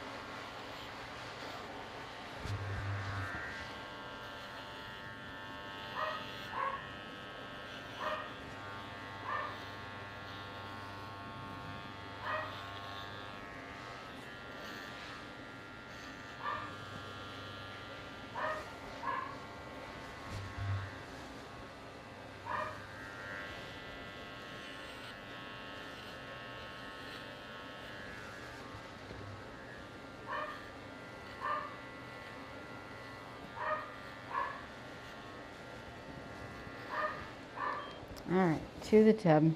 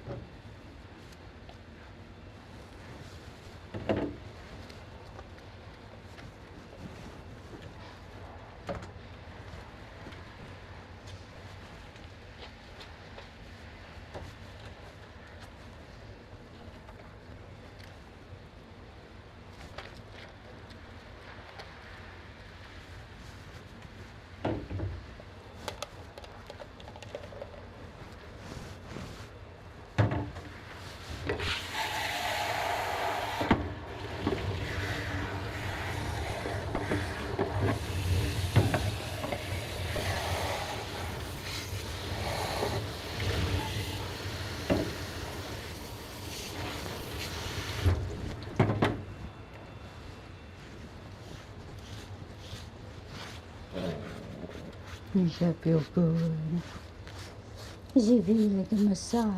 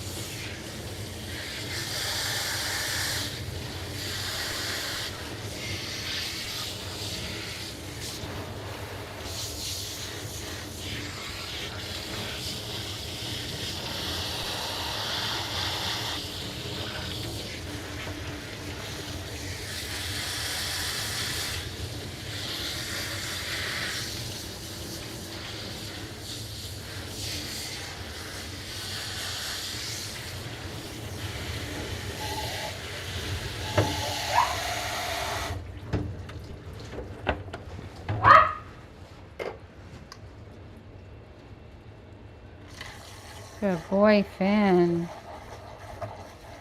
Look how quiet you're being. Good boy.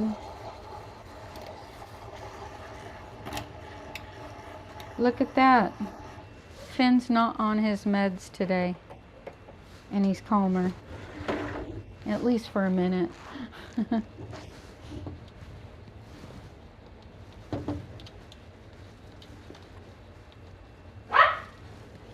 For a minute, huh, Finny Fin Fin?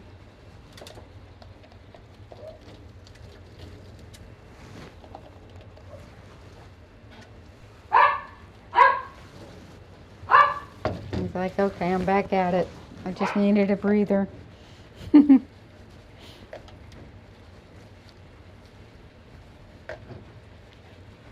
Good boy, Finn. Good boy. Yeah, good boy.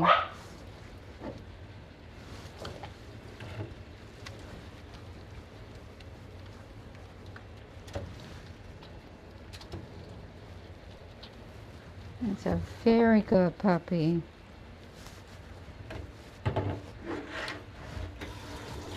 Very good boy, Finn.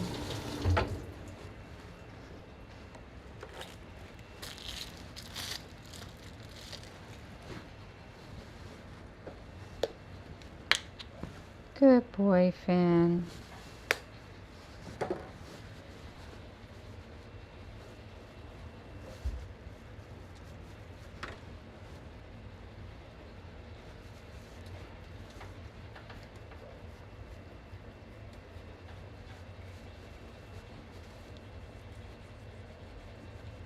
Good girl.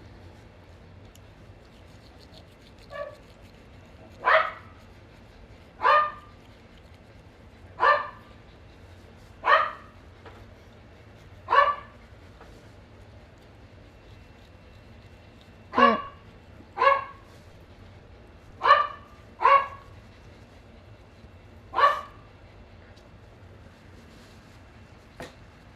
Good boy, Finn.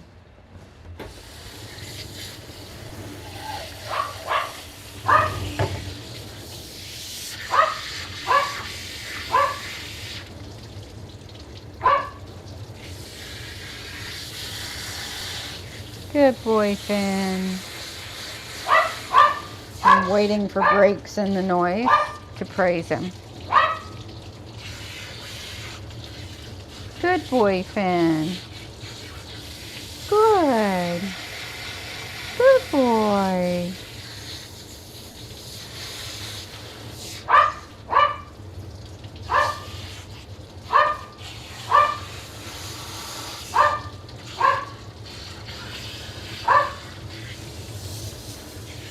Good boy, Finn. Very good. Finny, Fin, Fin. Uh-oh.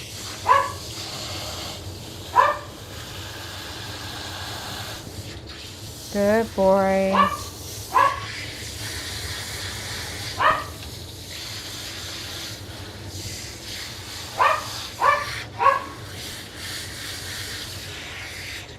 Good boy.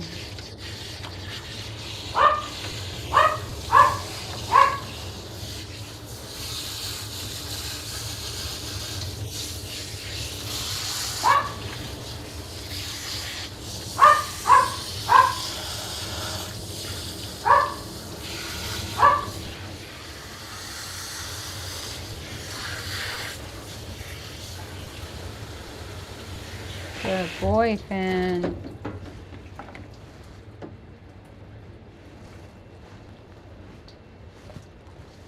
Very good, puppy.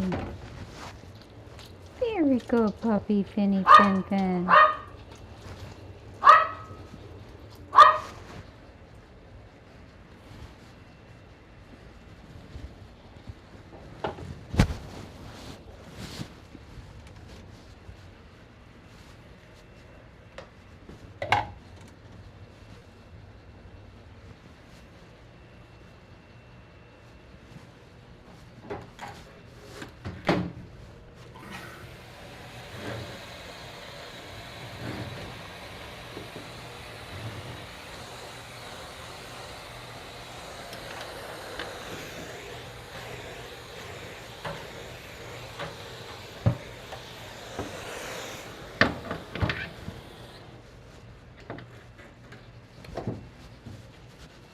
Good puppy. I'm so proud of you.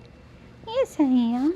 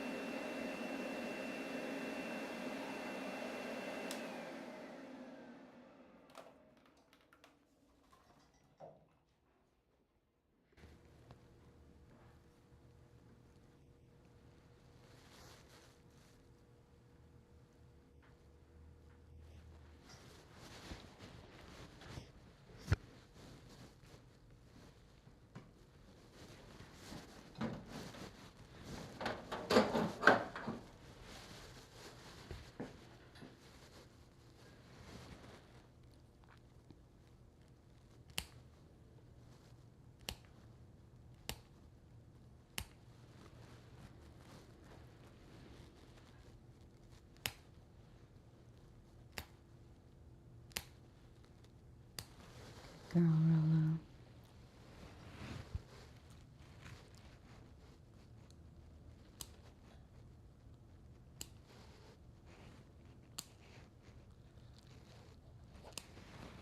Dun,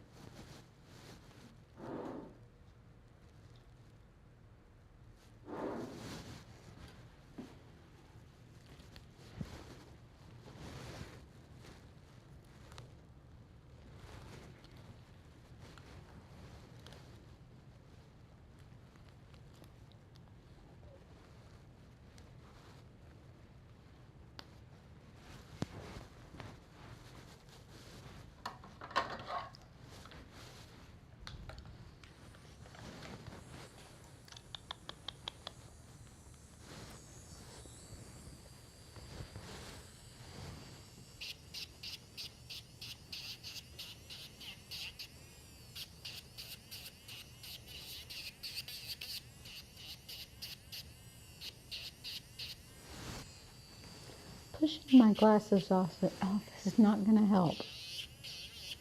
Sorry. I can put them right back on, you know.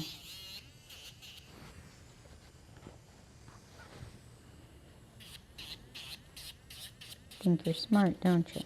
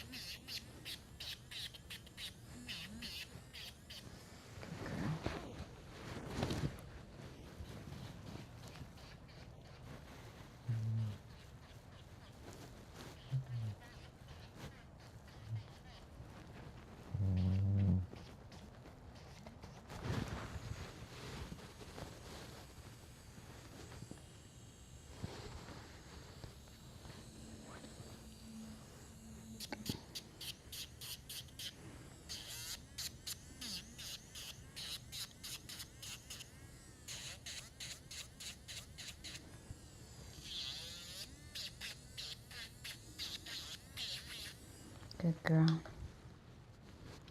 Yes, you're a good baby.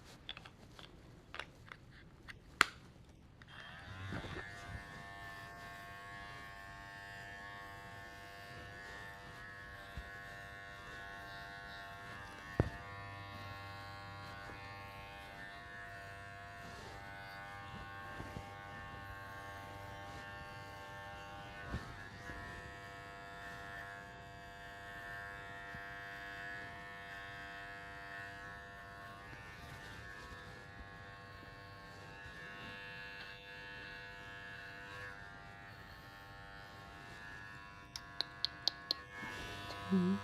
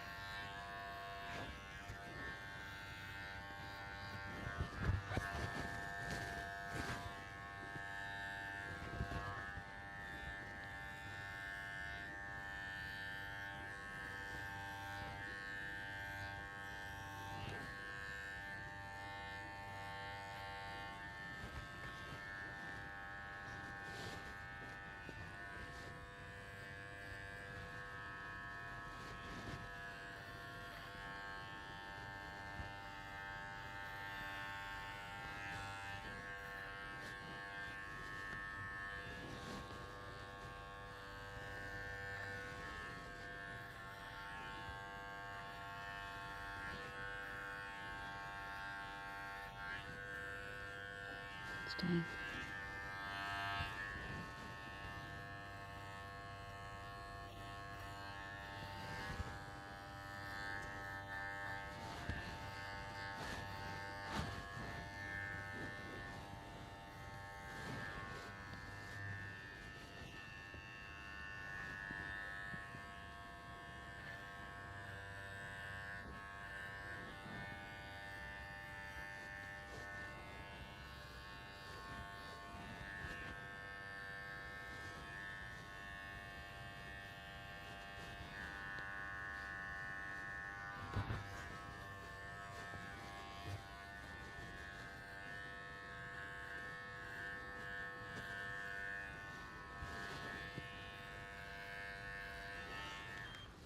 Good girl.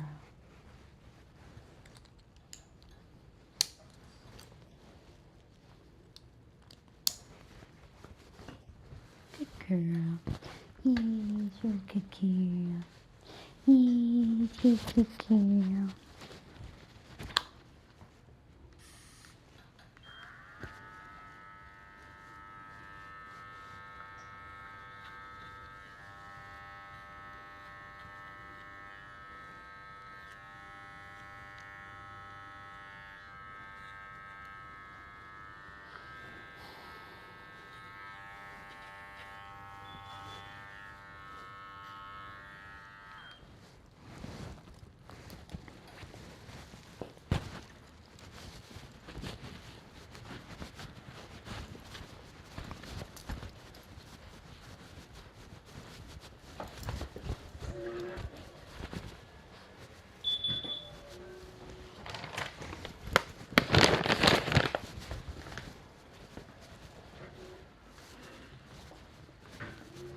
Kat, since you'll have a little extra time after him, I'm going to get you to wash and dry one of my upcoming Yorkies.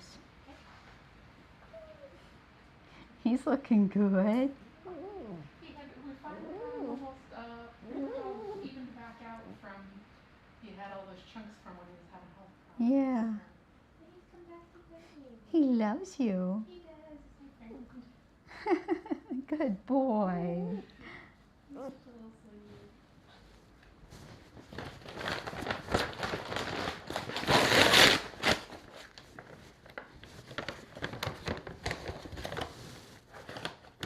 Ah.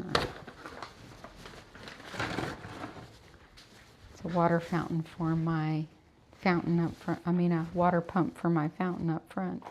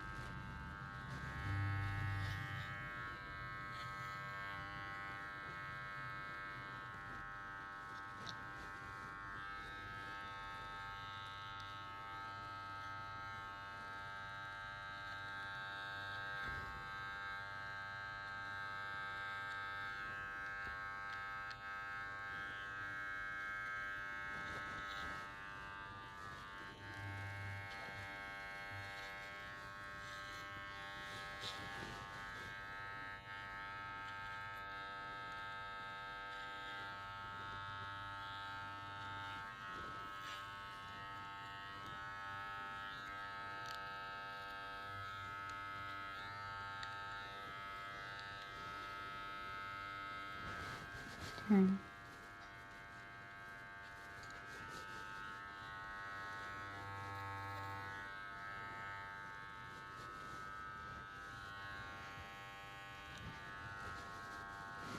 This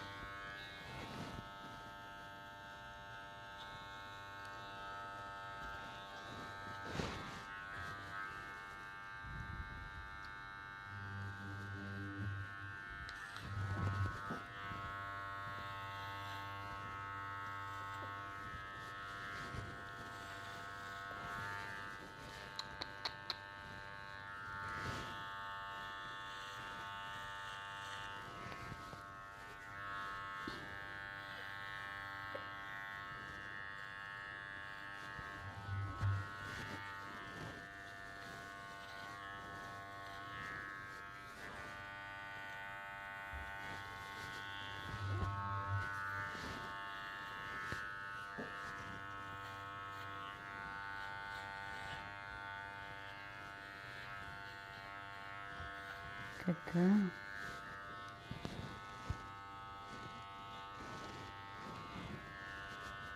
I know.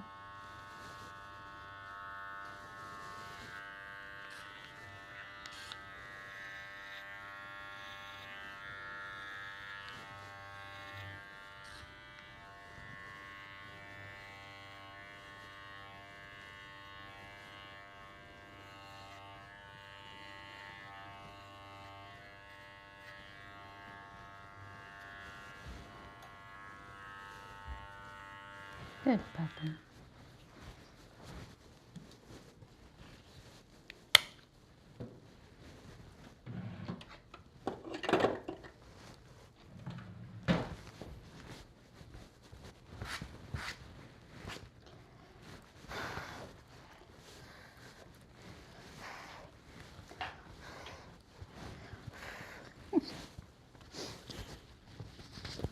She's like, are we playing a game?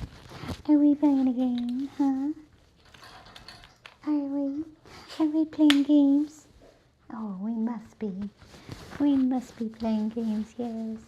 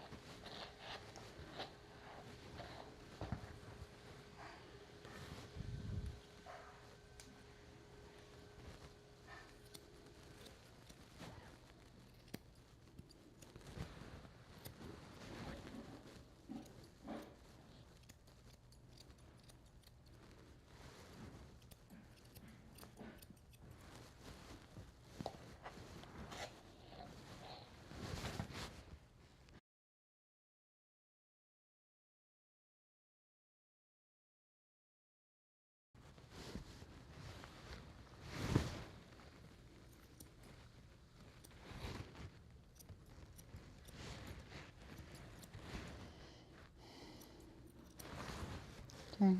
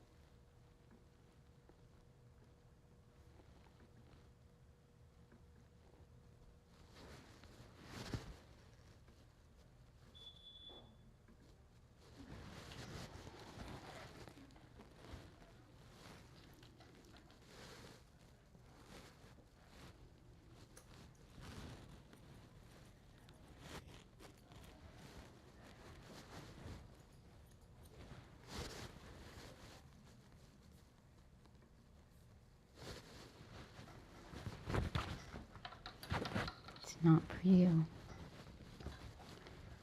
No, those people up front are not for you.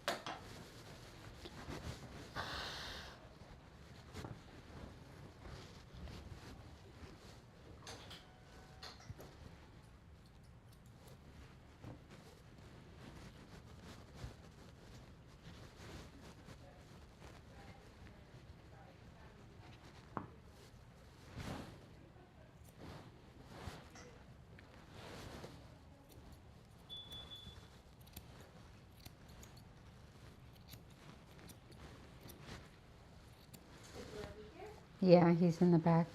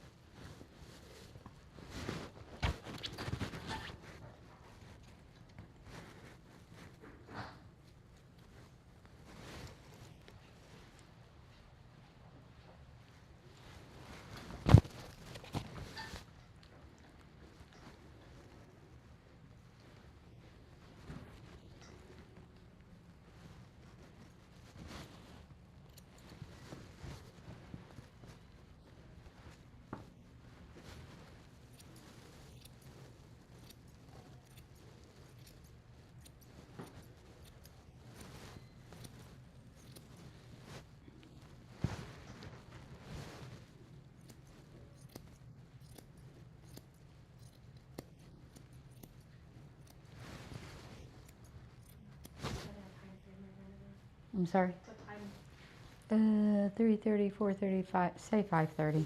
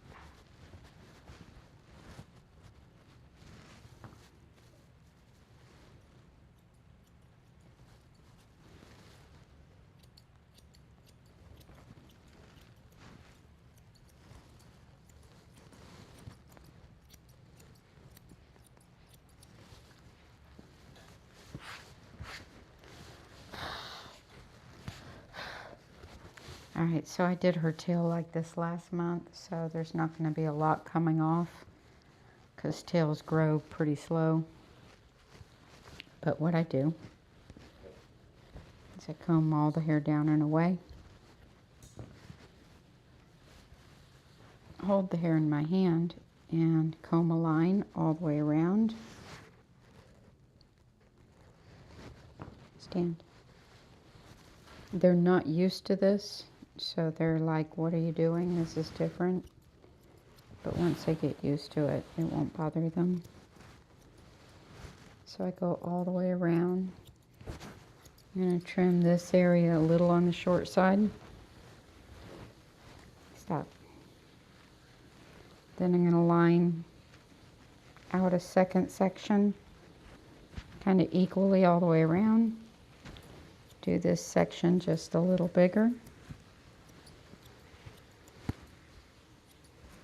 All the way around. Bring down another line.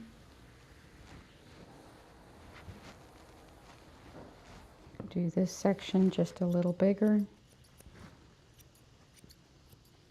Good girl. Good girl. See, it's not so bad. Try not to lose where you are when they pull their tail away. Lola, or not Lola. Rolo, stop. It's fine, it's not hurting you. Bring down another section.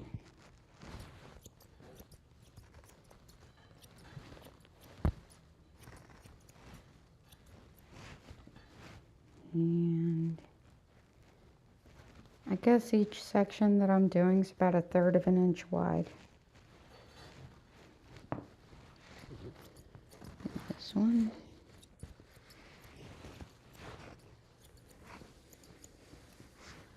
Do one more.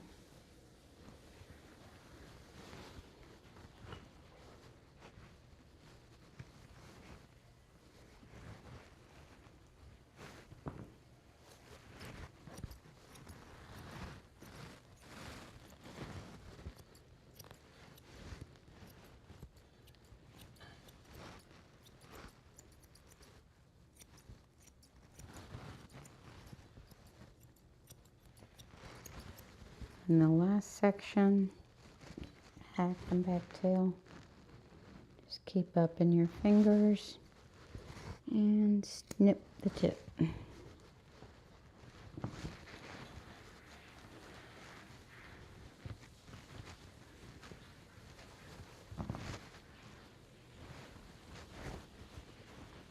just going to comb it out and make sure it looks decent since she was so wiggly.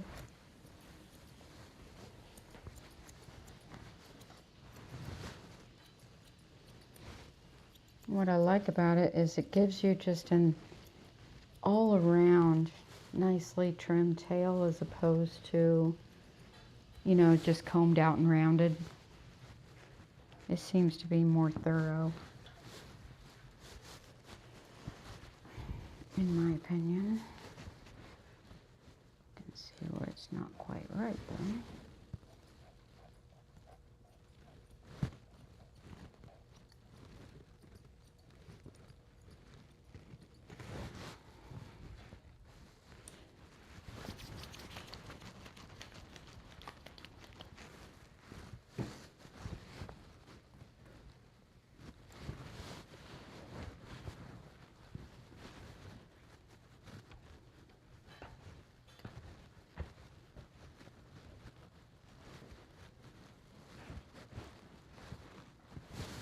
Alright, now we're going to go make her some ear bows.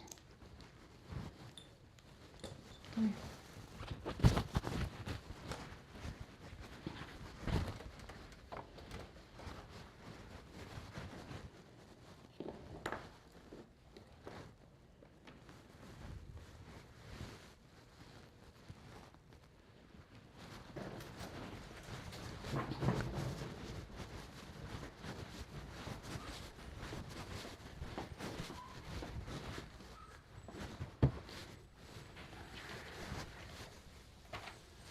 Give her some little ABC bows for back to school.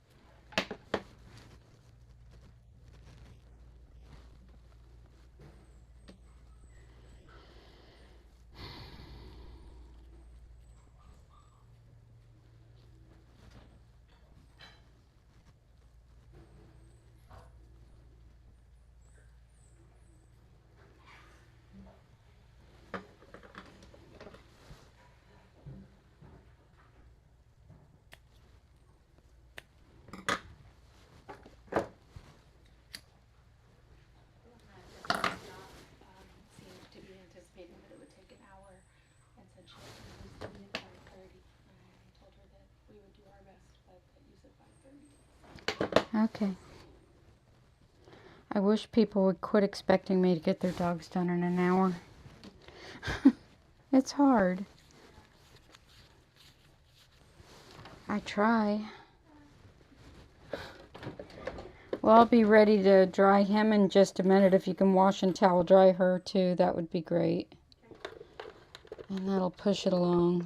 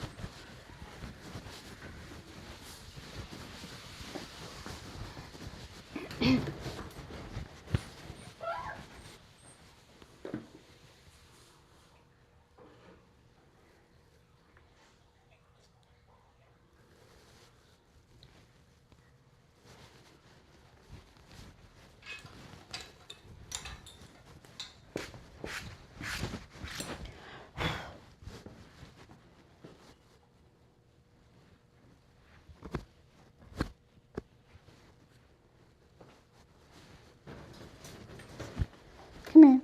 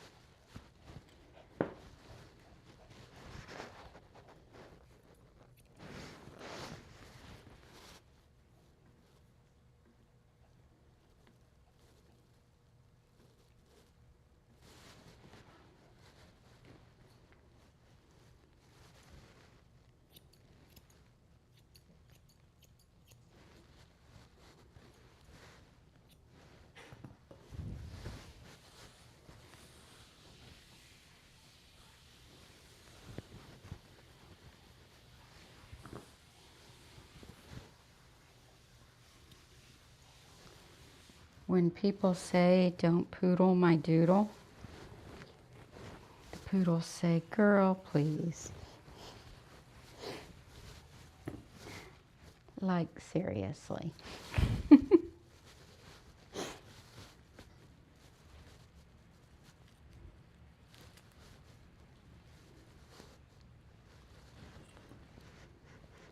Say, girl, please.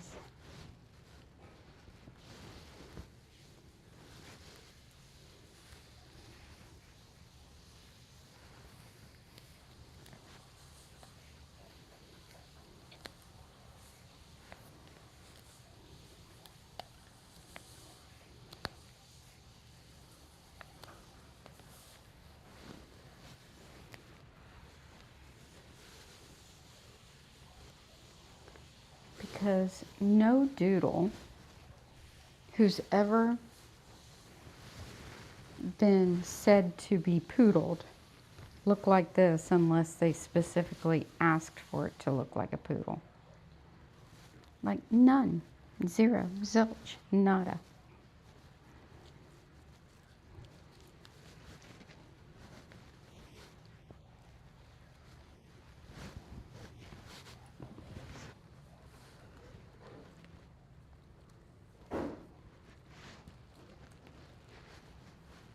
This is a poodle.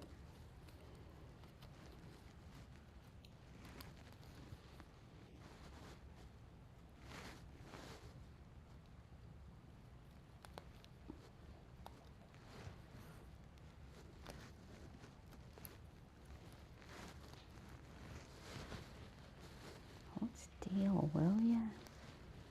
Get back here.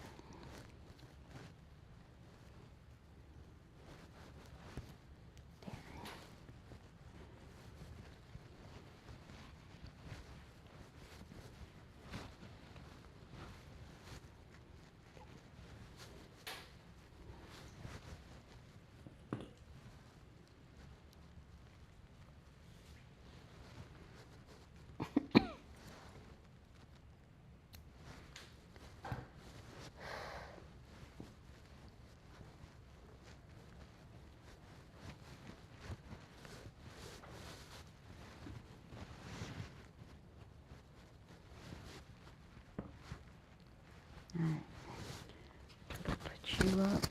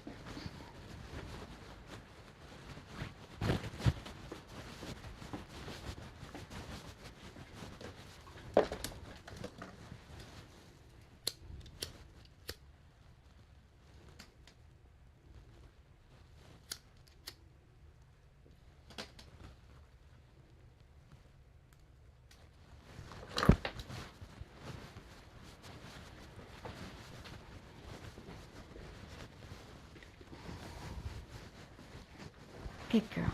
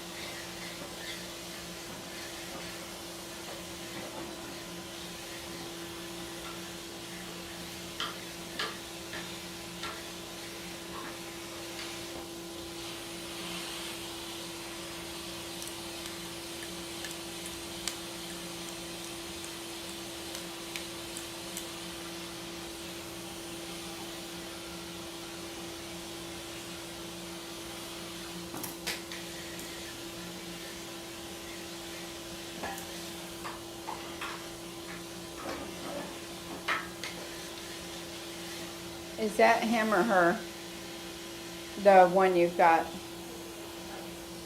Go ahead and work on her till quitting time and I'll give you whatever percentage you get done.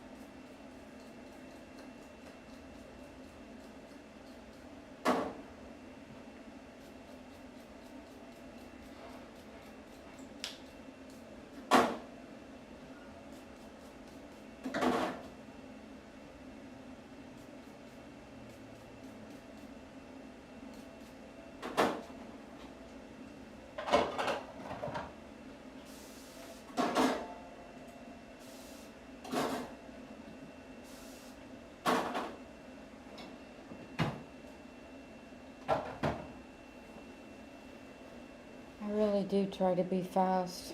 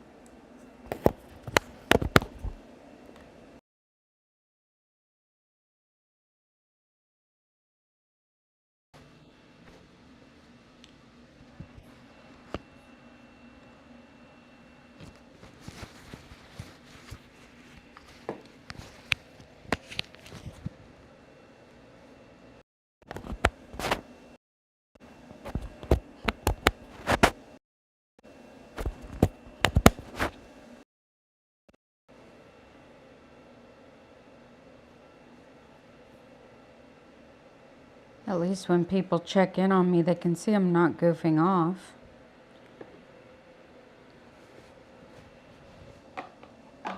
It's not like I'm taking a sit-down lunch break or anything. All right, next.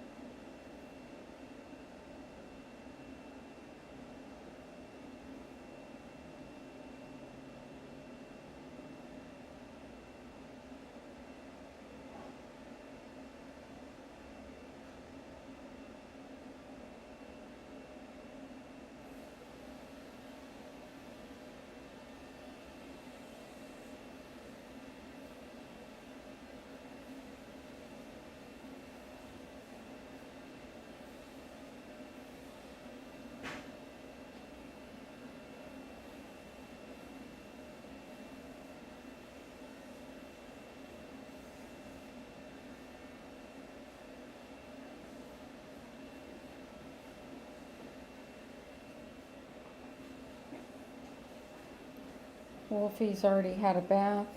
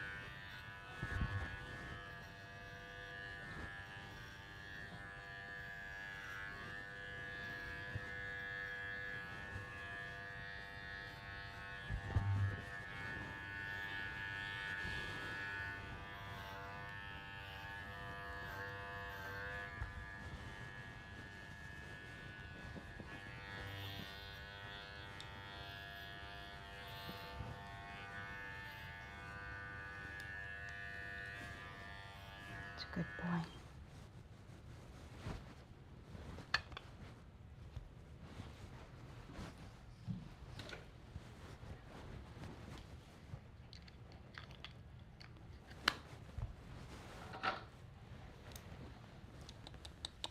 Come here. It's a good boy.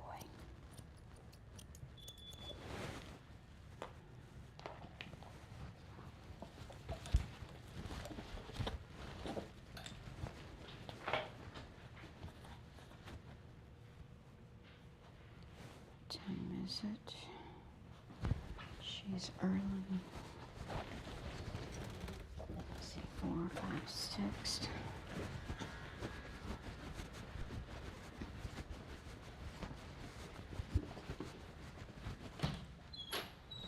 Hi. Hi. How are you? Good, how are you? Come on, baby. I'll let you know when she's ready. Okay. You think about an hour, hour and a half? No, it'll be about 2, and I will text you. No worries. Okay, thank you. Thank you.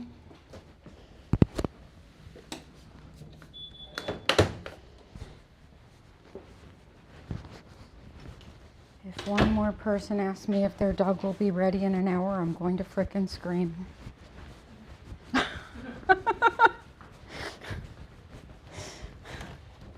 I swear.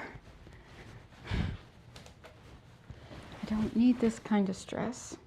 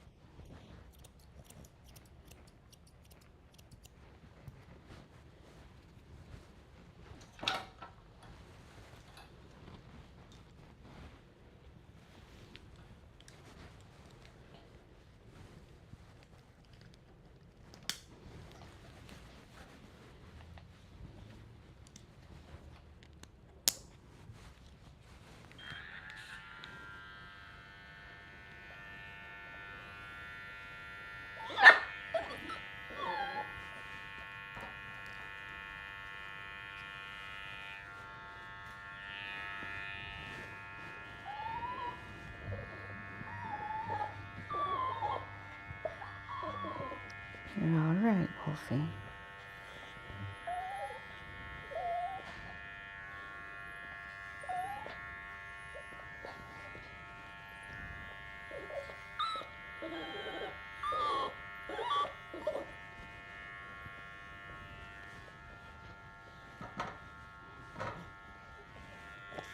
You're all right, Papa. Nobody's hurting you. I know, it's okay.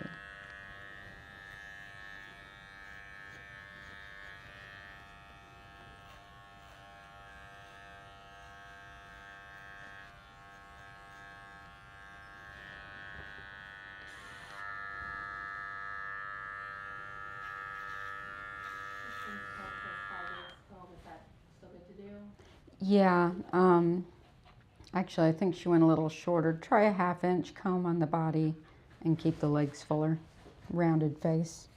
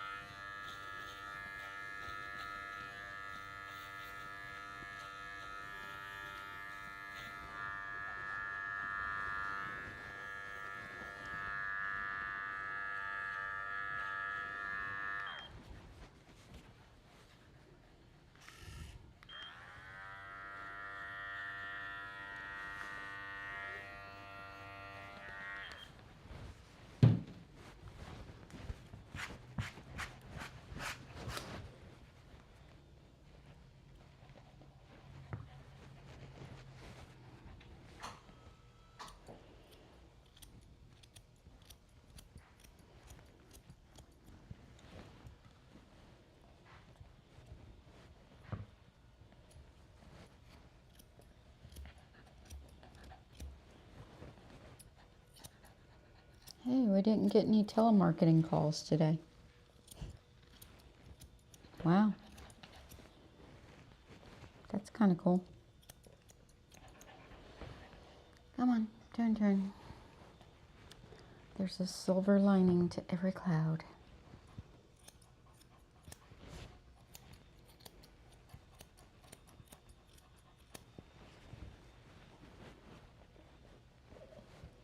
I'm hurrying, Bubba. Get you home as quick as we can.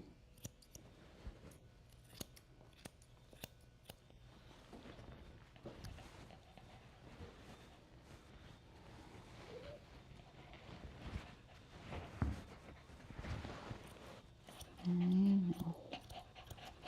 It's not your favorite thing.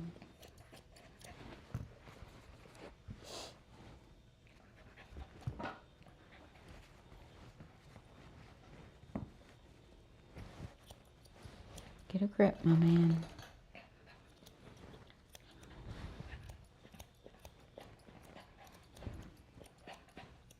Right, this way. Good boy. Wait right there.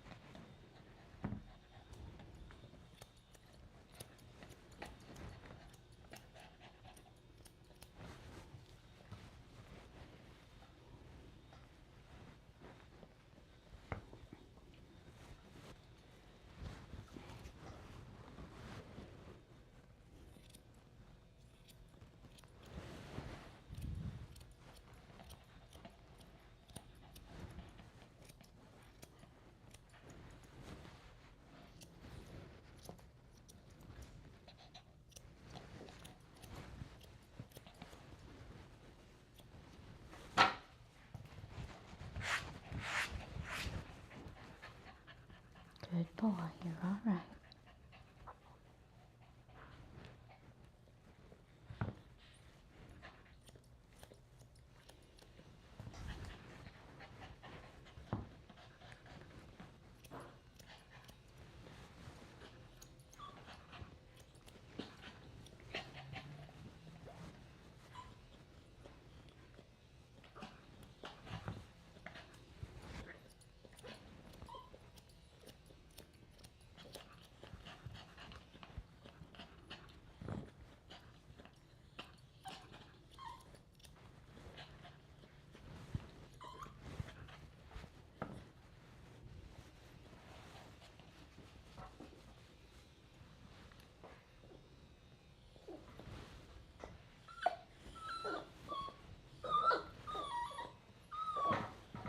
This doesn't hurt, Bubba. Not even slightly.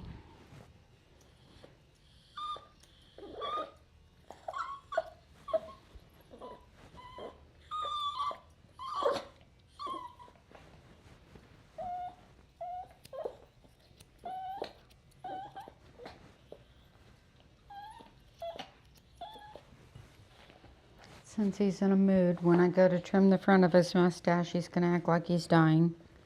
That's normal for him. Especially when he's being moody. He doesn't like his mustache trimmed.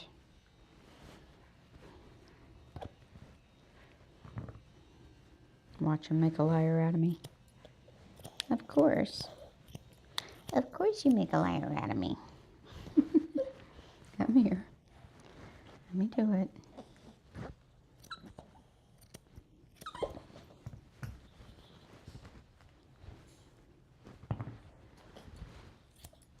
Good boy. You're actually going to be good about it today, huh? Decide to be fussy about your ears instead? Hmm? Yeah? Good boy. See, when I tell you what a dog's going to do, they don't do it. Just like children. You ever notice that? Try to give you a warning.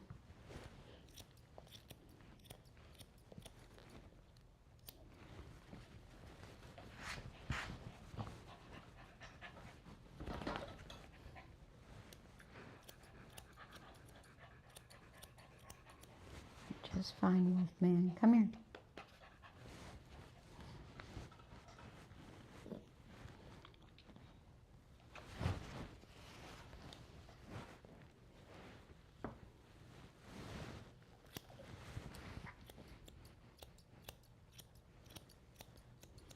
Good boy.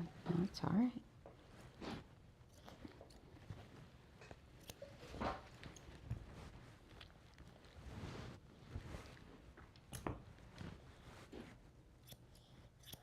Good boy.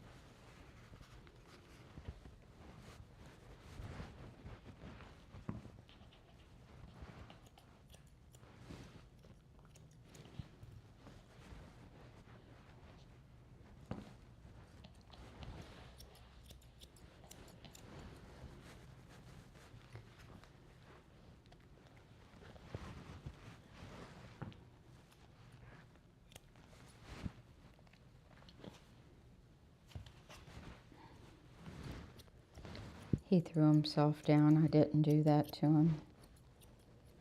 I just followed him down.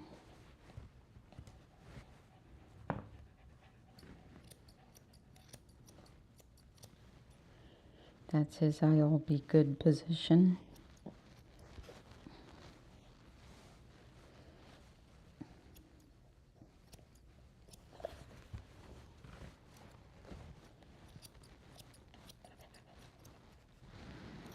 All right, good enough.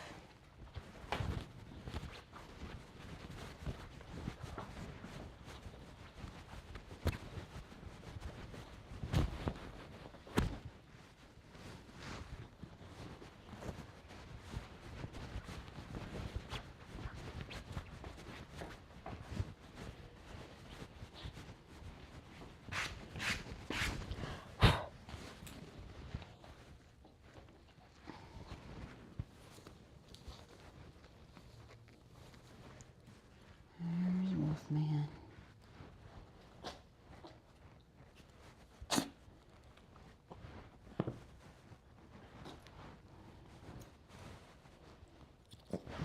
Don't do that. You scare me, dude. All right, enough.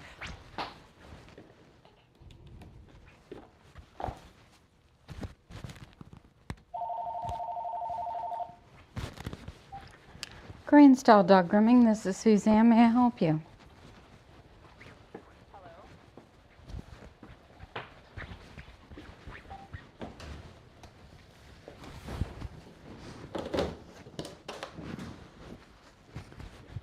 That sounded like a robot. So I didn't even bother to give them the word that makes them go into their spiel. All right.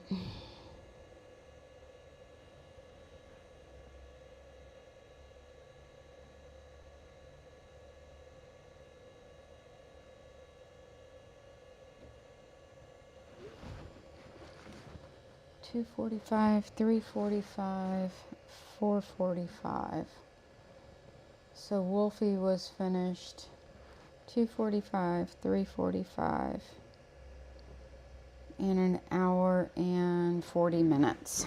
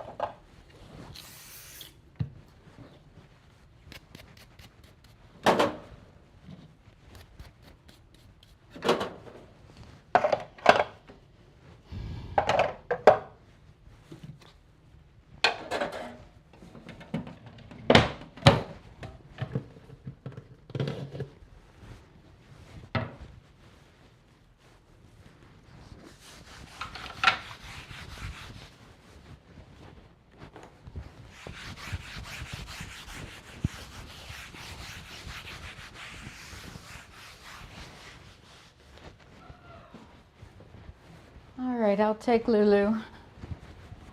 You don't have to do any cleaning or anything, except you're vacuuming, but I'm not the one to be sure. You want me to leave and tell my other one to help you get? nah, I'll be on time with that one. We're good. It's just those 1 hour pickups. It's like, it's rushed.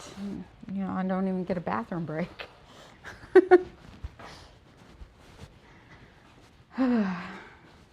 All right, this is Lulu. Kat's already got her started. She's washed, dried, prepped, and half finished. Let me split this one on the thing so Kat gets paid for what she did. Let's see.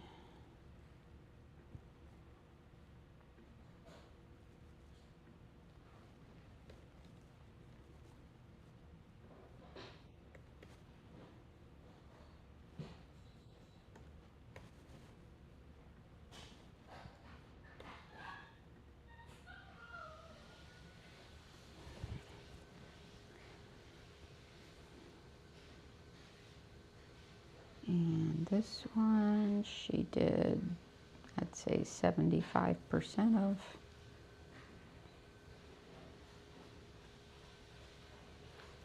So give me 25 and her 75.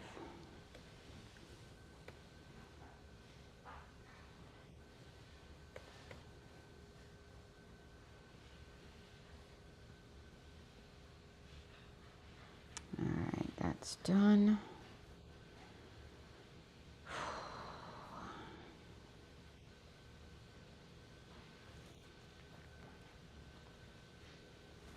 All right, Miss Lulu.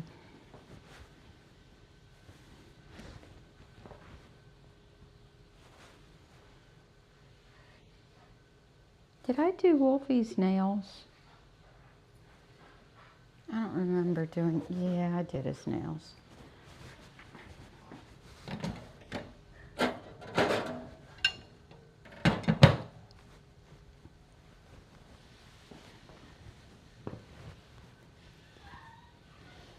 Cat already did this one's nails.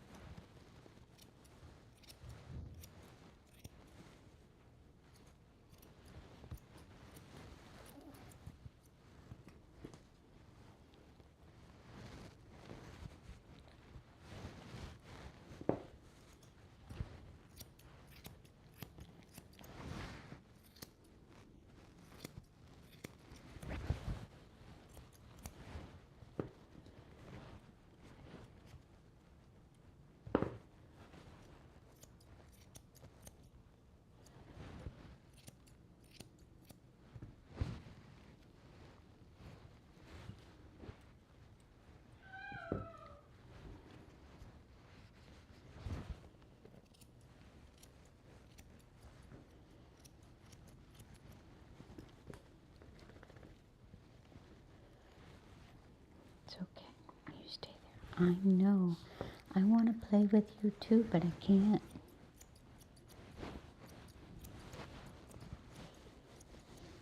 I can't. I would love to just hug and love on you, but there's no time. There's no time. No.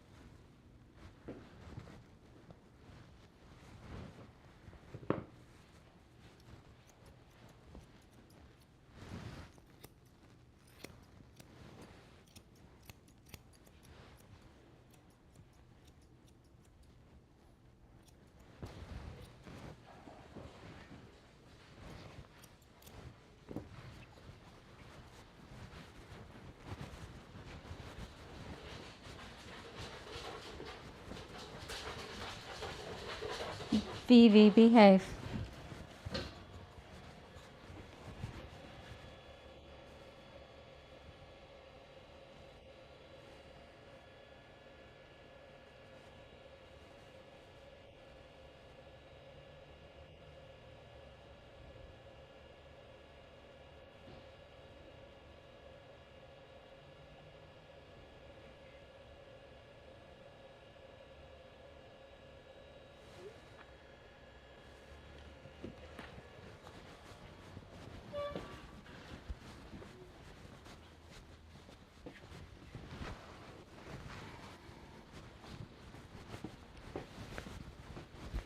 Have a good night.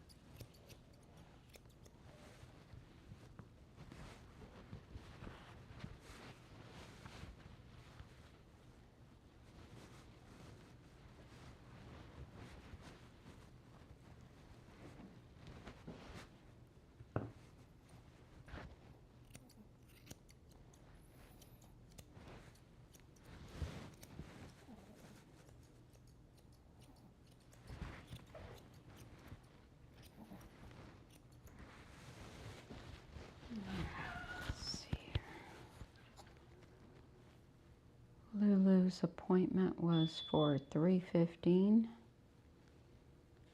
and it is now 4:41. So what is that? An hour and a half that she's been in the salon. I'll be right back.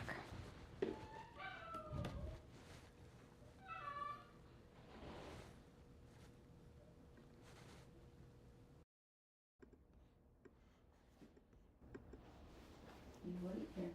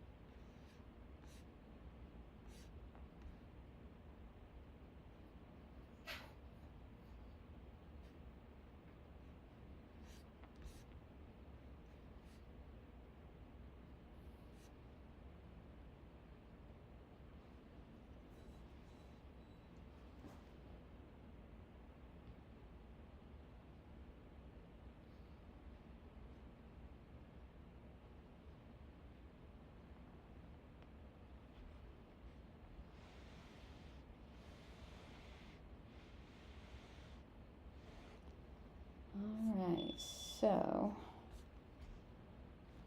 go check out Lulu, and then we'll get started on Rolo.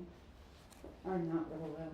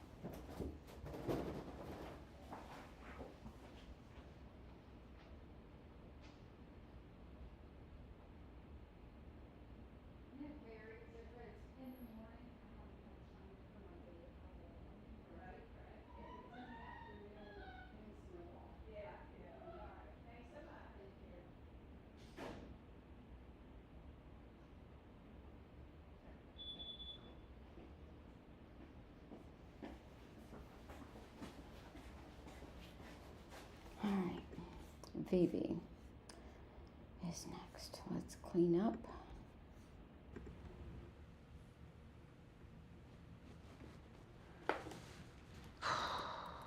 Last dog of the day. Thank goodness. So her appointment started at 4:15. So I am a little behind, aren't I?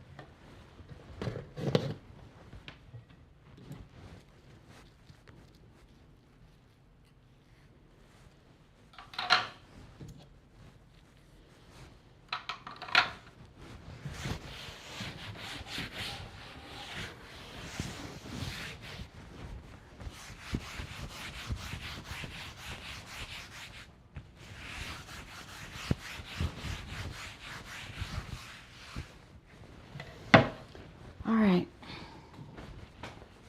Vivi.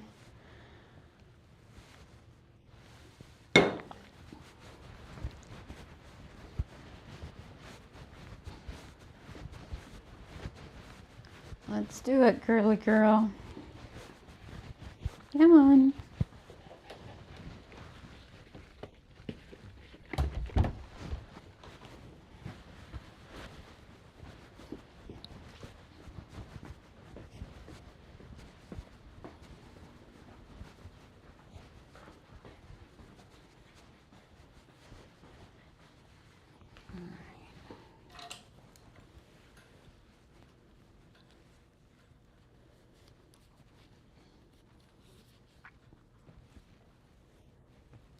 It's all right, baby.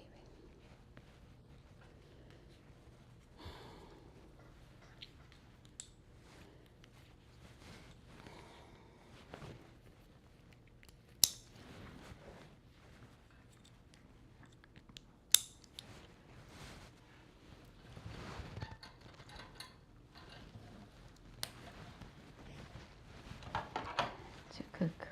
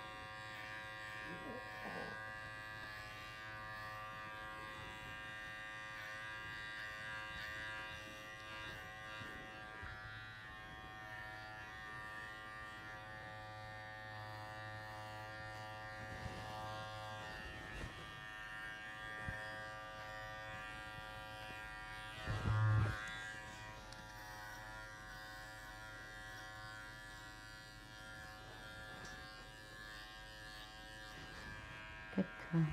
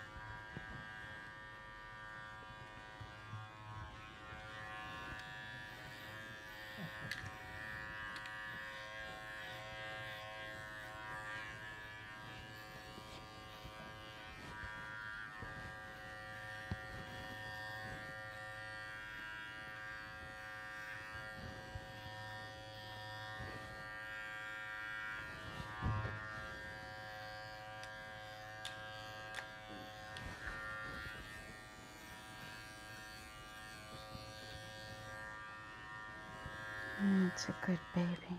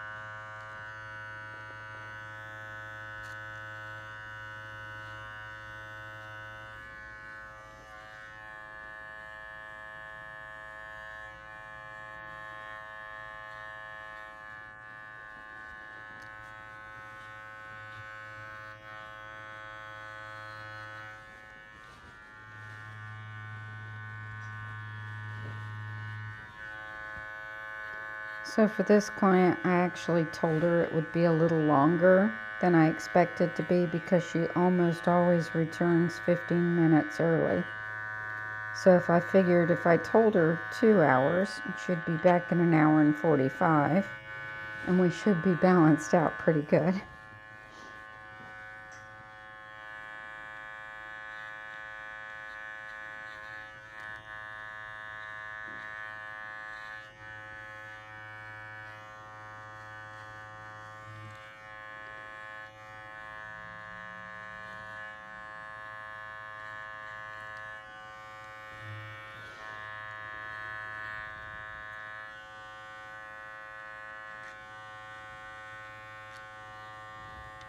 So it's in their character to be early. That old saying, if you're not 15 minutes, you're early. If you're not 15 minutes early, you're late. That's never applied to me.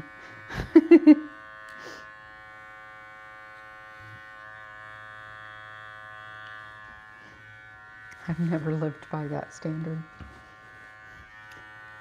I try to be on time, but never early. Because my life just doesn't happen that way.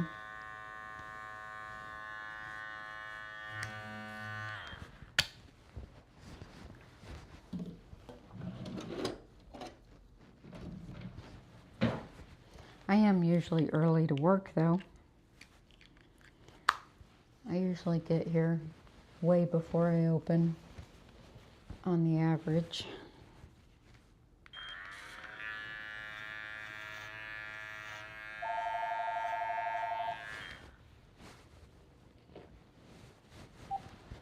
Grand Style Dog Grooming, this is Suzanne. May I help you?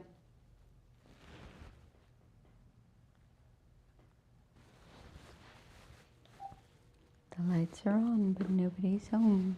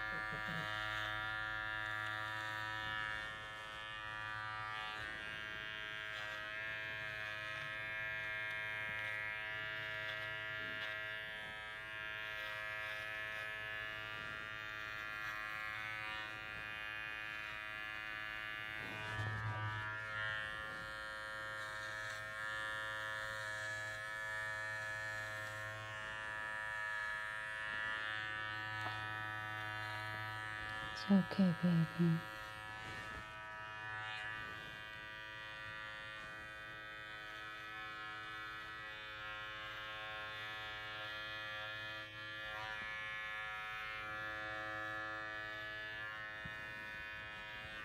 Good girl.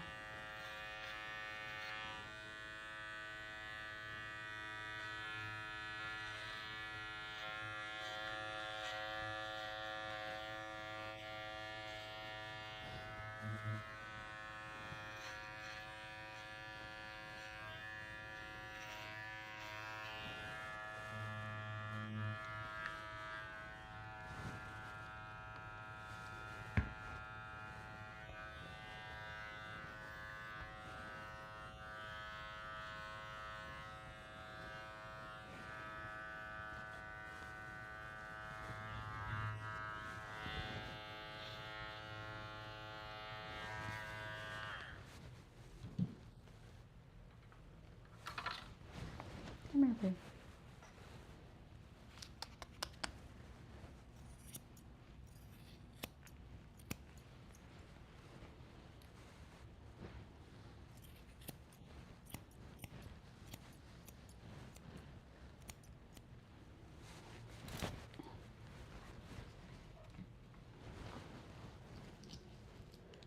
All right, let's go take a tub.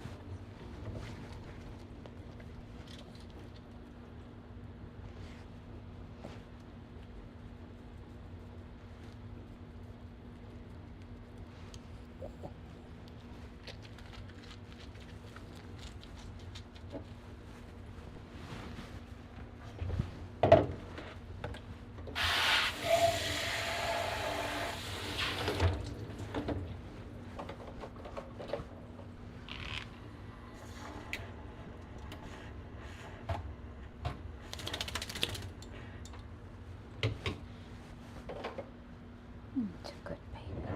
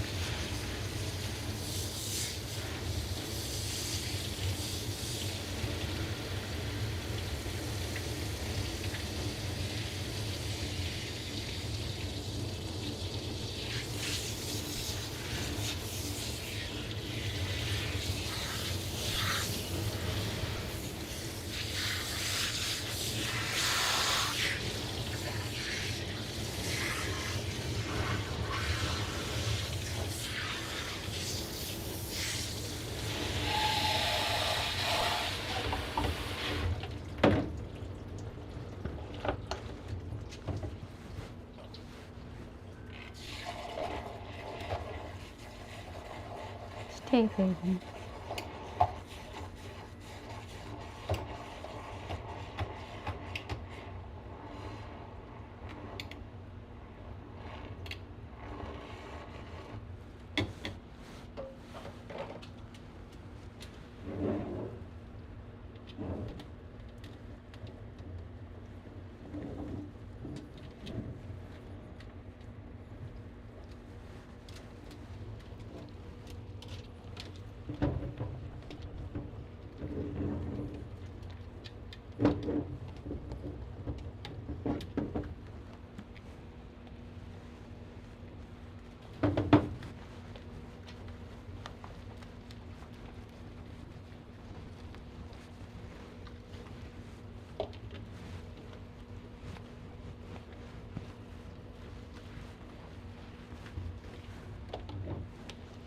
The main reason I've been dunking the feet when I do this is because the diluted products are more watery.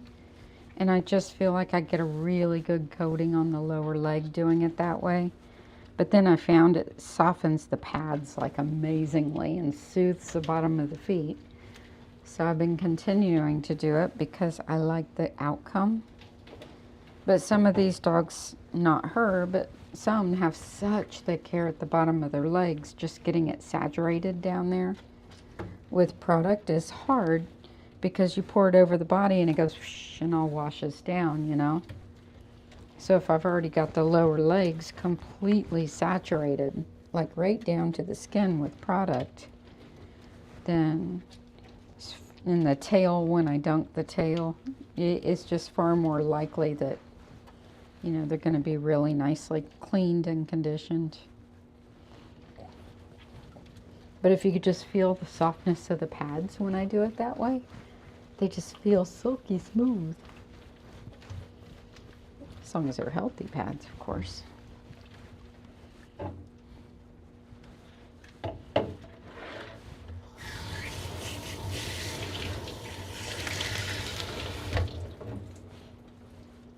I never really thought about it, but the pads of the feet and the bottoms in between the toes, you know, oftentimes don't get that much product because we're working like on the rest of the dog.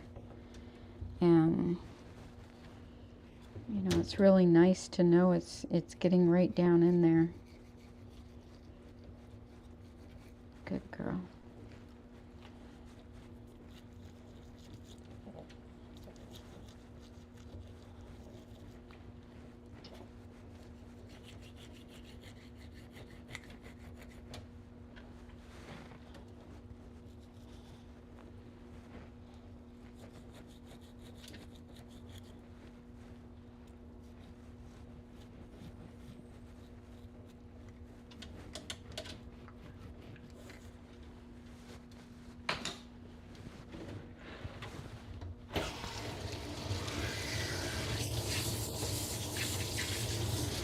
Vivi's daddy was my daughter's very first junior showmanship dog. His name was Champion Elk Creek's Dancing with the Stars, a little white toy poodle. He was so cute. He had so much personality. He's the one that I said that I'd taken to a trainer, and because we had a problem with him, he would bounce all the way around the ring, like up on his hind legs bouncing. And so I took him to this trainer, and I had wanted to teach the dog not to bounce, and she said, sure, that's easy. I'm like, great, what do we do? She said, teach him how to bounce. And I'm like, no, we're trying to teach him not to bounce. And she's like, exactly. So we teach him how to bounce. And I'm like, what you talking about?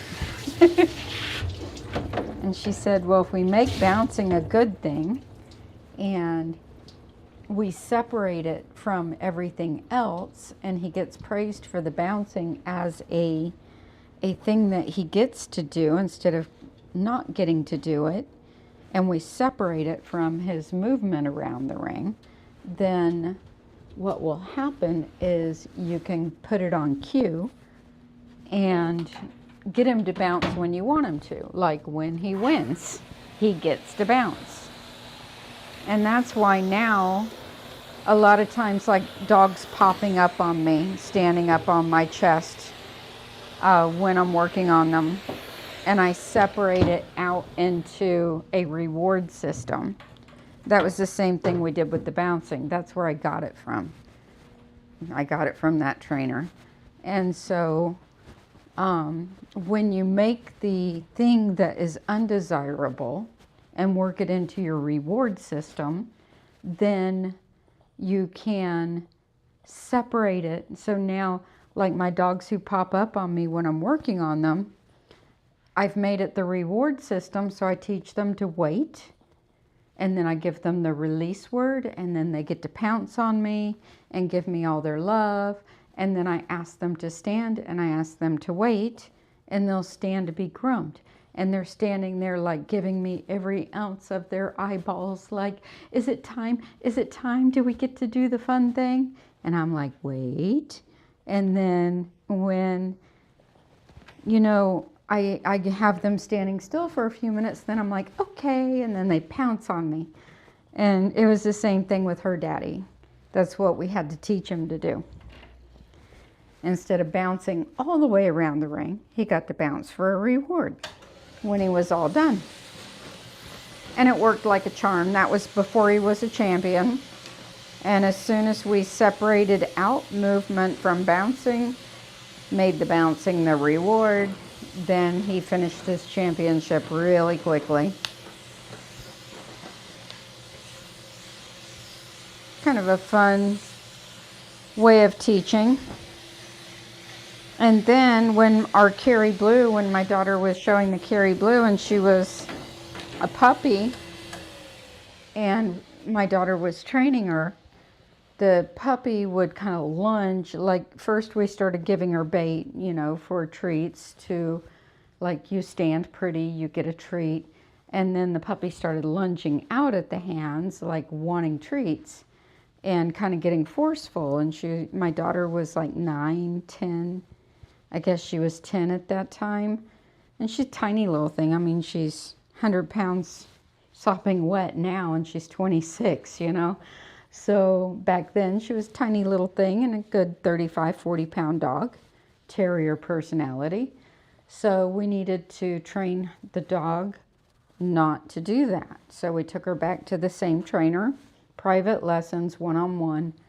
And she said, what you need to do is have the child feed the dog every single kibble she eats, one kibble at a time. And I'm like, seriously? She's like, yep. Have her sit down, feed the dog, feed the dog, feed the dog, feed the dog, feed the dog. Make it so boring and so long. And it worked. It was like almost instant. Within days, that dog no longer lunged at her hand. So that was cool.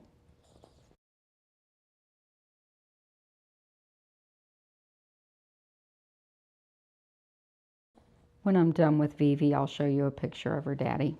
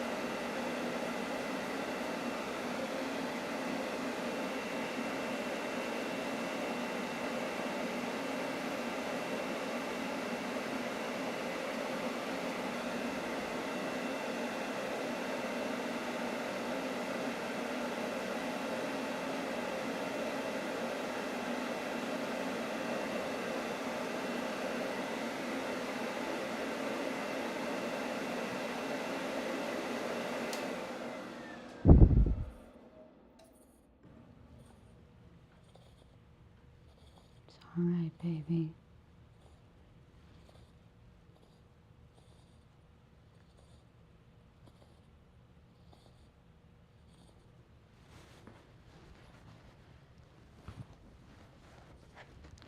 So ever since working with Angelica, the trainer, for a couple of private lessons on different things,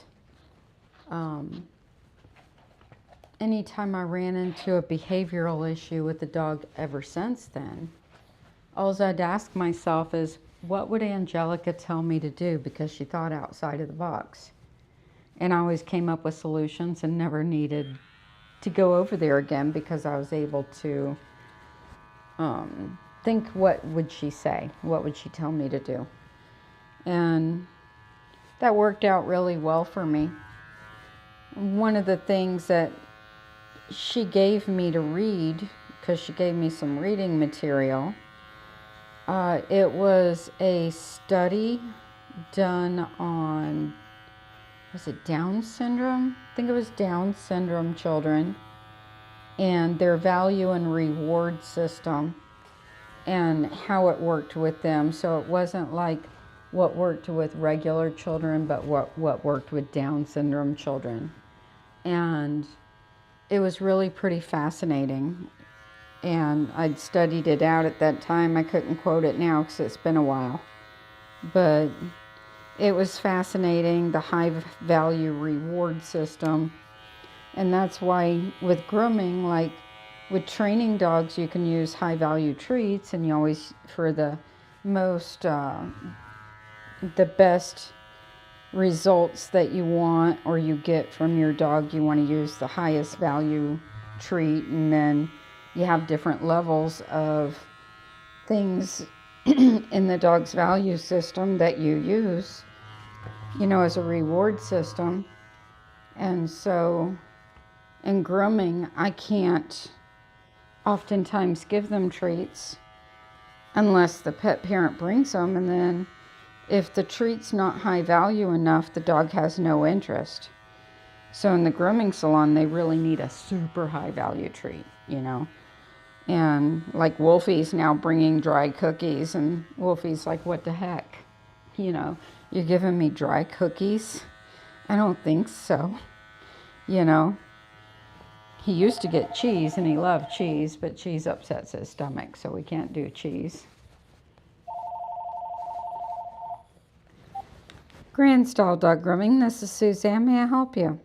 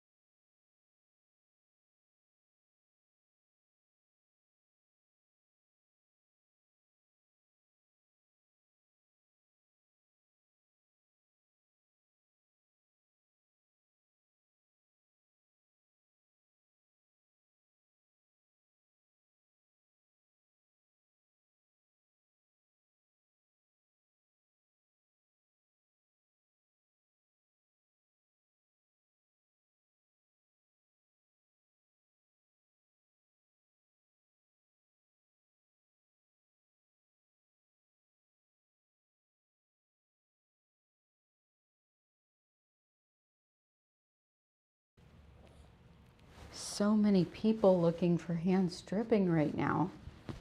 I've turned down 2 Norwich Terriers and a Cairn Terrier this week. I'm sending them all to Manessa Donovan in the Spring Hill area. She's fabulous. And if she can't do it, she knows who can. And she also hosts a website called harshcoats.com, where it's a hand stripping referral for breeders or handlers, groomers all over the country. So it's like a directory, basically, of people who hand strip. So if you pull up the Tampa Bay area, it'll tell you everybody in the Tampa Bay area who has signed up with her website who can do it. So, and I might pop up there because I was on there at one time, but I don't do it anymore. So, even though I wish I was, but I can't.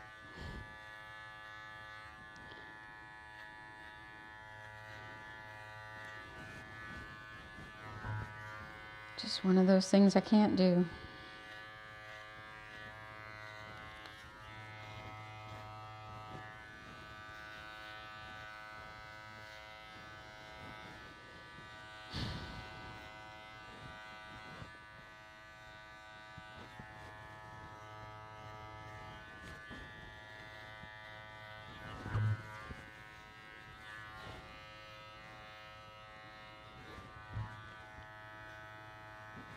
So anyway, the value system that she was teaching me about, the reward system with teaching Down syndrome children, really works well with dogs as well. And it's a totally out of the box thinking compared to your normal trainers. And she does regular obedience and all that too, and dog diving and all kinds of stuff, agility. But really learned a lot with her in just a couple of short sessions.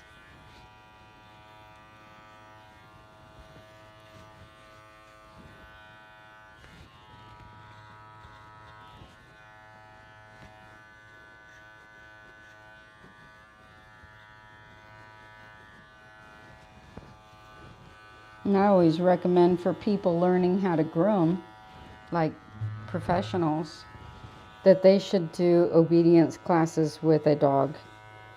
If they have their own dog, go to obedience classes. And if they don't have their own dog, maybe borrow one and go to obedience classes, because you can learn so much about dog handling just by training a dog, like properly training a dog, formally training a dog. And if you work with big dogs, most big dogs have been to obedience school. So you can learn so much about just how to get them to work with you based on what they've already gone to school for.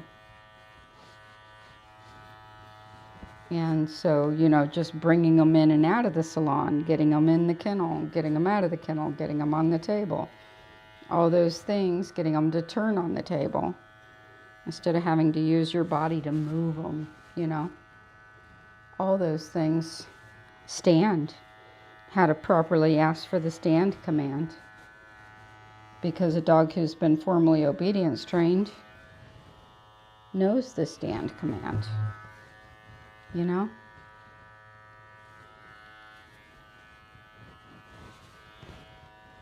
But you got to know how to communicate it to them in a way they understand.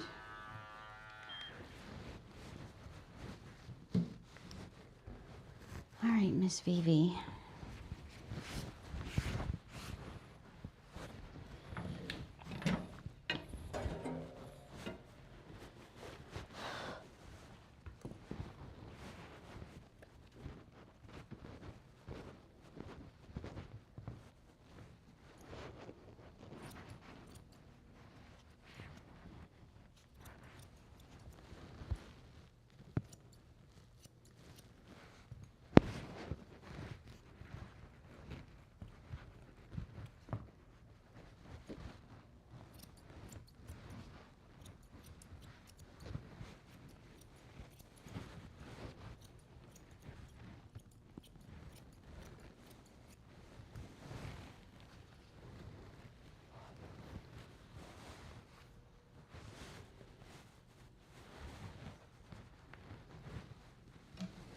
So Vivi's father actually belonged to somebody else, and we co-owned him just for the purpose of my daughter showing him.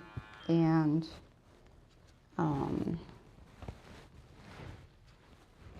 we never bred him or anything like that.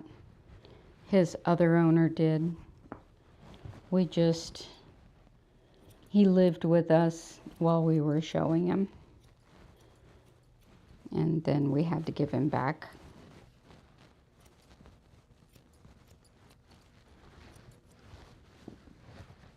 He was kind of a loner dog.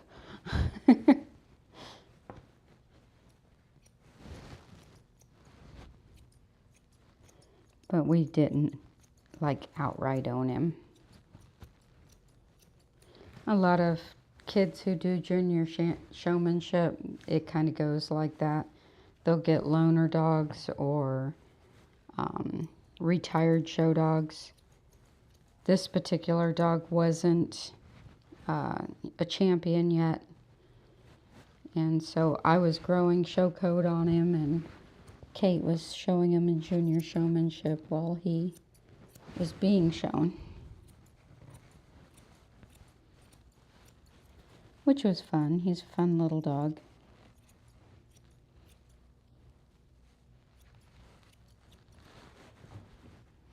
It's a good girl.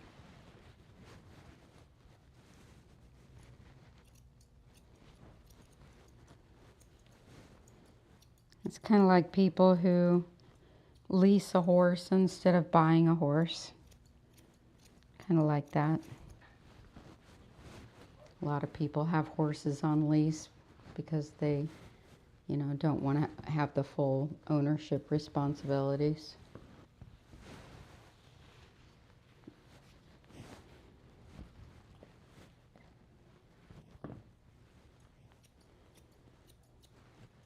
And we were just waiting on the Kerry Blue puppy to get bigger. So, because that was going to be Kate's actual show dog.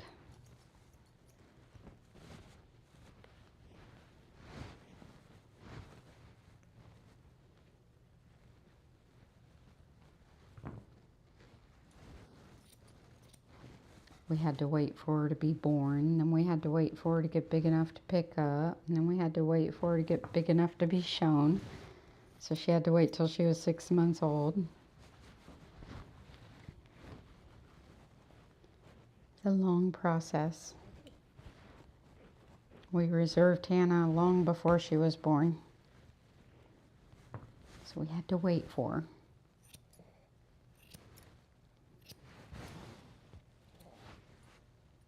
That waiting time seems to take forever when you're waiting for a puppy. If you've ever been through it, you know. It's like, well, she'll be born in 3 more months. She'll be ready to come home in 2 more months.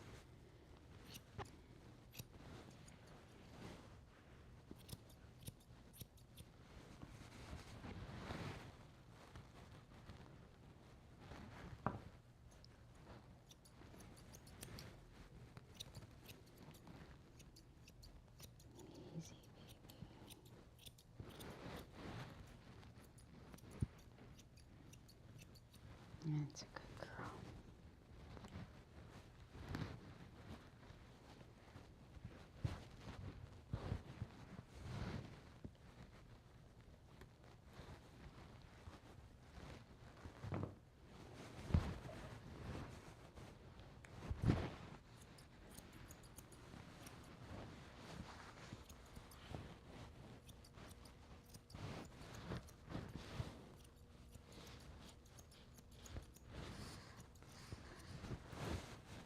And Vivi's not all poodle. She's actually half Maltese. Part poodle, part Maltese, and then I think there was something else in there.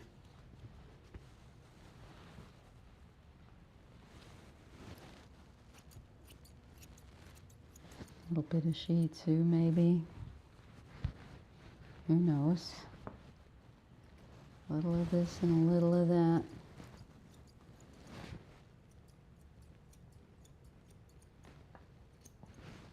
Right, Vivi? I used to have a picture of her very first groom. She was like in a teddy bear cut, and she looked so much more like a Maltese. Her hair is soft and kind of falls. When she was a puppy, it really did. Then we started trimming her like a poodle.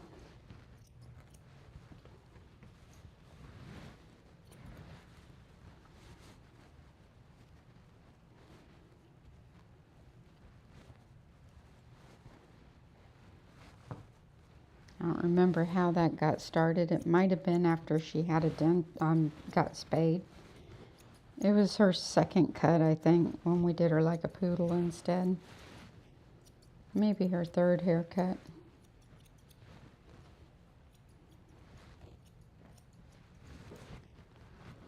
All right, V.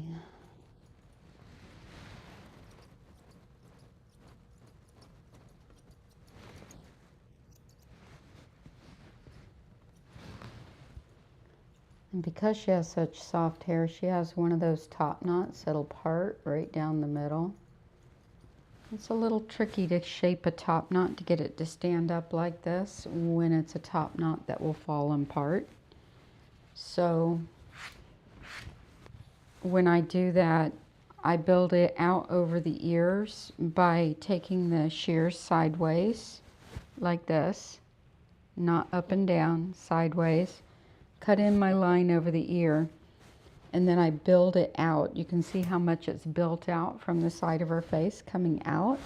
I build it out, and the reason for building it out is so I can taper it and layer it back up. And the layers hold the top knot. You take it a little bit shorter, but it holds the shape because each layer coming up gives it structure to fall into, and that way you don't have the part down the middle of the head. You've got hair holding up hair, holding up hair, holding up hair all the way up. And you have to be real careful because a lot of times dogs with these flat top knots also have very high set ears, which she does, and that's the whole purpose of holding your shear this way. Because if you did it this way up over the ear, you would cut out, I don't know, a third of an inch of hair, and that gives you a pinch top knot. And if you have a pinch top knot, which is a kind of a cone head, there's nothing for the hair to build on. You've already cut it all off. So you've got to have that build out.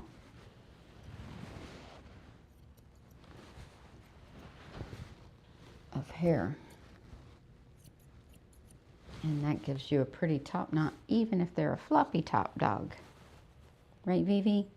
She says I'm a floppy top. Aren't you? All right, let's go text your mom and get your collar. And then I'll show everybody a picture of her daddy. And what else? Tomorrow's list. Yes, Vivi's markings look like she's wearing a bikini. A very busty bikini.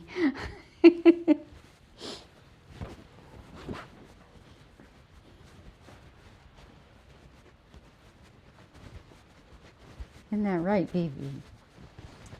Vivi says, va-va-voom. Let's text your mommy. She's probably in the parking lot.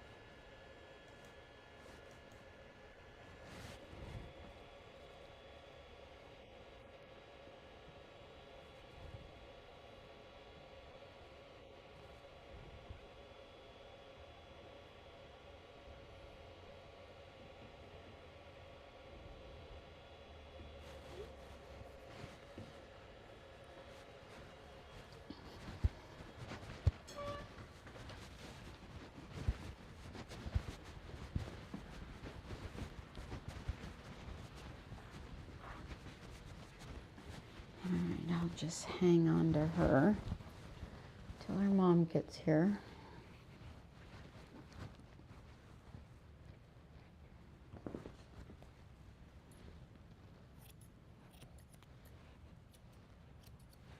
And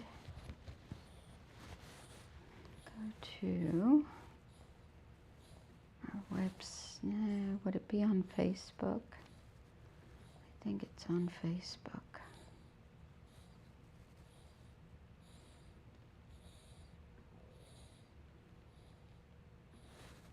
Go here. Look at Maggie that belongs to Francasia. Isn't she cute? So adorable. All right. So we're going to go to my page, my personal page, where all the doggies are. And then we're going to go to photos, albums. It should be under my pets.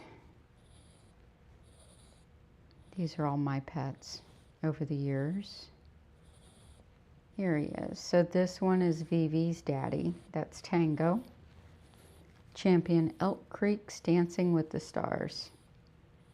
He was a very cute little guy, and you can see the resemblance in her face. So let me bring her back up. See her face? She's an old lady now, but she has his face. And then him. See the resemblance there? And then we have another picture of him. Go back to here. Should have another one in here. There he is. This was at a dog show with my daughter, and it was an extremely windy day in Brooksville. Anybody who's ever shown at the Florida Winter Classic knows what a windy day at the Florida Winter Classic is. And that was one of those days. So no hairspray was going to hold him at all. It just kept blowing right out. Like, nope, no hairspray for Tango.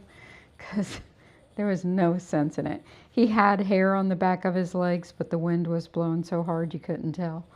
So that's Mr. Tango.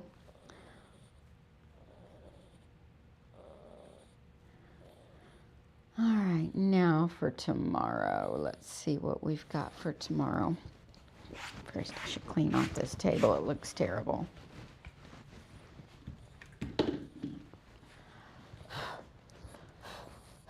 There, that's a little better. Tomorrow.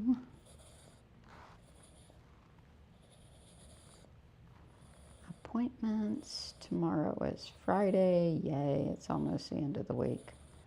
I start at 8 o'clock with Lexi the Yorkie, followed by Gabby the Havanese, Sasha the miniature poodle, Cooper the miniature schnauzer, Luna Bell the Shih Tzu, Annie the Shih Tzu, Charlie the Bichon Frise, Zoe the Maltese mix, and Jon Snow the Shih Tzu poodle mix. And it's going to be a really tight schedule because some of these dogs we need to add more time to.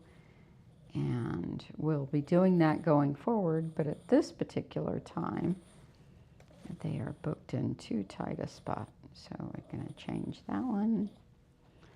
All right, and her mom's here. So that's what we've got scheduled for tomorrow. I thank you guys for watching. Be sure to like this video, subscribe to my channel. Don't forget to hit the notification bell so you don't miss my next upload. And I will see you tomorrow. Bye. Today's video was brought to you by our own company, Grooming Safer. I designed the Grooming Safer dog grooming harness with the intent to keep pets safe on the grooming table. This product aids in grooming dogs with collapsing tracheas, senior dogs with mobility issues, and wiggly puppies. The Grooming Safer dog grooming harness is also helpful with dogs who gator roll or rear up during the grooming process. The harness fits dogs from 2 to 35 pounds. We also have extenders for the dog grooming harness, enlarging it to fit dogs up to 115 pounds. I personally make each harness as they are ordered. Order yours today at groomingsafer.com.